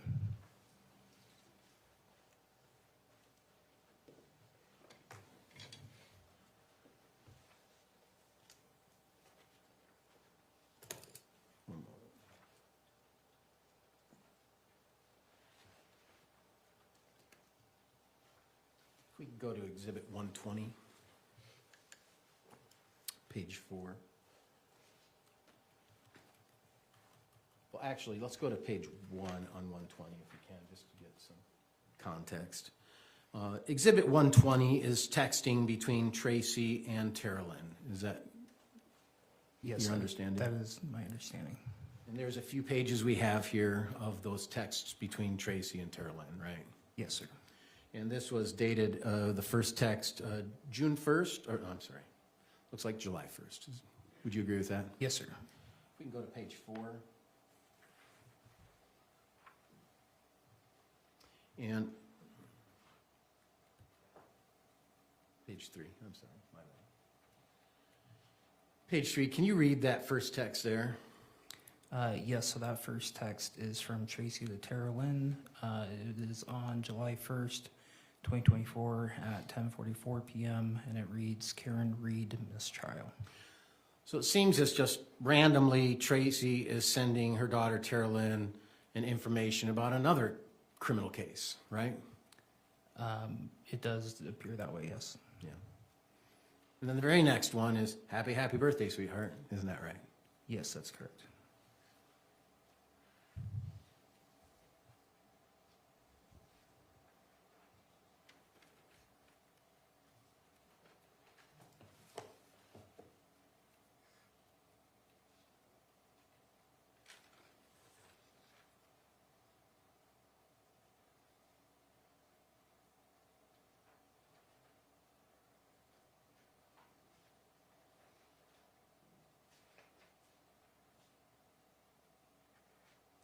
You've had the opportunity to obtain the electronics from Kate, is that right? Her phone, Yes, sir. her iPad. Yes, sir. You've had the opportunity to listen to recordings, Yes, sir. and you've probably had the opportunity to listen to recordings between her and Matt, haven't you? Yes, sir. And were most of those recordings showing disputing times between Matt and Kate? That they were in arguments? A majority of the recordings did not have arguments in them. What did the majority of recordings have? Just communications, talking about the separation and plans for coming back, and that sort of thing. Coming back to California? Coming back to California, yes, sir. Thank you. No further questions. Thank you. Redirect.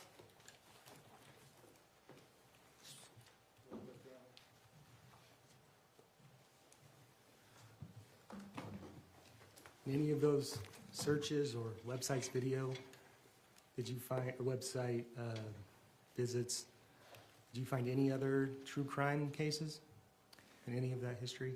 Not any true crime. There was just local news stories of local crime happenings. Anything searched more than once on those?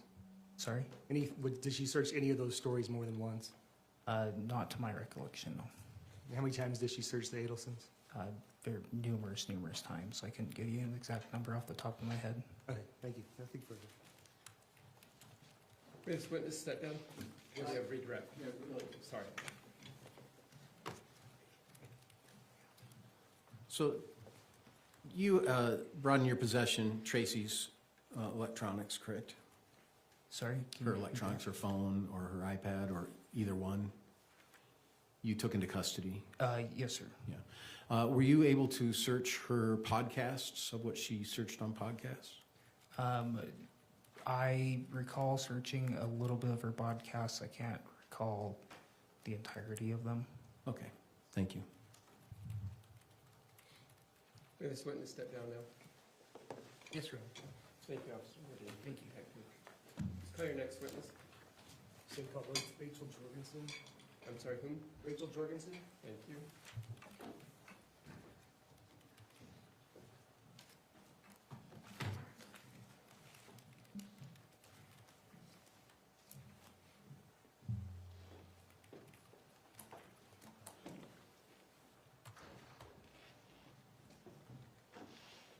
Good afternoon, Ms. Jorgensen. If you come up and stand in front of me, I'll swear you in. You swear or affirm under the laws of the state of Utah on penalty of perjury that the testimony in this matter today will be true and correct, so help you God. Thank you. Please have a seat up there. Coming up, just a quick reminder on testimony. Please give direct responses, non-narrative responses, or share in the inappropriate give us a verbal response. It's okay. Thank you. Rachel, thank you for being here today. Thank you. How would you like me to refer to you today? Is it okay if I call you Rachel, or would you prefer something else? Rachel is fine. Will you state your name and spell your last name for the record? My name is Rachel Jorgensen, Jorgensen. Okay, and I'd like to show you, published for the jury, State's Exhibit 1.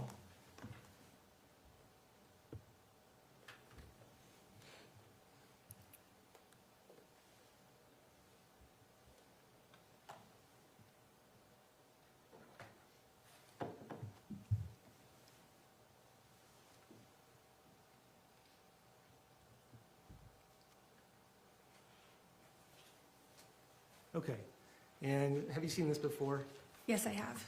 And who is your mother? My mom is Tracey Grist. Tracey Grist. Okay. And where do you fall in line of the children? I am number 5 of 7 children of Tracey. Okay. And do any of those children share a father with you? Yes, my brother Jacob Trujillo. Okay. And can you just tell me a little bit about your family and growing up? Maybe where did you guys grow up? I was born in Southern California, and we moved around Temecula, Ramona areas, and moved to Utah when I was about 10 years old. Okay. And who moved to Utah with you when you moved? It was my mom, Tim Ellis, myself, Jacob, and Aurora. Okay. And so your other siblings, Tara Lynn and Kevin and Kathryn, they did not live with you at that time? That's correct. They stayed in California. Okay, so who were you closest to in your family?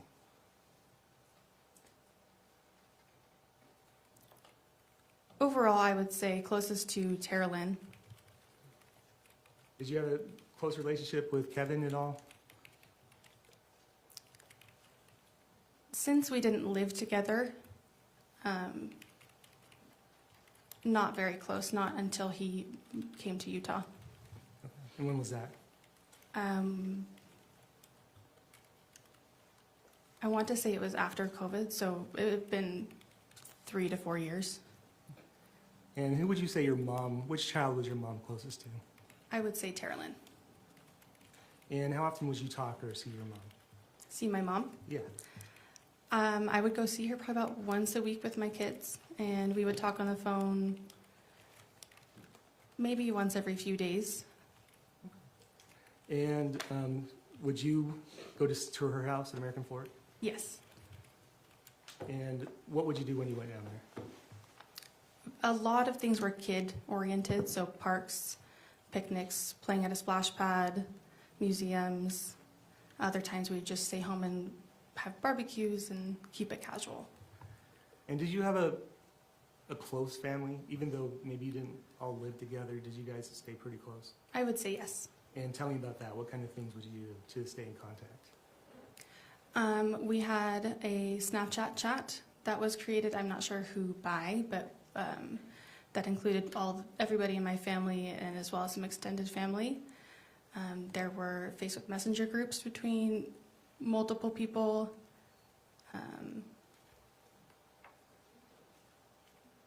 Would you guys do holidays together? Yes, we would. And where would you? Holidays? Where would you do those holidays usually? If we were in Utah, it would be at my mom's house in American Fork. If we were to travel for the holiday, we would most likely stay with Tara Lynn, but also go see Kathryn. Okay, so did most people congregate at Tara Lynn's house when people went to California? Yes. How often did you visit with Kate and Matt, would you say? Maybe once every few years. I guess just really whenever we went out to California, we would make the effort to go see them. And how long did you know Matt Restelli?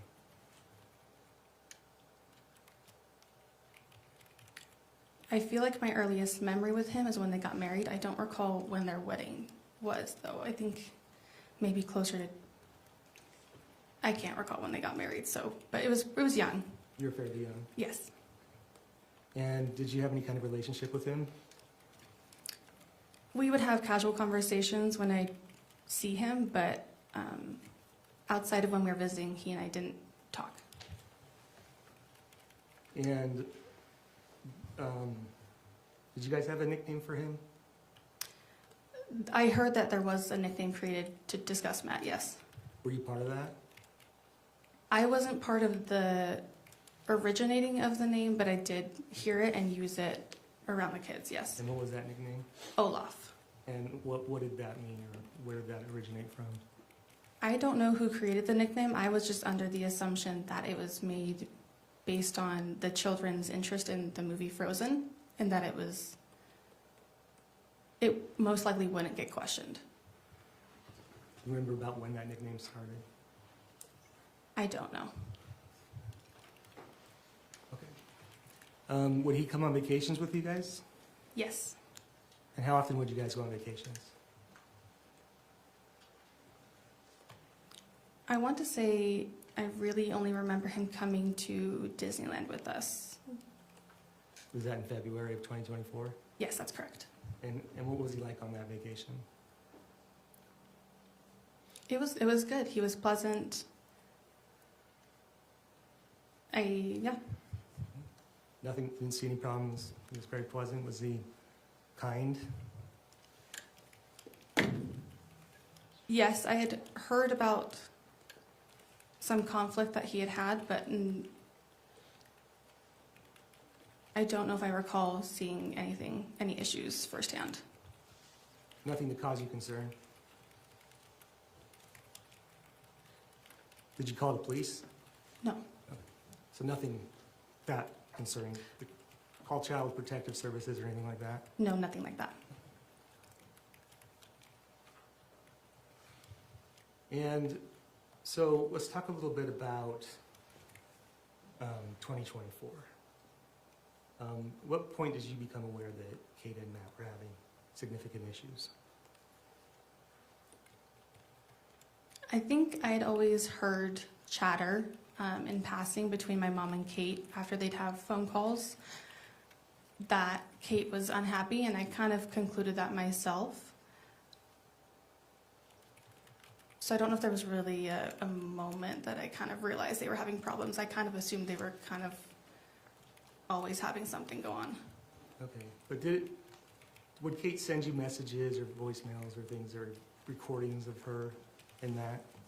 She only recently had she start sending like audio memos of her and Matt.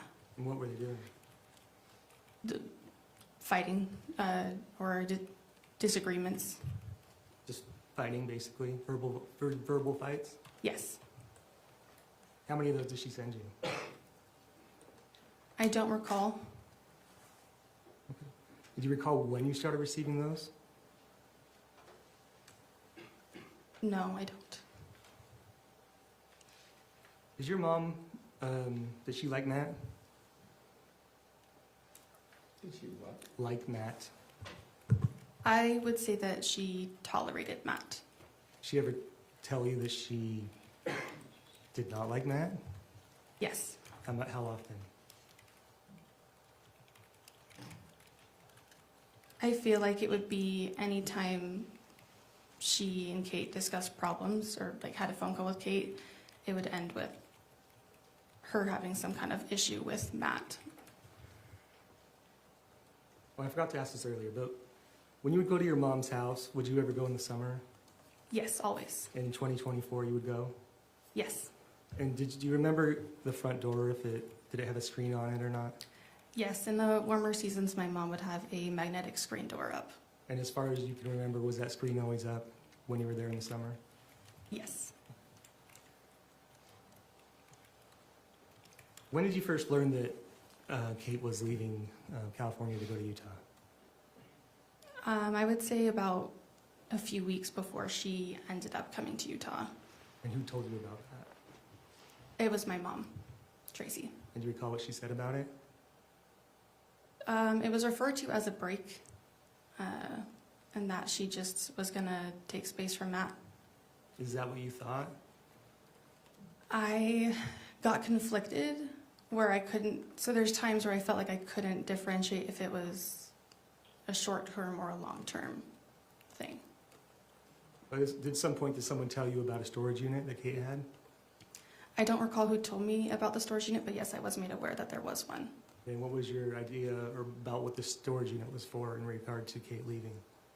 That Matt would potentially get upset or angry finding out that Kate had left with the kids to Utah unannounced, and there was a risk of personal belongings being broken, maybe out of spite or frustration, and she moved things to the storage unit that she would deem valuable or precious to her to avoid any damage to them.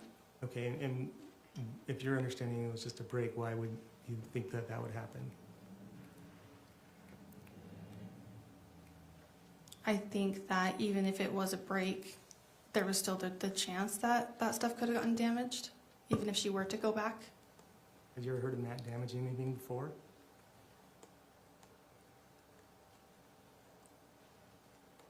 Not off the top of my head, no.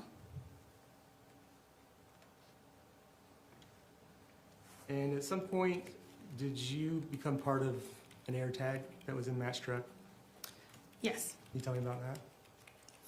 There was an air tag that was purchased for the Disneyland trip that we previously mentioned to monitor the children, which was then later put in Matt's truck. And when was that? When was what? When was the air tag put in Matt's truck? I believe it was put in there the day that Kate was leaving California to drive to Utah. Okay, and were you part of that conversation? No. At what point did you become part of that conversation? I believe Terlin asked me to look on my Find My app to see if the name and icon had changed on the AirTag. So it was before it went into the truck, is that correct? I would assume yes.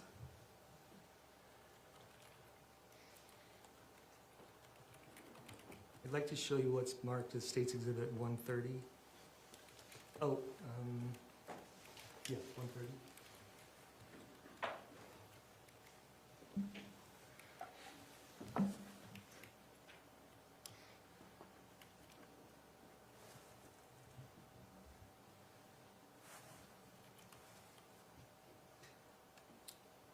Okay. Do you recognize what that is? Yes. And what is it? These are text messages between myself and my sister Terlin. Okay, and from what date are these? July 12th, 2024. State would move to admit and publish this. Move to publish. Any objection? No, Your Honor. So we're, Okay, if you go ahead and you scroll down a little bit.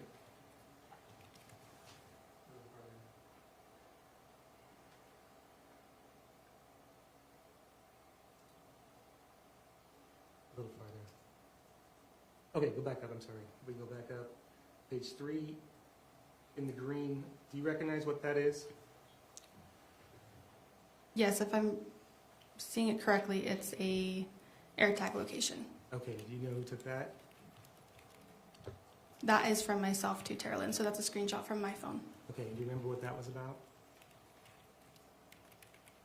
I believe that was a updated location for the truck that looked like it was headed towards Utah And what time was that? at 12:46:04 p.m. That's right. If we could scroll down a little bit more. And what does Terlin say in response to you? Am I allowed to say explicits? Yes. Okay. It says, "Oh fuck, And next? that's pretty far up there." And what did you say? Kate talked him into coming out. And what do you say? I say, "On the phone with Kate now." What's Terlin say? Talked him into? What do you say? Apparently. And we could keep going a little farther. What does Terlin say? "Stop texting me, I'm here." And what do you say? I put a question mark. And what does she say? "I'll call you in a minute. And what does she say? Just hang on." Remember what that conversation with Kate was about, that she had talked Matt into coming out? Outside of repeating what I had sent to Terlin, I don't remember the phone call. And do you recall if anybody ever told you that Kate was going to go back to California that day? can you pull the mic down? Yeah, sorry, Mayor. Could you repeat that Did question? anybody tell you on July 12th that Kate was planning on going back with Matt and the kids? I had no idea what was going to happen. I didn't know she was going to stay or go, so no. Had someone told you that she might go? Kate had said to me that she was unsure. When was that? The July 12th. What time? I don't know what time. You just recall that at some point? Yeah,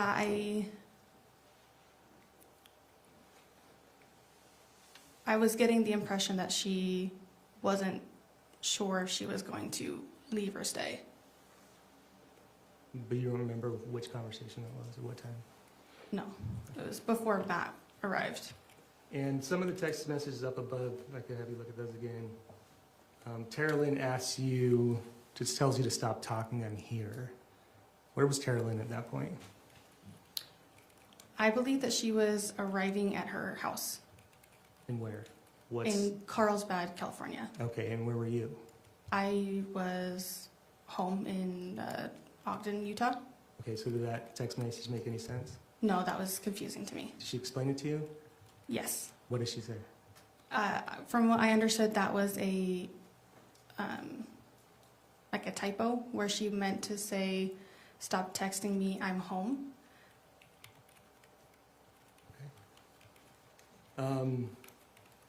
I could show you what's marked as State's Exhibit 120, kind of published to the jury 125.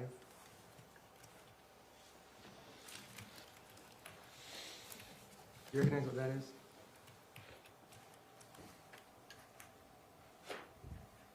We can scroll down.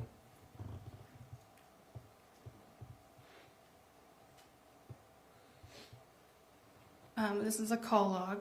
I'm assuming this is from me to the outgoing. Yes. Okay, yes. And if I could draw your attention to, if we could scroll down to the bottom, please. Farther.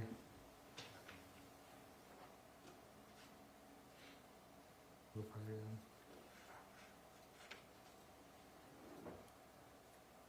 Right there, go back up, sorry. Okay, on line 39, who did you receive a phone call from? From Kate, or Catherine. And do you recall how long you talked for? 19 minutes, 51 seconds. Okay, and do you remember if during that phone call, if anybody else joined on that phone call?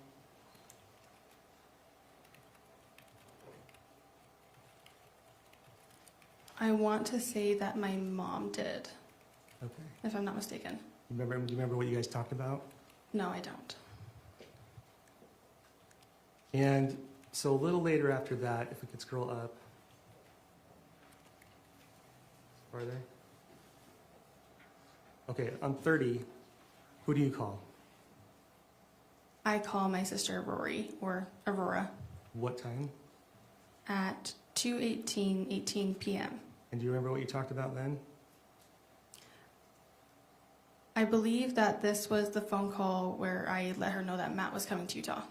And what did you tell her? Simply that Matt was, I'd heard that Matt was driving out to Utah, and I extended the invite to her to come spend the night at my house that night. Had she ever been to your house before?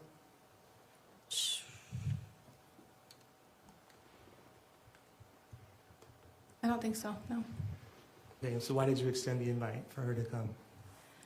I gave her the invite because I wasn't sure how Matt would be when he would get to my mom's house. And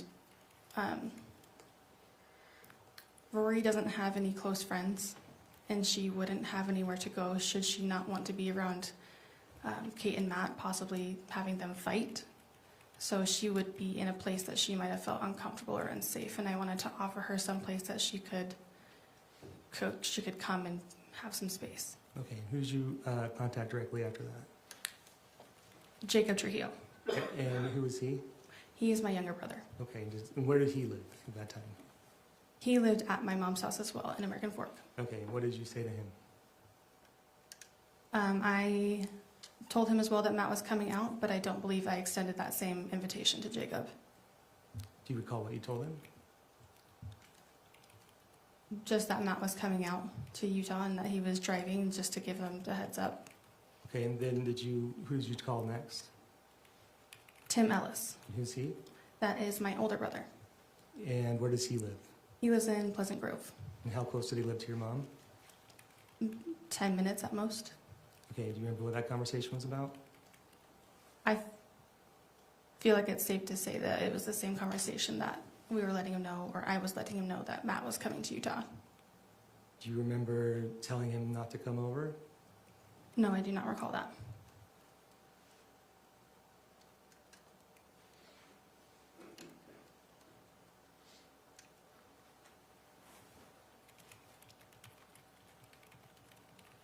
Okay, what kind of relationship did you have with Kevin?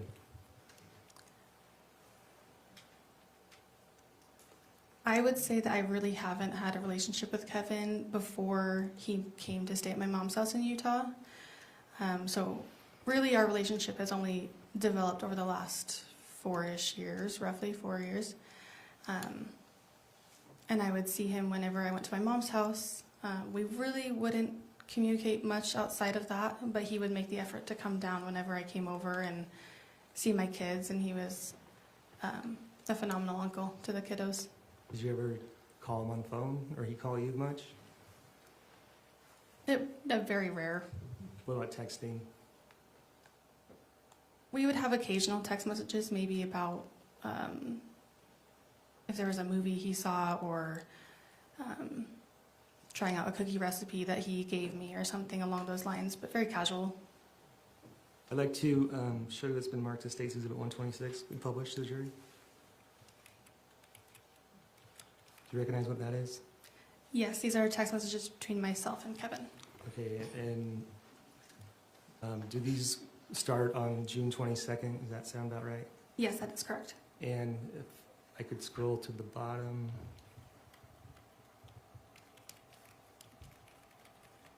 Continue this to go up. Okay. So from June 23rd to July 12th, how many times did you text Kevin?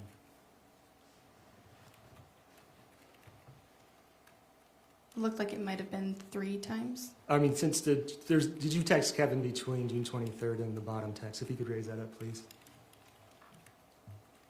Or is that accurate that those are the only 2 texts you sent during that period?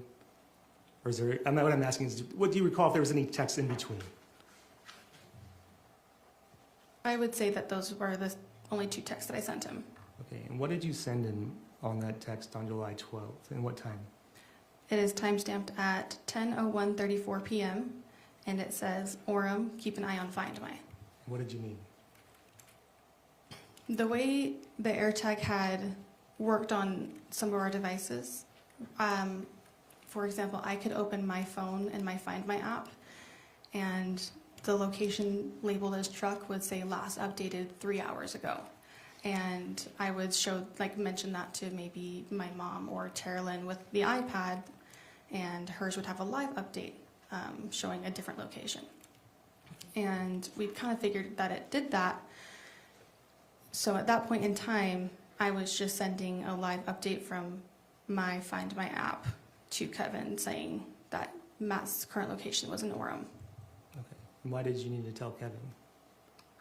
I did not know the state of mind that Matt would be in when he would arrive at my mom's house. So it was more of like a, hey, just be mentally prepared, Matt's gonna be there soon.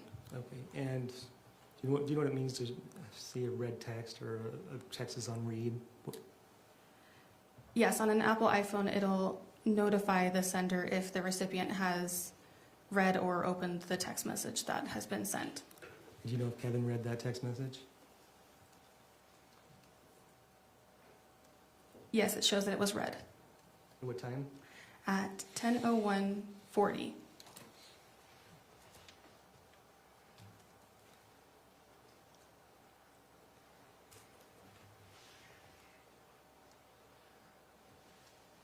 Guys, one moment.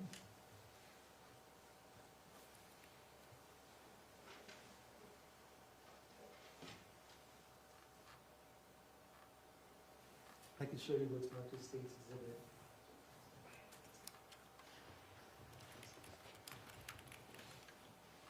Oh. If I could show you what's been marked as State's Exhibit 127.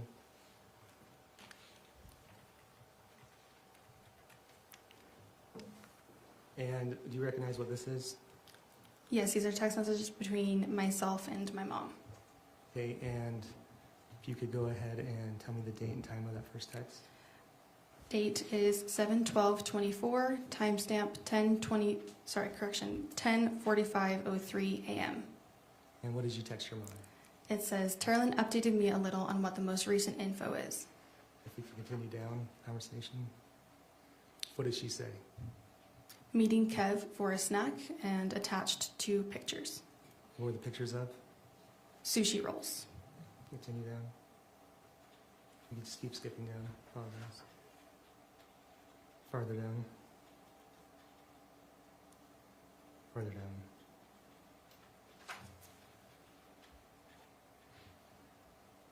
Okay. If you could read the text message. Can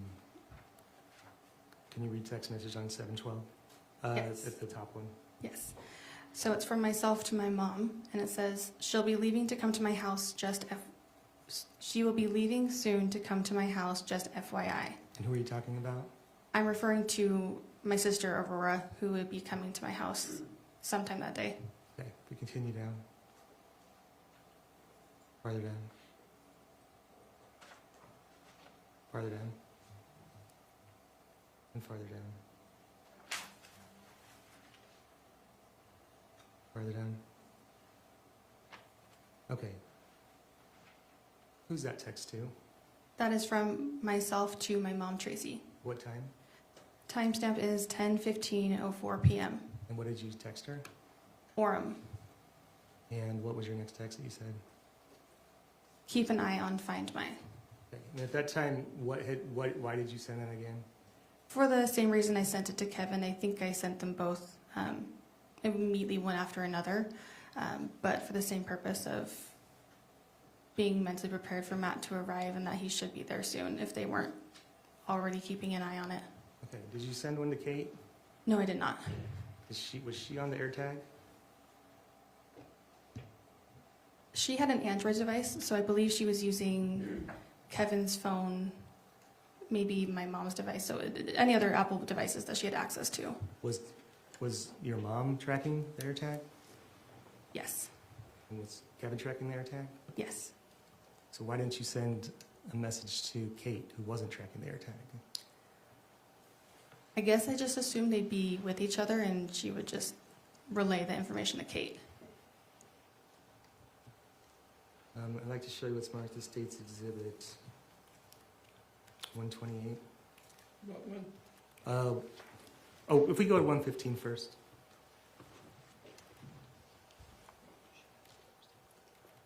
If we could go back to the last exhibit, I apologize. So you read, I was made aware, you actually read this read time. Do you know what time you sent the message to your mom? On the top message, sorry. It's shown as sent at 10 o'clock, 35 seconds p.m. Okay, thank you. Now I'd like to show you what's marked as State's Exhibit 115. You recall, if we could scroll down, who are these text messages between? Myself and my mom. And what do you ask your mom on 6/16/2024? I said, dying to know more about everything, dude. And do you remember what was going on around this time and this date?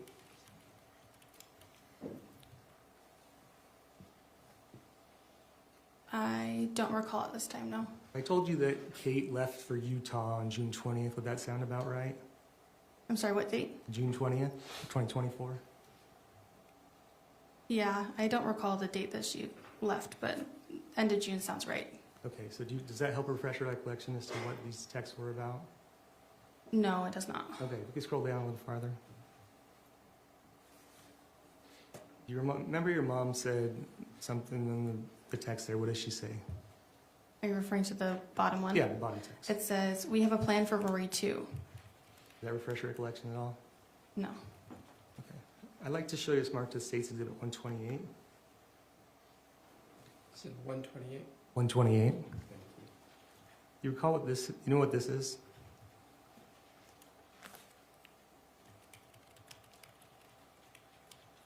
It looks like some sort of file attachment that was sent from me to Tara. Okay, it's a conversation between you and Tara Lynn on June 16th, 2024? Yes. Okay, can I have you scroll down? And what does Tara Lynn ask you at 4:41 p.m. on June 16th, 2024?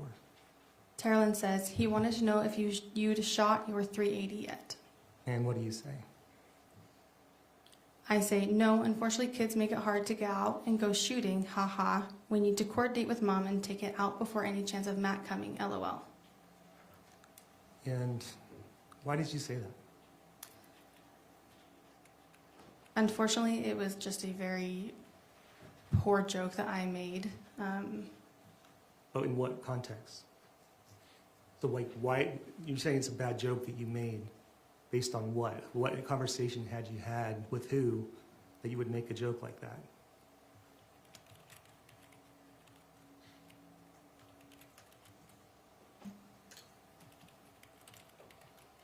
I think it goes along the lines of my mom joking about killing Matt in prior conversations. How has she talked about that before? I'm sorry? Has she talked about killing Matt before? I'd never... Yes. When? Just like after she'd had complete phone calls with Kate, I took it more in the... like she was frustrated and like a way of her expressing her frustration. How many times did she say that she wanted to shoot Matt? Objection. That's not what she said. I asked her a brand new question. I asked her how many times. I think it's a new question. Let's re-ask it just so it's clear for everybody. How many times do you recall her saying that she wanted to shoot Matt? I don't recall how many times about shooting, but there had been multiple times she joked about wanting to kill him. And then why do you say before he comes out? What did you mean by that? For any chance of Matt coming out? Under the assumption that we would need protection from him when he came out. Why? Because I wasn't sure of how Matt's behavior would be if there was a chance he could be intoxicated. Just knowing the sensitivity of him being upset with Kate coming out with the kids. Does your mom live in a gated community? Yes, she does. And how far away is California from her house? Approximately 10-hour drive. One moment, Your Honor. No further questions this time? Thank you. Cross? Afternoon, Rachel. Hi.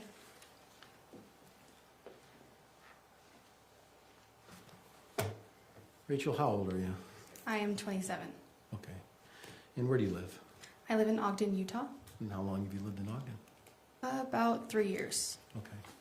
And you're married? Yes, I am. You have children? Yes, I do. And before you lived in Ogden, did you live in Utah County? Yes, I did. And did you have children here in Utah County? Yes, I had a daughter while living in Utah County. You talked about having visits with Tracey, your mom, with your kids or kid. Did you do that when you were living here in Utah County? Yes, we did. Are you familiar with your mom's house? Yes, I am. And have you been there many times? Yes. I'm talking about the home that's like in a triplex. Are you familiar with the one I'm referring to? Yes. And how many times do you think you've been to that home? Hundreds. Too many to count? Yeah. Okay, that's fair to say. And so you're pretty familiar with the layout of the house, right? Yes, I am. You're familiar with where the couches are and where the beds are and where the kitchen stuff is? Yes. And talk to me about the front porch of the house. What do you remember about the front porch? The front porch, generally in the warmer season, had two like outdoor seating seats as well as a small table between them. Depending on the season, she would have some outdoor decorations of a mat to wipe your shoes on, a wreath, and seasonally she would put up a magnetic screen door. Oh, when the weather was good, right? Yes. And did she ever have blankets or anything around outside? Throw blankets or things of that nature? Not very often, no. Okay. Did you ever know your mom to spray off the front porch at night? With water? I'm not sure, but maybe. Okay.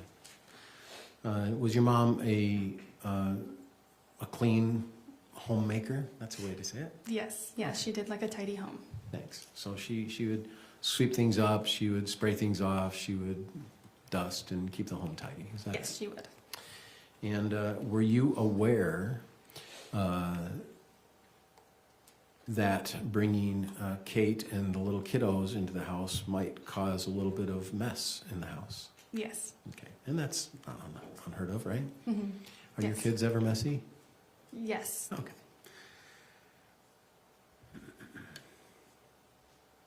I'd like to talk to you, if I could, about Olaf. There is a nickname, you said, that the family used for Matt. Is that right? Yes, that's correct. So my question is why did you use a nickname? From my understanding, the nickname was created for the sensitivity for the kids to allow Kate to discuss Matt openly without them catching wind that they were talking about their father. Is it fair to say that the name Olaf was used so that when unkind things were said, the kids wouldn't know who they're referring to? Yes, that's correct. So if there are kind things said about Matt, would it be common just to use Matt's name? Hey, Yes. Matt's coming over. Yes. Hey, Matt's driving a truck. Is Yes. that common? Yes. But if there's unkind things to say, did it revert to Olaf? Yes, that's fair to say. And that was to ensure that the young ones in the family were not hearing of negative things about an adult. Is that fair to say? Yes. Okay. But it came to a point where there were so many things said about Matt that were unkind. Was it necessary to then have a nickname? I'm not really aware if they ended up stop using it. What do you Like, mean? are you, can you rephrase your question? Sure. Were you ever around when unkind things were said about Matt? Yes. And did it ever happen more than once? Yes. And did it happen to such a number of times that it became necessary to come up with a nickname because it just was constantly talked about? Yes. And so the nickname came about because of the amount of volume of talkings about Matt's bad behavior. Is that fair to say? Yes. What is your understanding of where the bad behavior of Matt originated? Was it from Tracey? It would stem from Kate. And is it because Kate lives with Matt? I assumed more it was she was married to Matt, so naturally, yes. And she had those natural marital experiences, positive or negative, that she would report to the family. Is that fair to say? Yes, mainly my mom and Tara. Yeah. And she insulated you from some of those things, right? Occasionally, yes. And Tara would not as much insulate you, though, would she? She would tell you of the things Kate was saying. Yes, there were some things that she would relay to me that Kate had told her, yes. Negative about Matt. Yes. Yeah. And the same with Mom or Tracey. She would tell you some things that not necessarily Kate told you, but Tracey told you what Kate had told Mom. Is Yes. that accurate? Yes, things got told from one person to another and maybe not directly from the person who was saying it, yes. Right.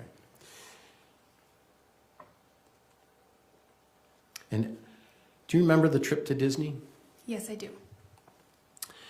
Do you remember prior to that trip to Disney, were you already using the name Olaf? I don't know when they initiated the nickname in the house. Do you remember what month you left for Disney? It was in February, And do you know when Matt was killed? in July. So February, March, April, May, July, about 5 months between the two. Is that sort of accurate? Yes. So do you think the name Olaf as a nickname was used more than 5 months before his death? I'm not sure. Do you think you heard of stories about Matt's bad behavior prior to Disneyland? Yes. Yeah. And would you consider that there were many stories about Matt's behavior being bad prior to the Disneyland trip? Yes. Was it a common theme in the family about Matt and Kate's difficult relationship prior to Disneyland? Yes.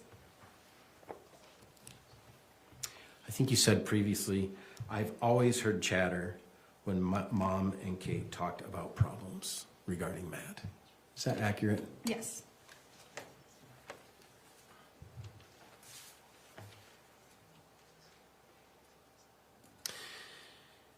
You did say, though, that there were occasions when Kate would send you audio memos regarding disputes or verbal arguments.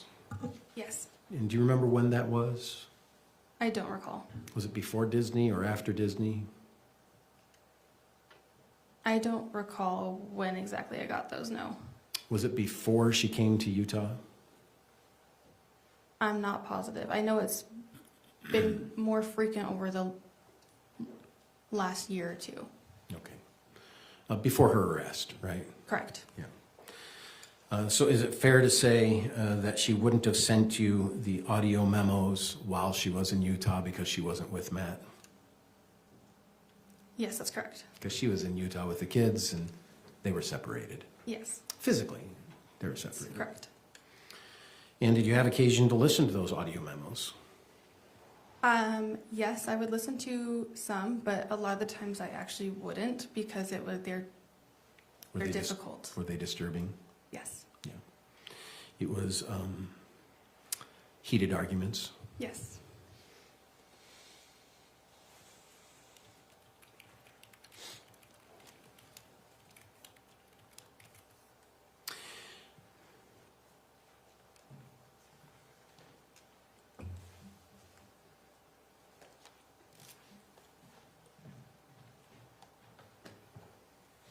You were shown an exhibit.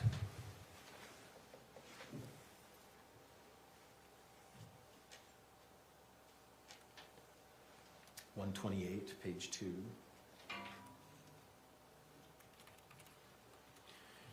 If we could, please, thank you. This is the, as you referred to, a bad sense of humor text. Yes, correct. And I don't want to as much dive into what you said, but when you said it. Do you see that text? Yes, I do see the text. And what's the date of that text? It is June 16th, 2024. All right. Were you aware that Kate was coming to Utah before she arrived? Yes, I believe it was a few weeks before I'd heard about her preparing to come to Utah. Were you aware of the day she was coming to Utah, but before she actually arrived in Utah? I know that I was told when she was on the road. Okay. Yes. And if I told you that day was June 20th, would you have any reason to disagree with that? No, I would not. Okay. So this text that we're looking at here is a few days before her actual day of coming to Utah. Yes, that's correct. At this time of this text, were you aware that Kate was making plans to leave Matt, whether temporary or long-term, and come to Utah? At the time of that, if I'd known a few weeks before her coming out, then yes, I would have known she was preparing to come to Utah. So this text was June 16th, right? Yes. And it says, unfortunately, kids make it hard to go out and go shooting. We need to coordinate with Mom and take it out before any chance of Matt coming. So 4 days before Kate left, you knew, according to this text, that Kate would be coming to Utah and Matt would probably at one point maybe be coming to Utah as well. Isn't that right? Yes, that's correct. Now, that doesn't say that they're going to come together, does it? Correct. But I think your text is sort of intimating that the fear was, or the thought was, that Matt would be coming to chase or to go get or to come out to Utah to, at its best, have a calm conversation with Kate, and at its worst, a hard conversation with Kate. Is that accurate? Yes, that is. Do you know, when you sent this text, it sounds like, just by reading it, you've known that for a little bit of time, that Kate was coming out and that Matt was not going to be a part of that visit out here. Correct. Did you have a fear of Matt? I had a fear of Matt if I were to be around him when he would be possibly intoxicated. So was that something you'd known for quite some time? From my understanding, I believe that Matt did have a drinking problem, yes. Did you know that before the Disneyland trip? Yes.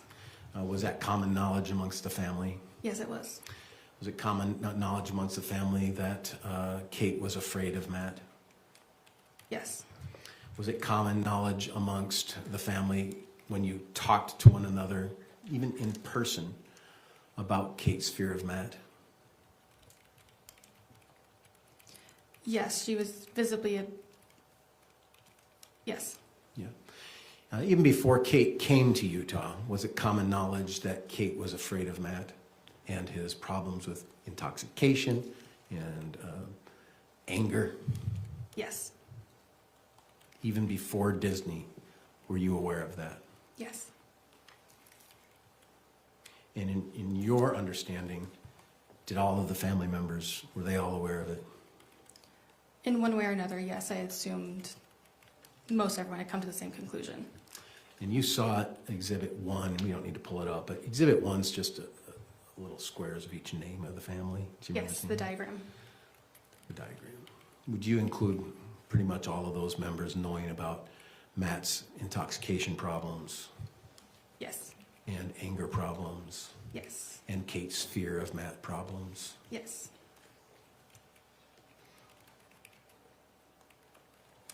Did Kate have an iPad? I believe she had 2 iPads for her children. So she had Apple device ability. Yes, she did own an Apple device. You're young, right? Yes. Do you feel young? Sometimes. You look young.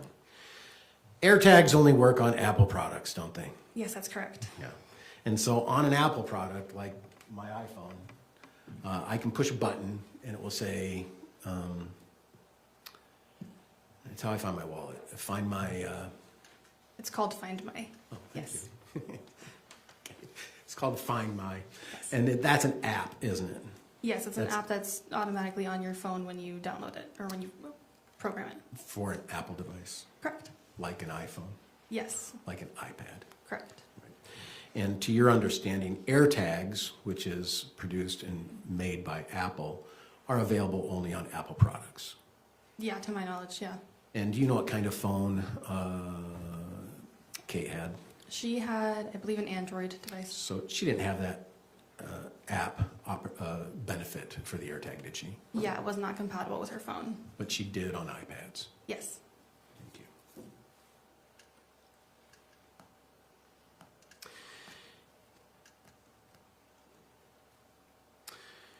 you. You talked about this text and that you had heard your mom in the past say she wants to kill Matt. Yes. Did you ever take that as a serious threat? No, I never did. Did you always hear that kind of language after a phone call with Kate or a communication with Kate? Yeah, and result of a conversation, feeling frustrated or upset. And was it the same kind of conversations that you knew were happening between Tara Lynn and Kate about the frustration of the relationship? Yes, that's what I'd assumed. Were you aware that Kate had sent a text that says, "I hate Matt"? No, I was not. Were you aware of a text that Kate sent that "I hate having kids with Matt"? No. Is this the first time you've heard that? Not here in this courtroom, no, but I have heard of it only recently. Since this case originated? Correct. Would it surprise you that Kate had said that during the times that she was involved in her rougher relationship with Matt? No, it did not surprise me. So how many kids in the family? 7? Yes, I'm one of 7 children of Tracey's. And you're 5? Yes. Okay.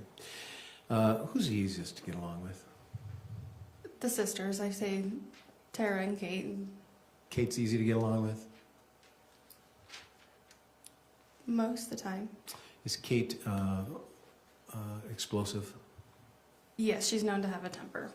Is Kate hard to deal with when she has a temper? Yes. Do you know Kate had a very regular marijuana habit? Yes, I was aware of that. Were you aware of that in person? You saw it? Yes. Were you aware that other family members were aware of it? Yes, I am. Did she try to hide it that much? No, she did not. Did you consider her a frequent user of marijuana? Yes. Daily? Yes. Have you ever seen Kate high? Probably.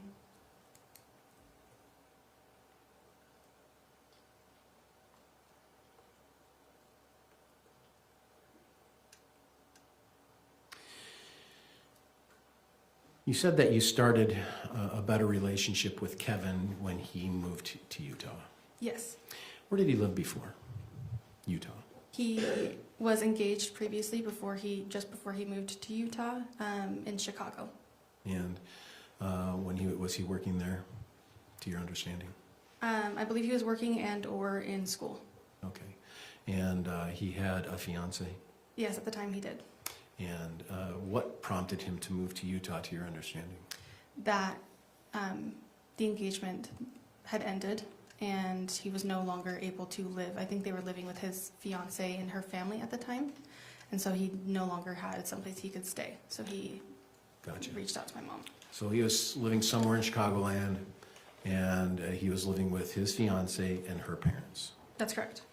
Did that termination of relationship end amicably, to your understanding? A friendly ending?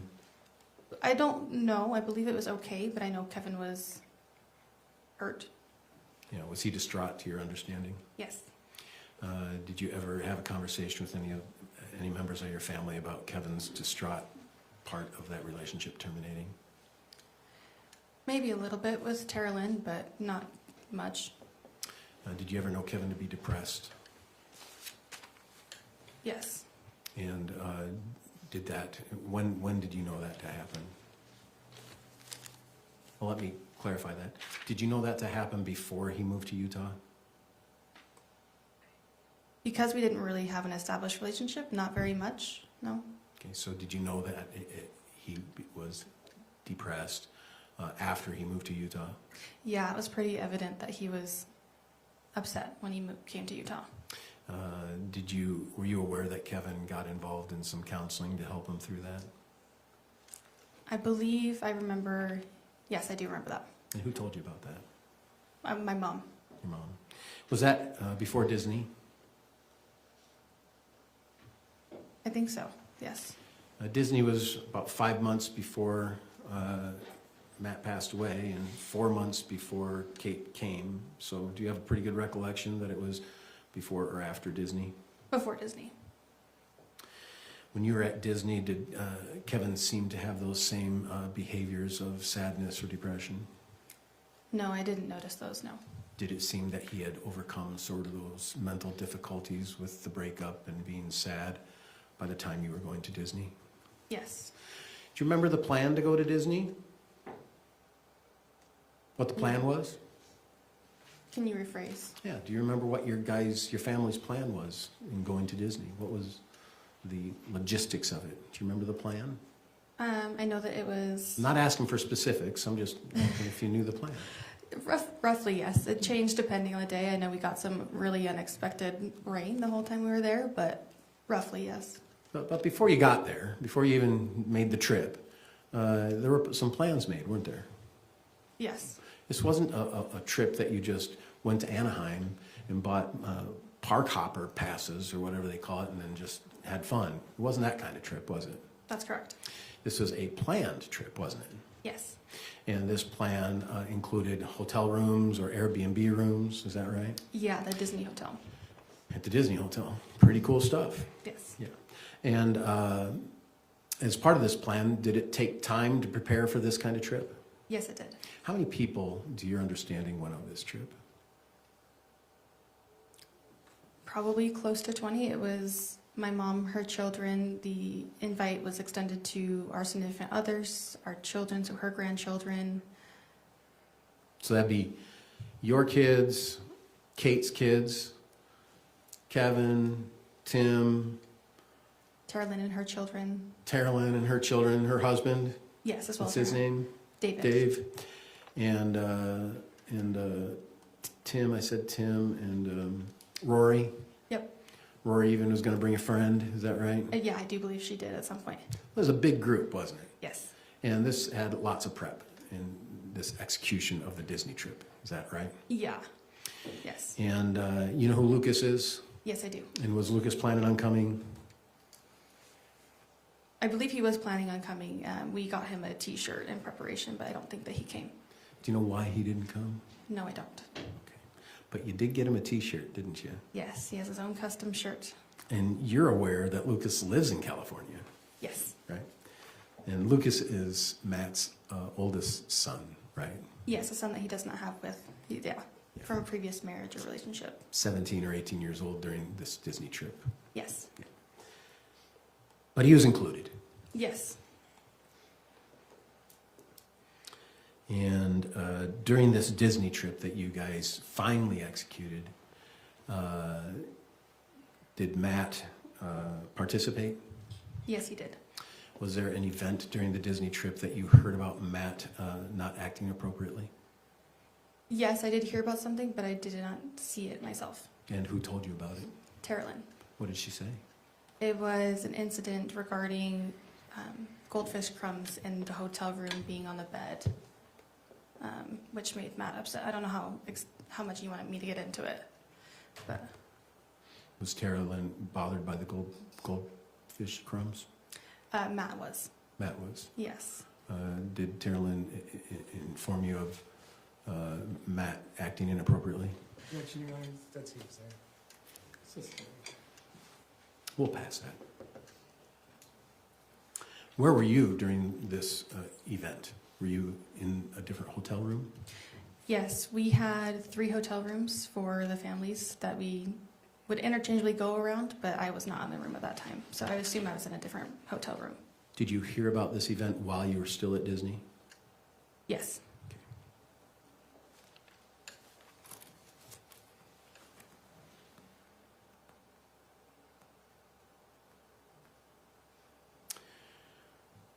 Was it your understanding that Kate was coming to Utah to never return to California?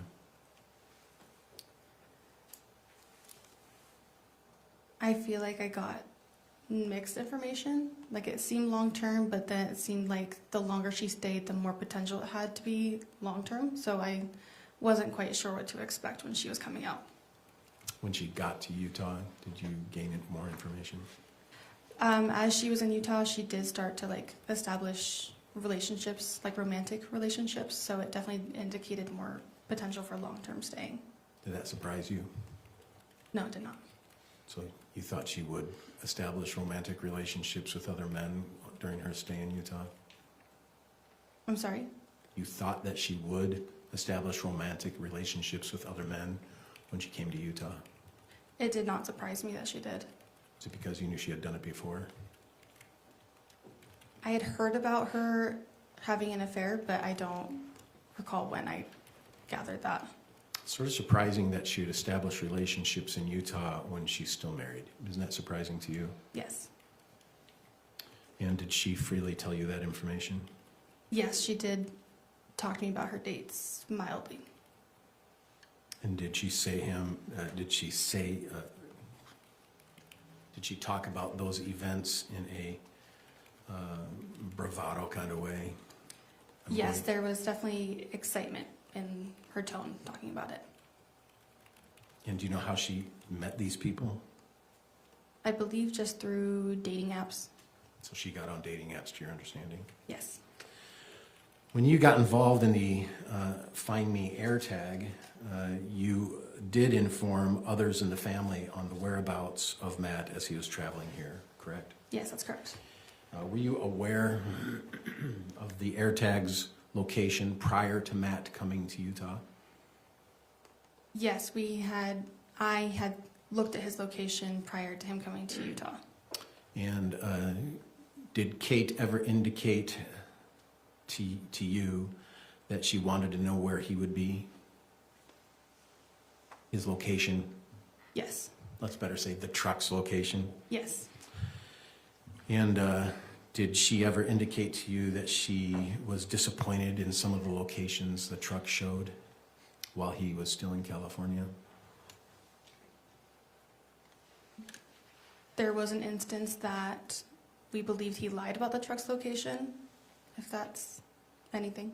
Sure. What was the lie that you understood? Yeah, from what I can recall, the day that Kate left, she had left the truck in a public parking lot, just a few minutes away from, I don't know approximately how far, less than 30 minutes, I think, from their home. The air tech was there. We could see that the truck had been parked in the parking lot, and Kate had been getting texts from Matt that the truck was, I believe, stolen, if I'm not mistaken. And then when I'd go to see the app with Kate, we could see that the truck was back at their property, because it was very easy to see because their property is kind of rural. So that was confusing to hear. Didn't sound like Matt was being honest with Kate. Is that your understanding? Yes, it seemed like he was lying about the truck's location. And was there ever an occasion where Kate informed you that Matt was informing her he was stopped with his drinking problem? Yes, I do recall that. Was there ever some evidence that maybe he was not being honest about that as well with the air tag? I don't recall. Do you ever recall the air tag showing a location at a bar? Yes, I do recall that. And that was while Kate was in Utah? Yes, that's correct. That's while Kate was being told that Matt was no longer drinking? Yes, that's correct. And did that bother Kate? Yes. No further questions. Thank you, Rachel. Thank you. You direct. Yes, Your Honor.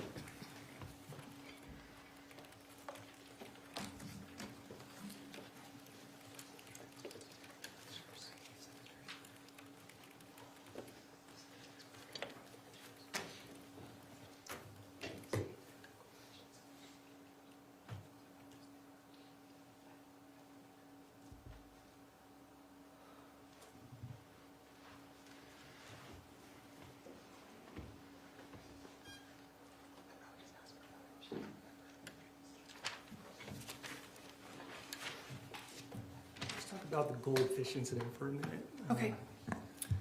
Tell me about when you first got there. What was the room situation? We had 3 hotel rooms. One of more of a larger suite that would hold my mom, as well as I believe Tim, his girlfriend, and my 2 younger siblings, Jacob and Rory. And then, 4 hotel rooms.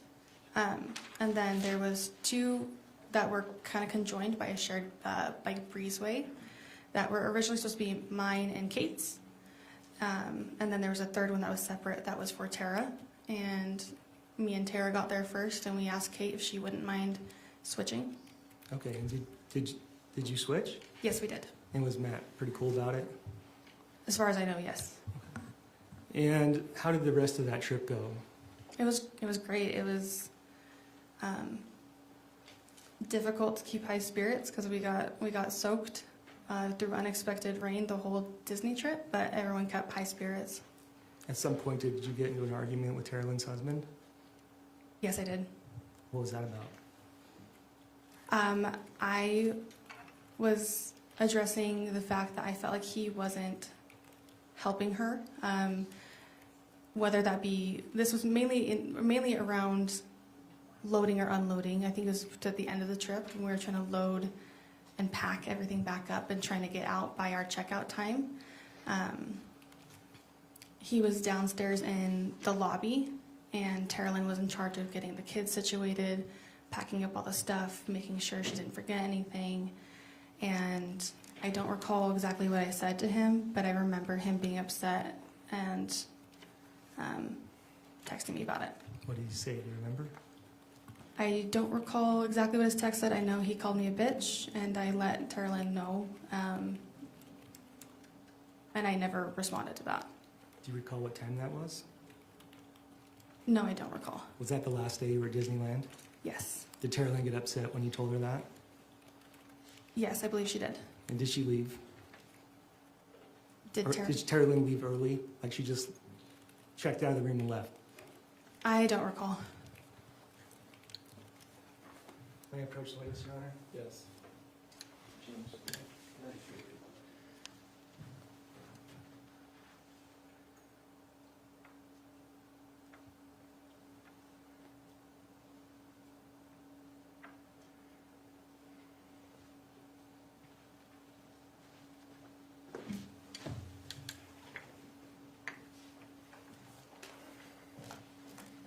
You recognize what that is?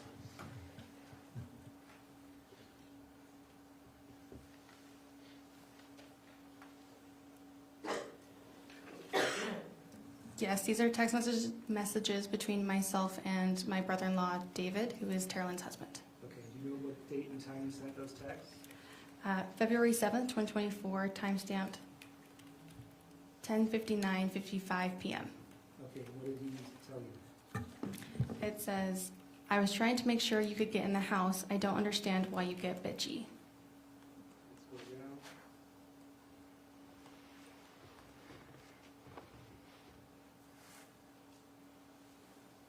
What did he say after that? He says, oops, bitchy. Okay. And when you received that, you sent that to Tara Lynn? Yes, I did let her know that David had sent those texts. Right after that? Yeah, almost immediately. I'd like to have that marked as State's Exhibit 37. 137. Yeah, I move to admit. Any objection? No. State's Exhibit 137 submitted without objection.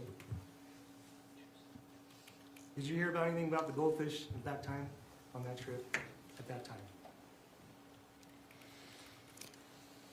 I want to say that Terlin had brought it up to me Previous to that? previous to, To this incident with her husband?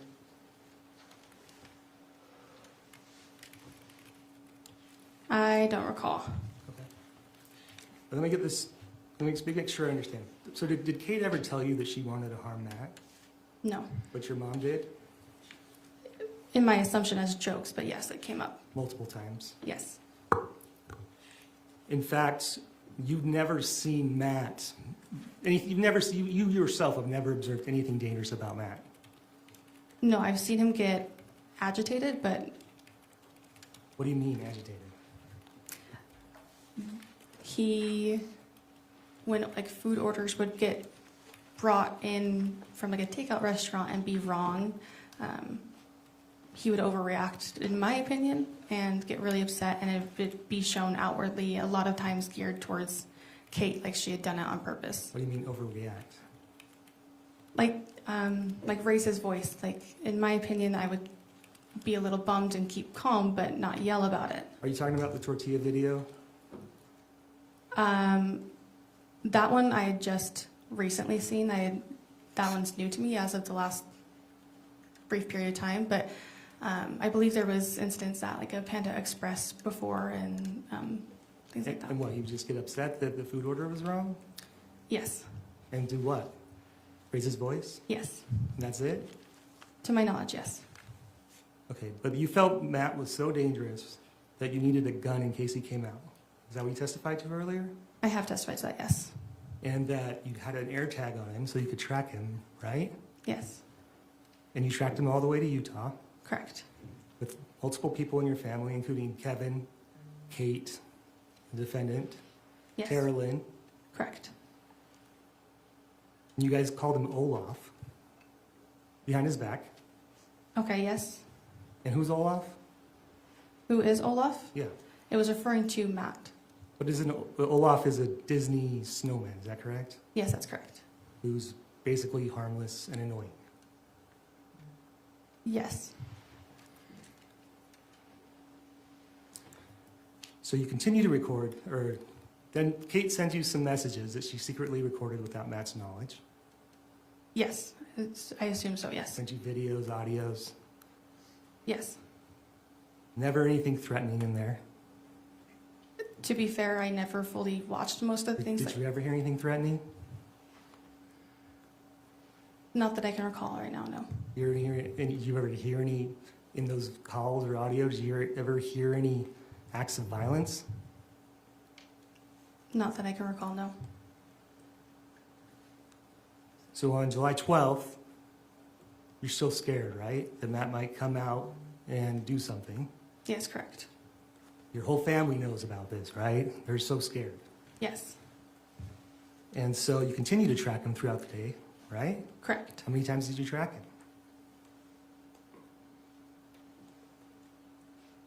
Just numerous times, so probably more than 5 times, just looking at the app. Okay, and you're talking to your family constantly this day, right? Yes, we were, yeah, You're all talking about Matt, right?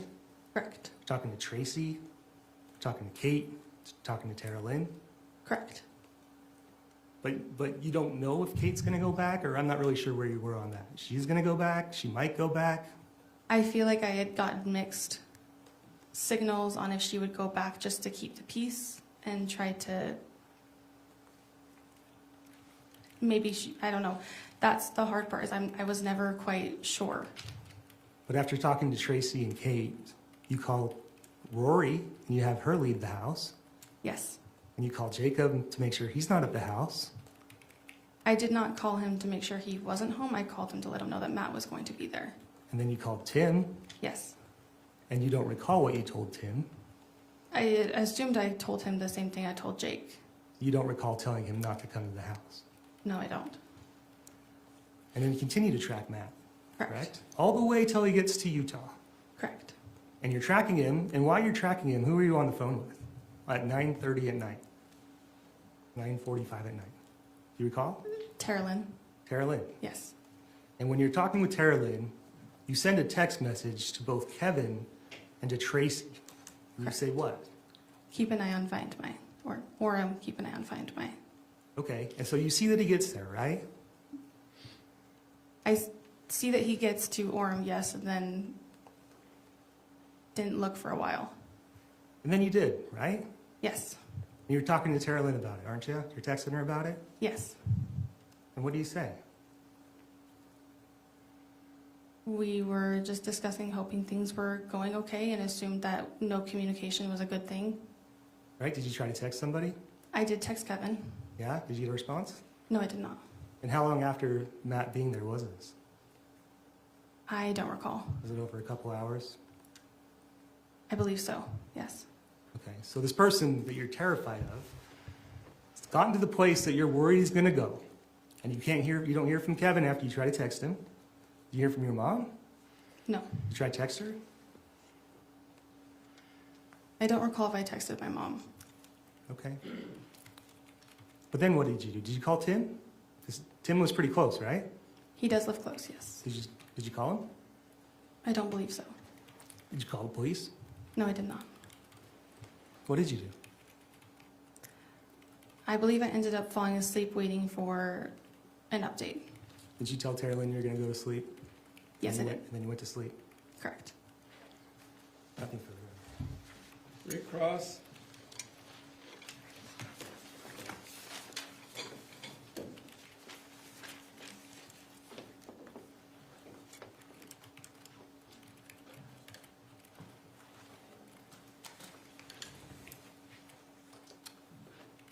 Were you the one who called Rory and invited her to your house in Ogden? Yes. And was it because you didn't want to have Rory at the house when Matt got there? It's not that I didn't want her there, I just wanted her to have the option to not be there. Yeah. Because you thought it might be a volatile experience at the house? Yes.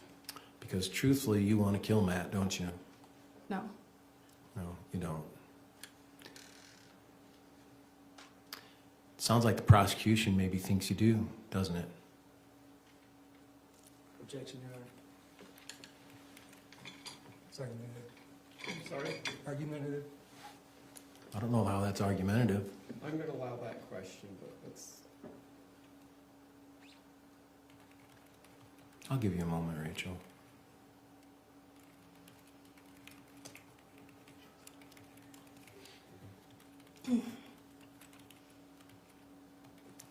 Yes, I do believe that I was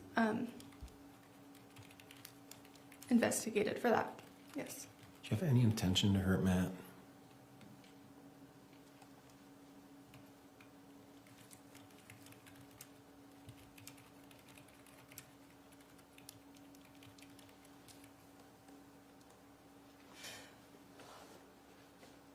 No, I did not. Were you just talking amongst your family about a difficult family relationship? Yes. Did you ever think your mom would hurt Matt? No. Did you ever think Kevin would hurt Matt? No, I did not. Did you ever think Kate would hurt Matt? No. Did you ever think Tara Lynn would hurt Matt? No. Did you ever think Kevin used cocaine? No. I mean, I wasn't prior aware to that, no. Did you ever think Kevin used cocaine back then? Not to my knowledge. Did it surprise you? It did. Think Rory wanted to hurt Matt? No. Did you remove Rory from the house so she wouldn't hurt Matt? No, I did not.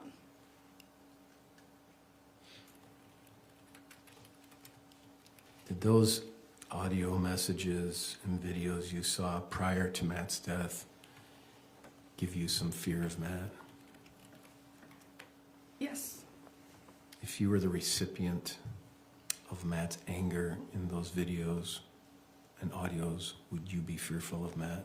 Yes. You weren't even a recipient, were you? No, I was not.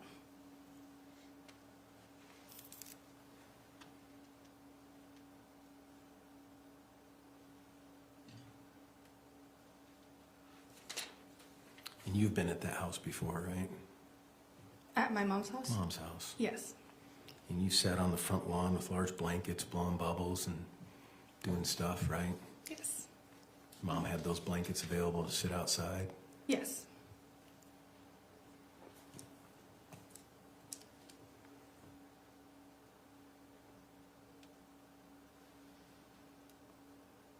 Was Tara Lynn bothered with how Matt handled the goldfish problem? Yes. Did Tara Lynn consider Matt's behavior with his own children to be excessive to your understanding? Yes. Did Matt hide his behavior with his children in a closed room from Tara? Yes.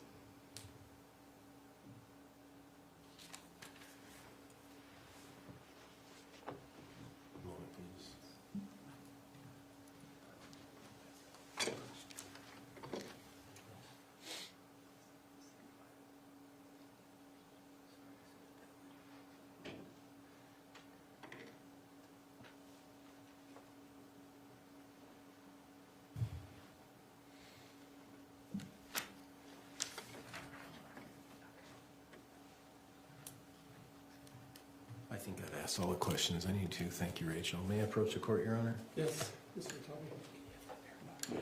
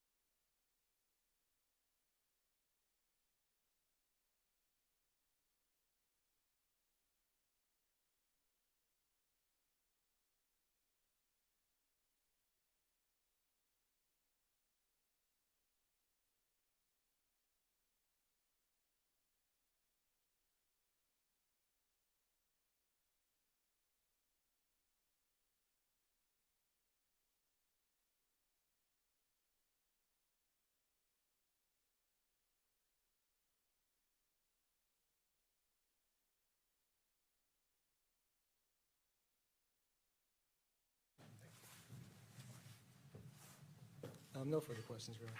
All right, thank you. Please call your next witness.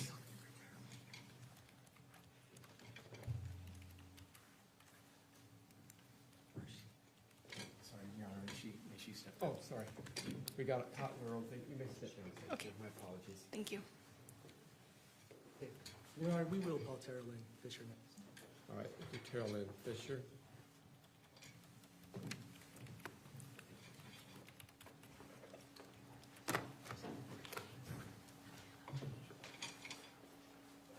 Can she be excused? Yep. Yes, you're excused. You can go. Thank you.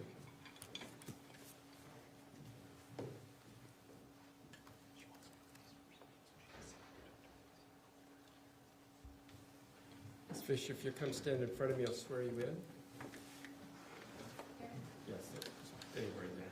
You swear or affirm under the laws of the state of Utah, on penalty of perjury, that the testimony in this matter today will be true and correct, so help you God. I do. Thank you. Please have a seat up there.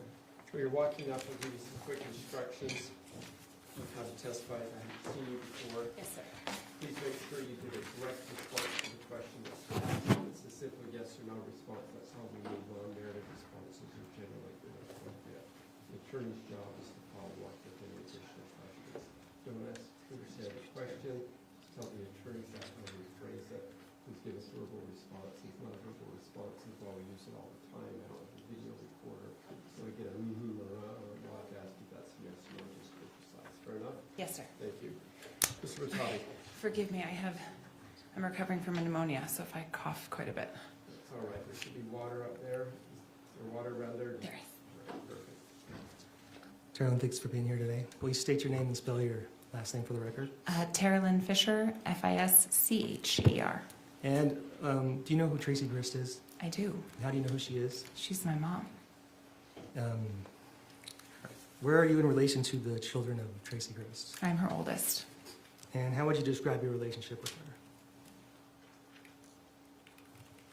Ebbs and flows. We were pretty close. Struggled with trust a little bit over the years. It's just fun. I'd like to show you what's marked as and published to the jury, States Exhibit 129.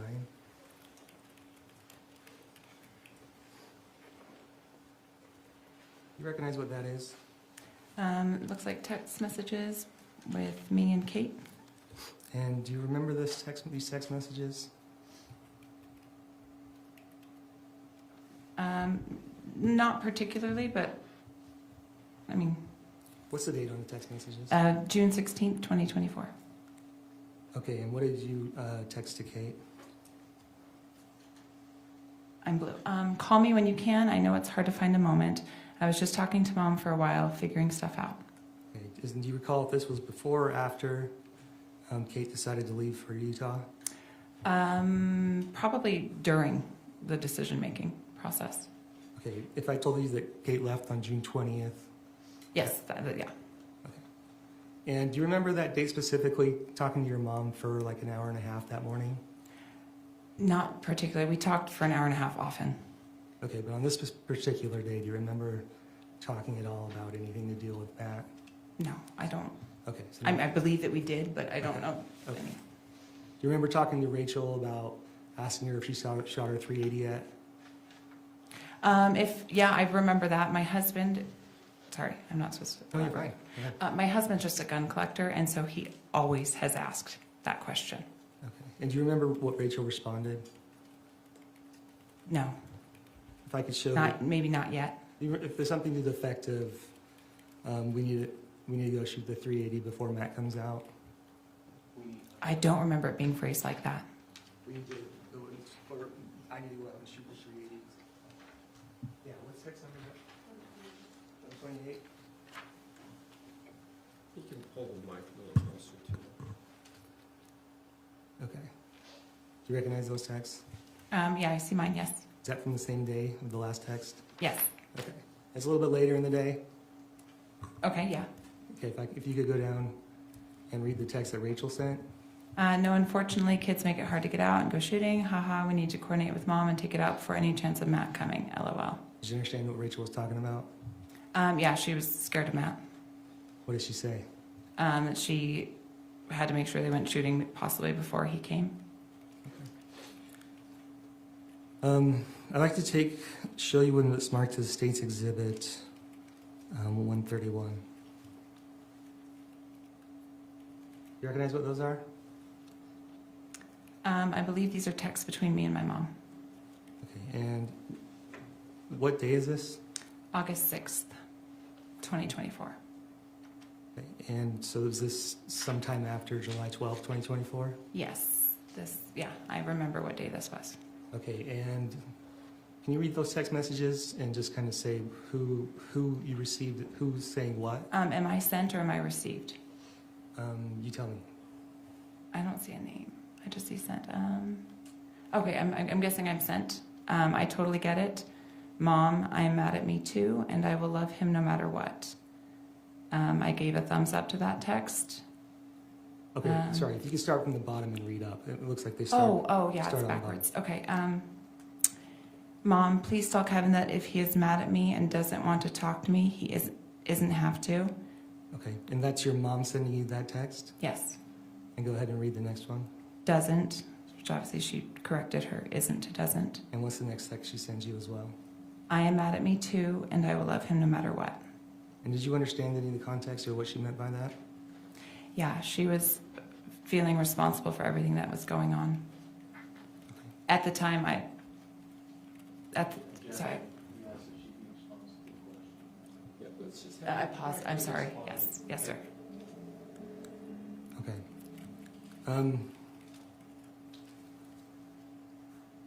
You know that Kevin went to trial, right? Yes. At some point after the trial, did you talk to Kevin? Yes. Was there a recording of that? Yes. Do you recall what he said? Yes. What did he say? He said that he tried to tell her before she did it, are you sure you're going to hurt a lot of people? Do you really want to do this? Who was he talking about? My mom. State would like to publish State's Exhibit 132. Any objection? Thank you. Exhibit 132, submitted, published.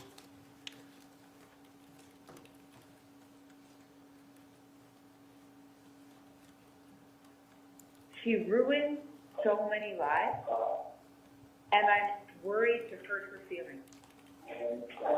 Yeah. Well, I can tell you something now, a little extra. What's that? Oh, I asked if she was sure. She was sure? Mm-hmm.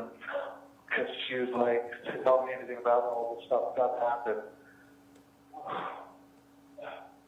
And I was like, are you sure this is exactly what's going to happen? And I'm like, she's scheming and doing all this. And she said yes. And she beat Cheyenne. That was her response. Or he beat Cheyenne. Oh my God. I never heard to hear. I'm sorry. I wanted to tell you that for so long. No, I know. I can't even imagine. And I feel like I still bear so much of the blame too for all this. And that makes me so mad that she's caused you to have to live with this. I mean, I could have done something different. I should have stood up and I should have said no. Yeah. Yeah. But your mom should have never asked you that. You should have never had to have to say no. Nothing further, Your Honor. Ross? Oh, wait, sorry, just a second. Almost. A little sorry, Your Honor. Trying to hurry. The same person who planned this is the same person who baked cookies. It's the same, like... And that's wild. Like, she's the one who made me my chocolate chip cookies without chocolate chips. I know. Yep. And blueberry muffin cakes for your birthday. Yeah. But this is what she wanted to do. This is, I mean, she had it, and then there's consequences. She had to. I just don't think, she just doesn't think far enough ahead. She never has. And I think she just is so used to getting rid of everything, she just, I literally warned her. I said, this will change so many lives. You don't even know how many lives it's going to change. oh my God, you said that? Wow. Yes. I said, this is a decision you can't take back. I said that to her. Wow. Kevin. Yeah, so there's that. There's You were the fucking voice that. of reason. We all wish we could have, like, seriously, that's what Rachel and I were talking about. Like, the reason she didn't want to tell us is because she didn't want to hear our opinion. But you gave her the opinion that we would have given her. Like, what the fuck are you saying? This is insane. This is gonna, you can't do this kind of thing. I literally warned her.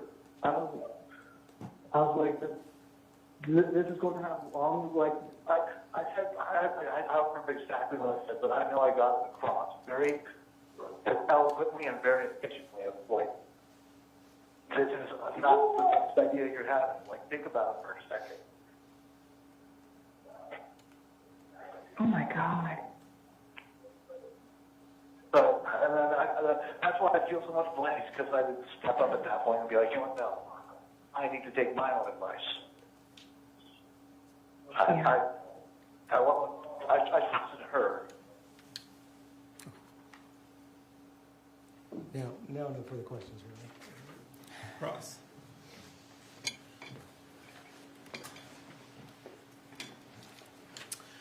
Tara, are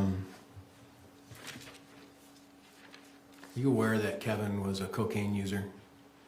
Not till after it came out. First time you heard about it, isn't it? Yeah. You're aware that he was under the influence of cocaine on the night of the shooting? I am aware of that, yes. And you're aware that Kevin is the one who shot Matt? Yes. And you're aware that Kevin went to trial and said, I'm not guilty, right? Yes.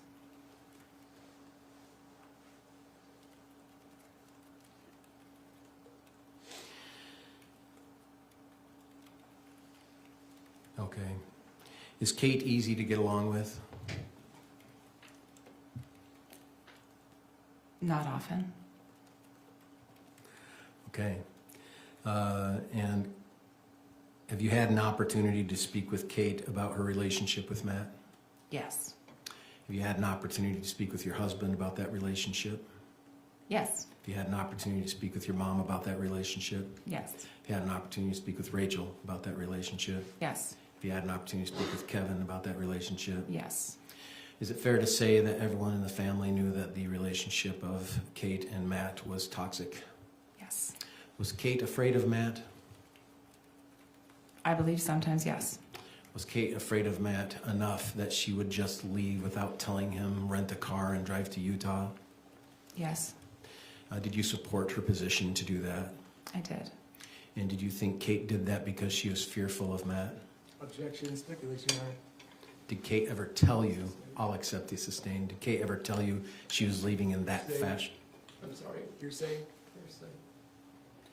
Did you help Kate leave the state of California because of the fear that she had for Matt? Yes.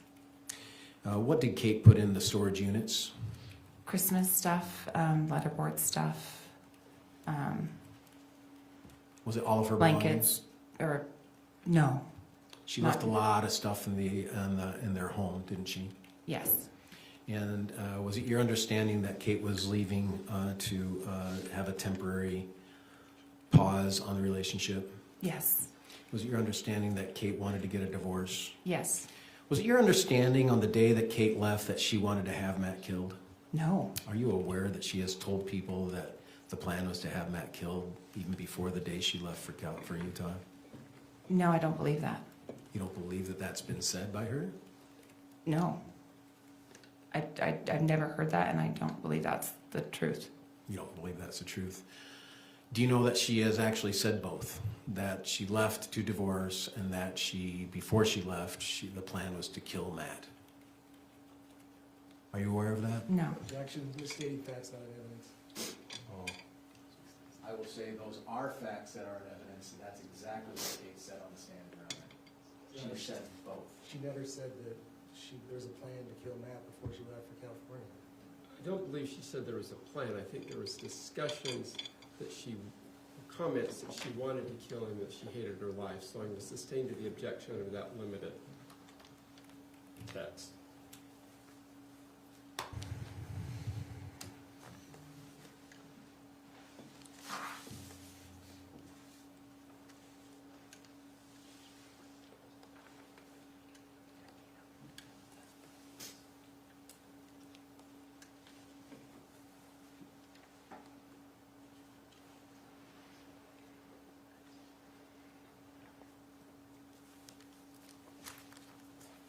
Your Honor, I'm going to move on, but I would ask that we reserve that objection for me to provide You're additional welcome to. information. The sustaining is simply on the grounds that my memory, and I don't see it in my notes, as I was looking, that there's a plan to kill Matt Restelli when she left California. Now, there was comments to that could be taken to that effect. I think you're correct, and that's why my sustaining is only on that narrow interpretation.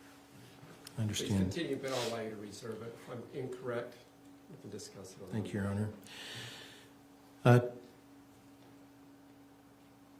Sorry, Tara Ellen, I need to get my point of where I left off, sorry. Did you have an occasion to go to Disneyland with the family? I did, yes. While you're at Disneyland, did you see Matt behave in a way towards his children that you took exception to? Yes. What did you see? Do you want the whole story or just what I saw? Well, whatever you saw that you took exception to. Him getting very mad at Steele, a 3-year-old, for spilling his food and telling him he was going to make him sleep in the crumbs, threatening that over and over again, pulling him out of the bed by the arm and hitting him in the bathroom, and then Shy getting in trouble for giggling and also pulling her in the bathroom and hitting her, and repeatedly telling him that they were going to sleep in crumbs all night. Did that disturb you? Yeah. Were you surprised that Matt reacted that way? Not surprised. Is that because Kate has shown you videos and audios of Matt behaving in similar ways? Yes. Would you say it's fair to say Kate was afraid of Matt? Yes. Did you express that Disneyland behavior of Matt to others in the family? I did. Including Kevin? Yes. Including your mom? Yes. Including Rachel? Yes. I expressed it to the group at home that night. Your husband? Yes. You say your husband is an avid gun collector? Yes. Have you known Tracey to own a firearm? Only the past couple of years. Has your husband encouraged Tracey to have a firearm? Yes. Especially during COVID? Yes. Do you remember that conversation between Tracey and your husband? It happened often. My husband encourages a lot of people to own firearms. And what was the reason you would encourage to your hearing that of a firearm? Was it for safety or was it? Yes, always safety. Always. No, safety, especially my mom living as a single woman and not being good at locking her door. You need to, and especially with the multiple ex-husbands. Yeah, you know that your mom has been divorced before, right? Yes. She got divorced in California, right? Yes. A few times, right? Yes. And it worked out, didn't it? She got divorced. The kids were having either with her or with relationships with parents, but it didn't have to result in a death, did it? No. No. Indeed, she got divorced 3 times in California, didn't she? Yes. And did Kate ever express to you her desire to get divorced? Yes. And did you encourage Kate to move forward with a divorce? Yes. And did you ever encourage Kate to move forward with the killing of her husband? No. Were you surprised when you found out that Kevin killed Matt? Yes.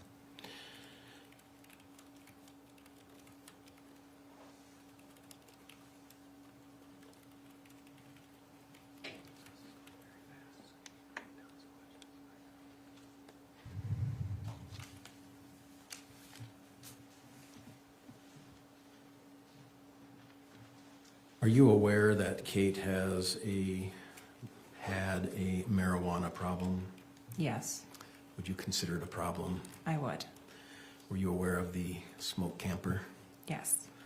And how often do you think Kate smoked weed, marijuana, pot, whatever you want to call it? Daily, multiple times a day. Multiple times a day. You've seen Kate high before? If you saw Kate, she was, yeah. Yes, yes. That's a good comment. If you saw Kate, she was high. Mm-hmm. Is that a good way to describe Kate's life the past few years? Yes. And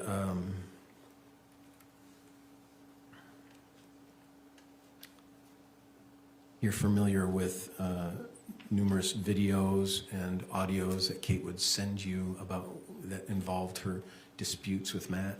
Yes. And if you were the recipient of Matt in those videos and audios you heard, would that give you fear of Matt? Yes. And would you consider your family, meaning your brothers and sisters and mom, to be afraid of Matt? I don't know if they were. I was. Yeah. Did you know Matt had an alcohol problem, at least an alcohol problem? Yes. Would you consider it a problem? Yes. Would you consider it not a drinker, but a alcohol problem? Alcoholic, yes. An alcoholic? Yes. Did Kate tell you about that alcoholic problem? Yes. When Kate went to Utah, did she indicate to you that she is fearful Matt would come to Utah? Yes. Did she indicate that she is fearful that he would come to Utah to hurt her? Yes. Do you think the other members of the family were aware of that as well? Yes. Including Kevin? Yes, probably. He wasn't very involved in our conversations. Including your mom? Yes. Including Rachel? Yes.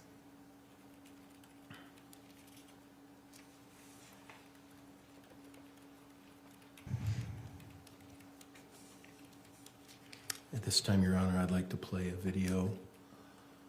Do you recall a video being sent to you regarding the wet tortilla? Yes. Do you have it, or you want it from me?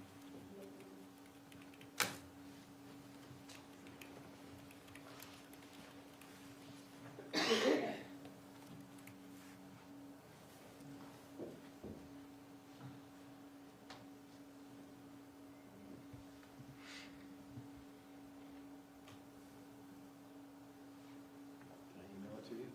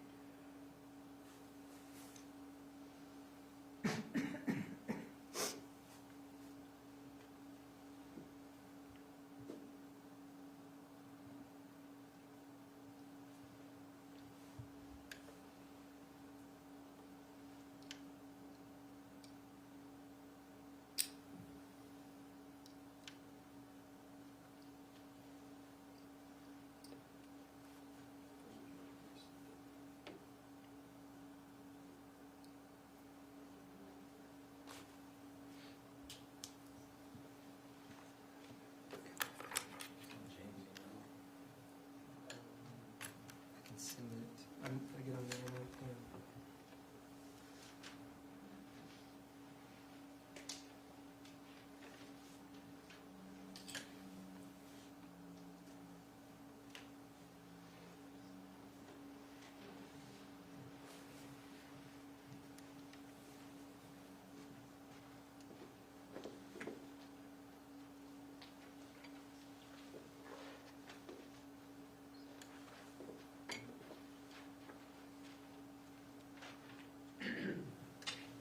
As we're waiting for that to show up, would you say that your husband, David, expressed to you that he was afraid?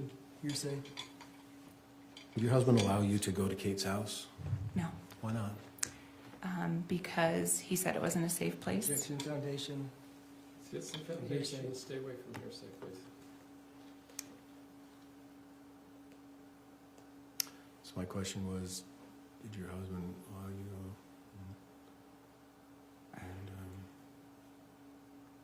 you aware of any examples on why your husband would not want you to go to Kate's house?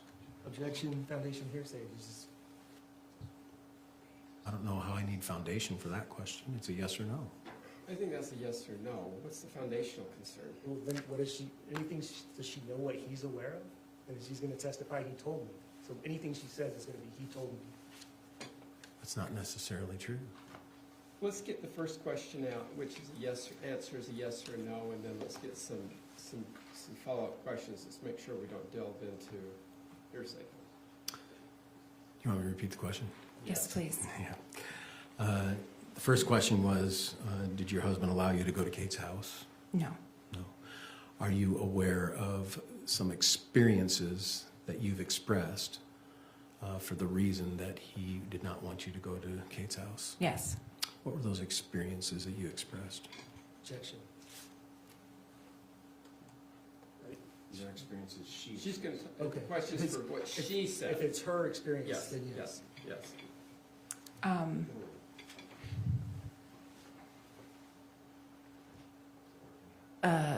There was a really long list of things. Were they, okay, then let's not go through the long list. If you can pause that for a moment, thank you. If we can not go through the long list, are they experiences of volatile behavior? Yes. That you experienced or that you were sent to you from Kate? Yes. Or both? That and then some. What do you mean? Just different things that I had told him had happened when I was there, or just concerns for my safety while I was there in general about alcoholism and weapons being combined in the same place. And where do you live? Carlsbad, California, San Diego. And where does Kate live? Then? Yeah. Awanga, Temecula. And is that Southern California? Yes, it's an hour away from Carlsbad. So you've had an occasion to go there many times? For a while I was, yes. When I said go there, I meant to Kate and Matt's house. Yes, visiting, yes. And so there have been times when you've been there where you've seen volatile, explosive behavior from Matt? Yes. Is there times you've been there where you've seen volatile, explosive behavior from Kate? Yes. Let's, do you recognize this screenshot in front of you? Yes, I do. Is this a video you received from Kate? Yes, it is. If we can hit play. She's still eating her beans, Matt. She's still eating her beans. No, I'm going to keep it recorded. Kate, you put wet tortilla chips on top of my tacos. I asked you Sit not down to. and eat your beans, Cheyenne. I asked you not You're to. okay. Sit down and eat your beans. Stop, Kate. It's No, stupid. no. You ruined my meal. You ate your meal. No, that's not true. You put wet tortilla chips on top of my tacos.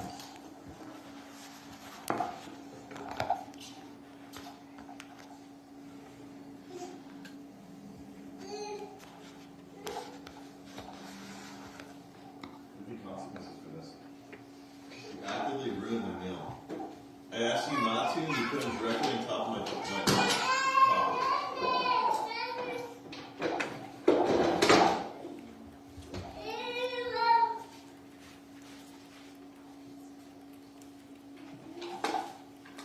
So how do you think it's justified as Gertie? I asked you not to, Kate, and you directly ruined my tacos. Why would you think you could fuck with someone's food? I didn't fuck with Yes, your you food. did. That's not true. I had a plate right here, and you actually grabbed and put wet tortilla chips directly in my taco. And that's okay? That's okay? Nobody asked for you to put tortilla chips on my plate. It was a different plate. It was that celery plate, Kate. Chill out. It's a side plate. Matt. I'm giving you tortilla Chill chips out of niceness. out. This isn't cool, Kate. Chill out. This isn't cool. Chill out. What was I doing? Why was I putting I don't plate? know. Chill out. Why was I putting tortilla chips on a plate? I don't know. To be annoying because I was just dealing with a shit ton of No, it's on the side. It's on the side, Kate. I don't need on the You need side. I tortilla already chips. have enough fucking tortilla chips. I didn't need more. So you think it's okay to fucking ruin my fucking taco? Go to your room, Shy.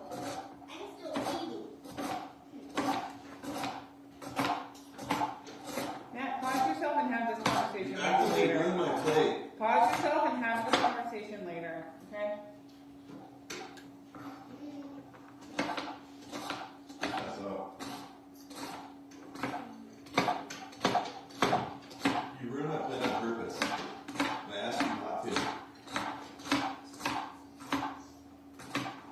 did was give you tortilla chips. What did I do to deserve my fucking taco room? What did I do?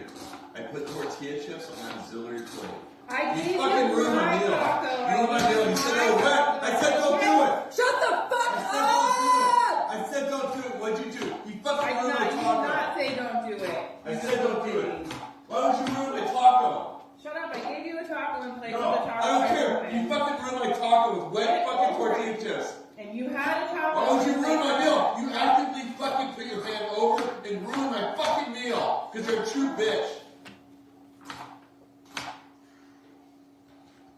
I gave you a taco in place of Shut the the fuck up. You actively leaned over and fucking ruined my fucking tacos. You ruined them. On purpose with wet tortillas.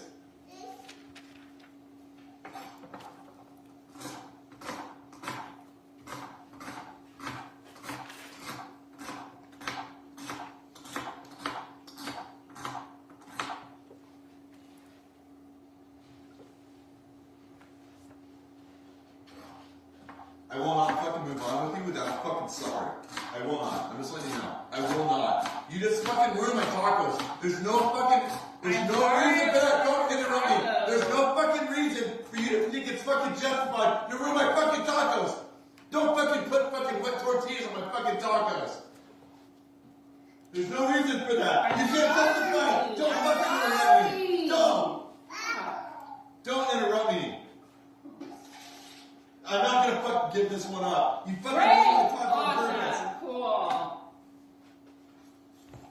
Fucking unreal. It's unreal how you give me back fucking lip when you ruin my fucking tacos. Don't fuck with my food. Don't put white tortilla chips on my fucking food. Don't.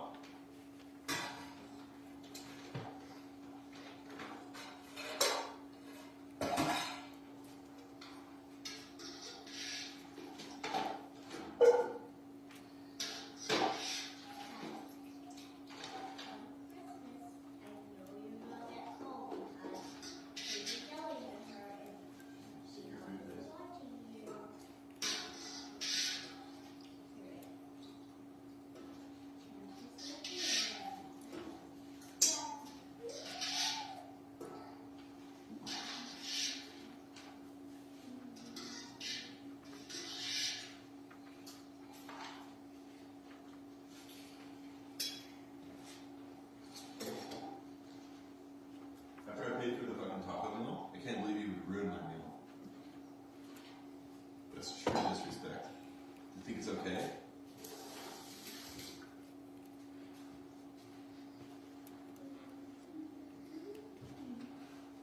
You just justified to fucking sprinkle wet tortilla chips over my taco? Fuck you. Okay? Jimmy? I said fuck you. You ruined my fucking... To sprinkle wet tortilla chips over my taco? Because I gave you tortilla chips. Didn't think you were gonna dip them. I was trying to be nice, and you fucking disrespect me so much.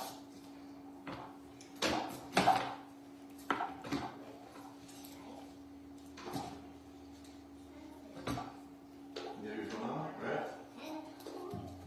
Turn it off. So annoying, Dave. Why would this be on right now? Turn it Don't off. touch my phone. You just disrespecting me so much. What is wrong? Okay. Back us out of my personal space. No, why would you do that? Yes, back us out of my personal You space. set me up tonight. You Back ruined my us out of tacos, my you put wet personal tortillas chips on my fucking taco. Why would you put wet tortilla chips on my taco and ruin my taco? Why would you do that? Sorry, I fucking put No, why would you do that? Why would you do that? And you go ahead and record me?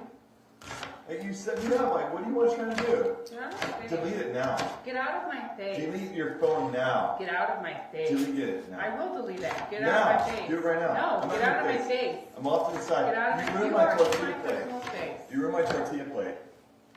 And I replaced it No, with you my did own. not. Yes, I did. No, you did not. You fucking traumatized me. It's called trauma, Kate. You fucking put wet tortilla chips on my fucking plate. Delete the fucking phone now. Delete it. Delete it now. I'm being serious. Delete it now. No. Get out of my face. Delete it now, Kate. Get out of my face. Delete it now. Get out of my face. This is not cool. Get out of You my set face. me up. Get out of my face. You put wet tortilla chips on my tacos. Get Who would out do of my that? face. Who would do that? That's a true disrespectful person. They would do that to someone. Why would you do that? Delete your phone now. Set the knife down and go delete your fucking phone now. I will. Do it Yeah, right let now. me- I'm let me done finish, waiting. let me No, I'm finish. done waiting right now. You fucked me up. You ruined my fucking taco and you fucking put fucking wet tortilla chips on it. And you think it's cool to record me. Delete that shit now. Delete it. Delete it. Now. Delete it. If you want to fucking further progress our problems, delete your fucking phone now. Fine. Do you remember when you received this video? I don't remember the date. I remember the feeling, the moment. And is this similar to other kinds of videos or audios she would send you? I'm sorry? Sorry, yes. Do you remember when you and Kate first talked about her really buttoning up the plan to go to Utah? Do you remember when that was? Week before it happened, maybe? So June 20th, she went to Utah, is that right? Yes. And then so it would be within a week of June 20th? I think so. I don't really remember. It's been so long. Pretty close, though, right? Yes. Did you have conversations with your mom about that? About Kate coming to the house and bringing the kids with her? Yes, my mom told me to do it. Do you remember having conversations with your mom about Kate bringing the kids to Utah? Yes. Before they got there? Yes. Within that week before they got there? Yes. Do you remember having a conversation with your mom on June 16th, which is 4 days before she left? An hour and a half long conversation on the telephone. Do you remember that? Like I said, I talked to her a lot, so I believe it. Don't remember it specifically, but yes. Would you it's a be common surprised? Would you be surprised if I told you had an hour, 29-minute, 28-second conversation on June 16th, 2024 with your mom? No. At approximately 9 in the morning. No. Do you remember having a conversation during that week before Kate left with Tracey, where you were on speakerphone? Is that a common occurrence for you to be on speakerphone when you're talking to your mom? Yes. Just speaking into the speakerphone? Yes. Do you recall during that time your husband listened in on that conversation and he had a concern about her having a firearm in case things got a little bit... He's testifying is what the husband's saying. Let's back it up a little bit. Do you remember that conversation where your husband demonstrated concern that Tracey have a firearm for protection? Not that conversation specifically. I just remember that would occur. I don't know if he did it then. So you've heard the conversation talking about Tracey having a firearm for protection from Matt. I don't recall from Matt. I remember for protection. How about protection, maybe not of a firearm, but having protection from Matt? I don't remember that. In the same way he wanted protection from you and going to Kate's house. I see how that would be the same if I remembered that, but I don't.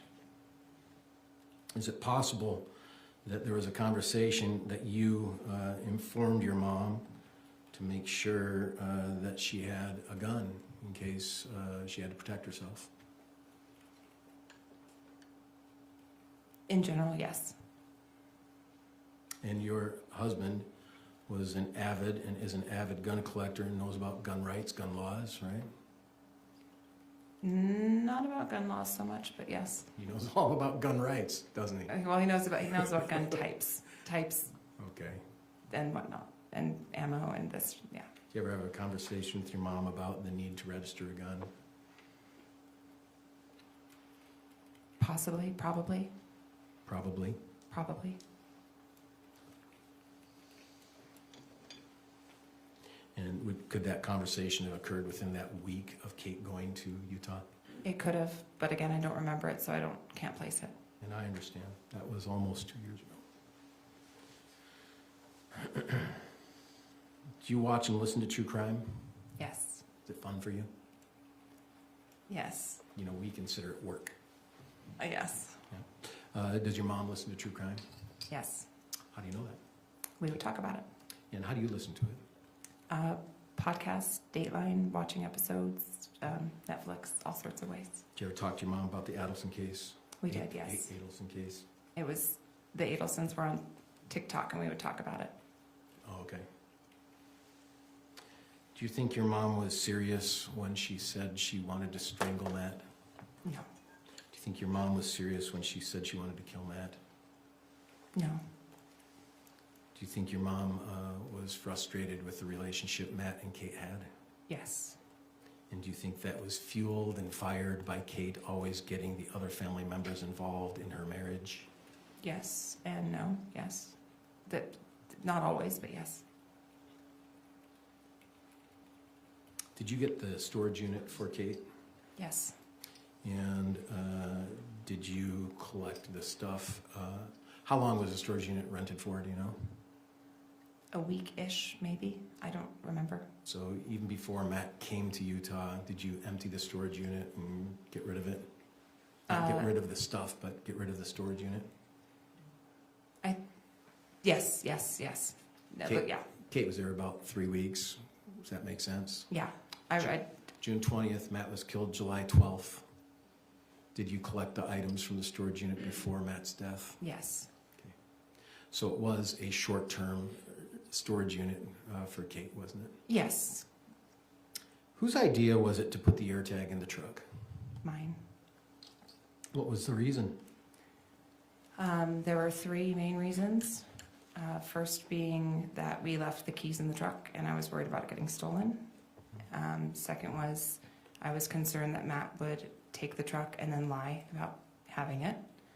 And then the last one was we wanted to make sure that if he followed her immediately to Utah, we could get her safely to a safe spot. So there was some fear about Matt going to Utah? Yes, yes. Did Kate ever tell you that she was scared shitless of Matt coming to Utah? Yes.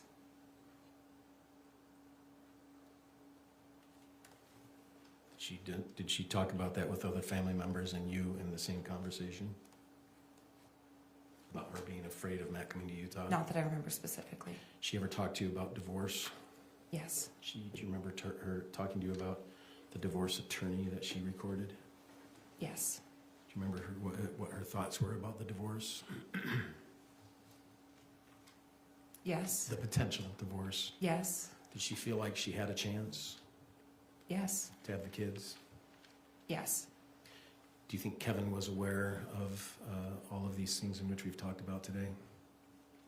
I don't know. To your understanding, was he aware of any of it?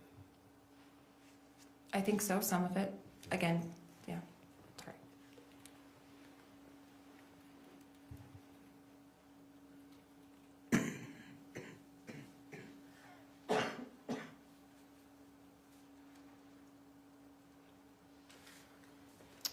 Any further questions, Judge?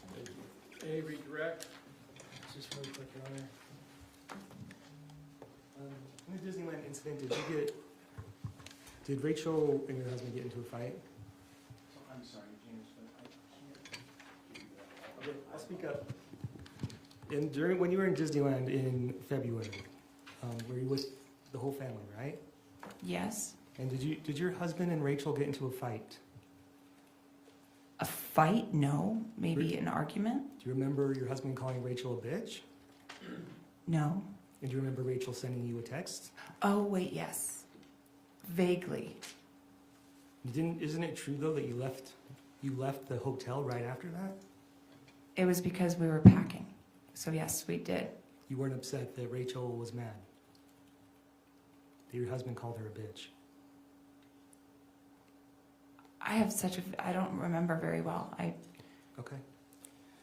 And then Kate sends you all these videos, like the tortilla video, right? Yeah. And she's sending you all of these phone calls that Matt doesn't even know about, secretly recorded, right? Some he was aware of. So it's a lot of it is just Matt at his worst, right? Yes. In his worst times. Yes. That she's recording. Yes. And she's picking and choosing what she's recording. Yes. It's fair to say that Matt isn't always like that, right? No, not always. And based on all those videos that you saw and all the audios you saw, did you ever see any pictures of any bruises? Either to Kate or to the kids? No. Did you ever see him threaten her with physical harm? Not her. No. Did he threaten the kids with physical harm? Yes. Did you report anything to DCFS or CPS or whatever child protection services that you have in California? No, but Did you see any bruises on the kids? no. So Matt's a scary guy, right? Yes. That you need to have a gun to protect yourself from, right? I don't think so. You don't think you needed a gun to protect yourself? No. Were you worried when you went out to California, or from California to Utah? Were you worried? Yes. And you should have had a gun at that point? I wasn't worried enough to have a gun, no. Were you? I wasn't worried enough to have anyone have a gun. Okay, so were you worried when he started coming to Utah? Yes. And you continued to track him on the AirTag? Yes.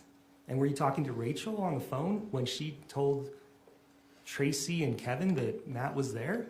Yes. And you guys were texting that night, continued to text that night, right? Yes. Did you ever text, Kevin or Tracey or Kate to see if they were okay? One of us texted my mom. She didn't respond. I don't remember texting Kate or... I think I might have texted Kate or tried to call. We made an attempt to reach out. Were you not worried that nobody was responding? Yes and no, because I thought it would escalate not to where it did. I thought it would escalate to a fight, like an argument. So why do you need an AirTag if all you're worried about is escalate to an argument? Or why would you think that you would need a gun to protect somebody? Because I've watched a lot of Dateline, and that says that the most dangerous time in a relationship is the end. So that's why I told Kate, don't. But do you see how that's not consistent, that you wouldn't? Because what did you do? Because she said at that point, I was under the impression that Kate had invited him up there. Okay. So I don't know the inner workings of a relationship. If she's telling me she's afraid of him to go up there, then yes, I was afraid and I was nervous, and I told her be cautious because he's going to be mad if you are leaving him. But you just testified about how horrible Matt was and how dangerous he was and how you needed a gun. I never said that I believed I needed a gun. My husband is an avid gun person, but he didn't say you need a gun to protect yourself from Matt. So you weren't worried at all about Matt leaving California to come to Utah then, were you? I was. You were? What were you worried about? I was worried he was going to go up there, and I was worried for the kids because they see their parents arguing all the time, and it's horrible. So you were worried there'd be another tortilla type incident? Yes. Is that right? Is that all it was? Yes. Or he would get angry. Yes, I was worried he was going to be just angry. I didn't know what he would do because he got angry and shot a dog once. So nobody in the family is, what you're telling me, nobody in the family is actually really that worried that Matt's going to do anything, correct? That they would need a gun. That wasn't the feeling in the family, right? Not to the, I don't know the rest of the people's feelings. Not in yours, at least yours. I just want to know yours. Your feeling was there was no gun needed, correct? I didn't think there was a gun needed, no. Okay. Recross?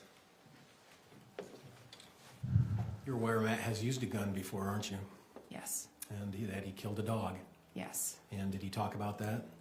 Yes. Was that fearful to you?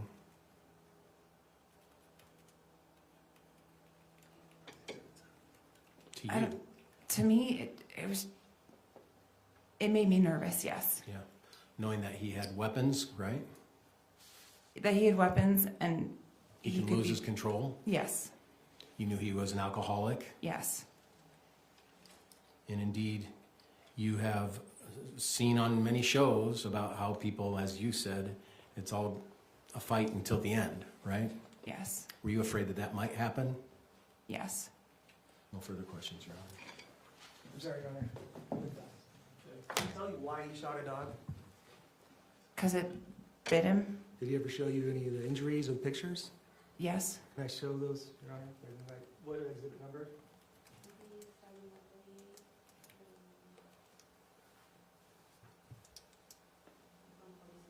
Statement moved to admit and publish State's Exhibit 138 through 146. Any objection? No. Exhibits 138 through 146. Are these some of the injuries from the dog that he showed you? Objection, foundation. Did you show? Of whether she knows. I just asked, did he show you pictures of the dog?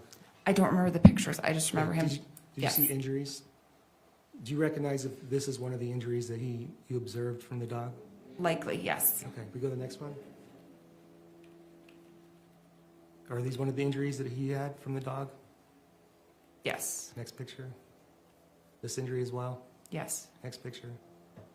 Yes. Next picture. Yes. Next picture. Yes. Next picture. Yes. Next picture. You said the dog. Mm-hmm. So didn't he just tell you shot the dog out of Yes. self-defense? Did he tell you he shot the dog out of self-defense? Those weren't his words, but he told the whole story, yes. Okay, nothing further. Oh, I think I did admit. I moved to admit those pictures. They were admitted by stipulation. No objection. Was that his dog? Yes. And did he tell you the story about this shooting of his own dog? Yes. Did it make you fearful of Matt? Of his temper, yes. That's all I have, Jim. Nothing further, Your Honor. May this witness be excused from her subpoena? Yes, Your Honor. Thank you. Thank you, ma'am. You may step down. Counsel may see up here quick.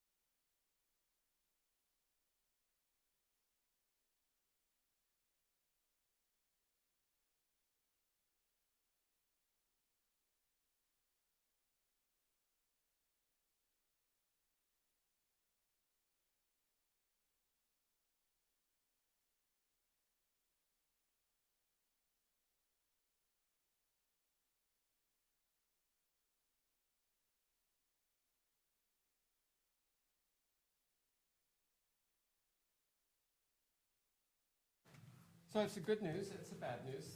Bad news was I kept you over, I apologize. The good news is the state is extremely ahead of their schedule.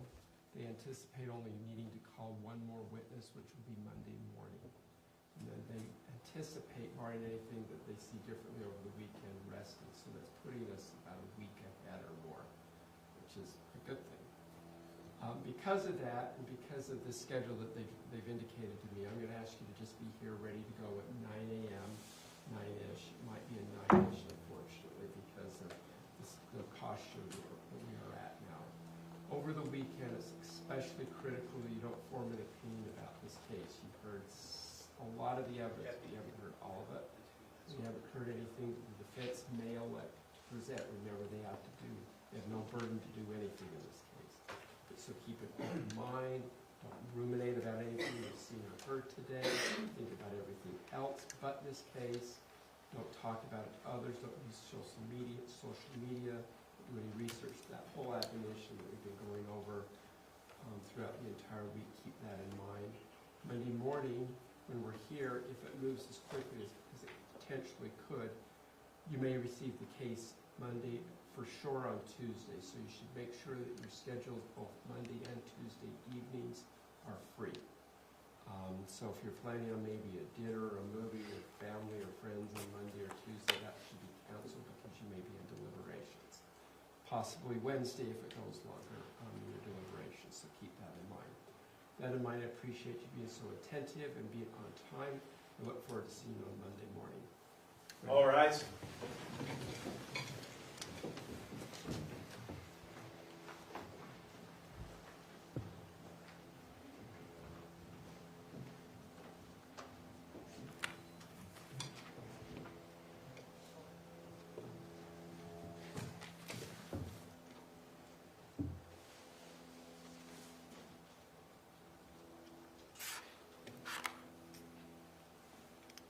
Thank you. Please be seated. All right, before I excuse you for the evening, is there anything the state needs to put on the record? Mr. Facebar, anything on behalf of the defense? Your Honor, based on our conversation, we stipulated to Lucas being able to appear by video on Monday. Correct. It would be easy if I had a phone information from the state in regards to that, or from anyone who's in the courtroom, or I can have the public defender's office hire a private investigator. It'd be a lot easier. If you had the phone number, would you provide that to Mr. Facemeyer tonight? Do we have that? We can at least get it as here, so, yes. Right. Turn it over. So, and I'm assuming you each have each other's cell phones? Oh, yeah. All right, so I'll allow you to communicate over the weekend, provide that information. Is Lucas the last witness then on? He wouldn't be our witness, Your Honor. Pardon? He's not our witness. So, okay, so who's your last witness? Tim Ellis. All right, and then, It's the brother of the daughters who passed here. okay, all right. All right, anything else then, Mr. Facebar? No, Your Honor. All right, thank you, gentlemen. We'll be in recess for the weekend. All right.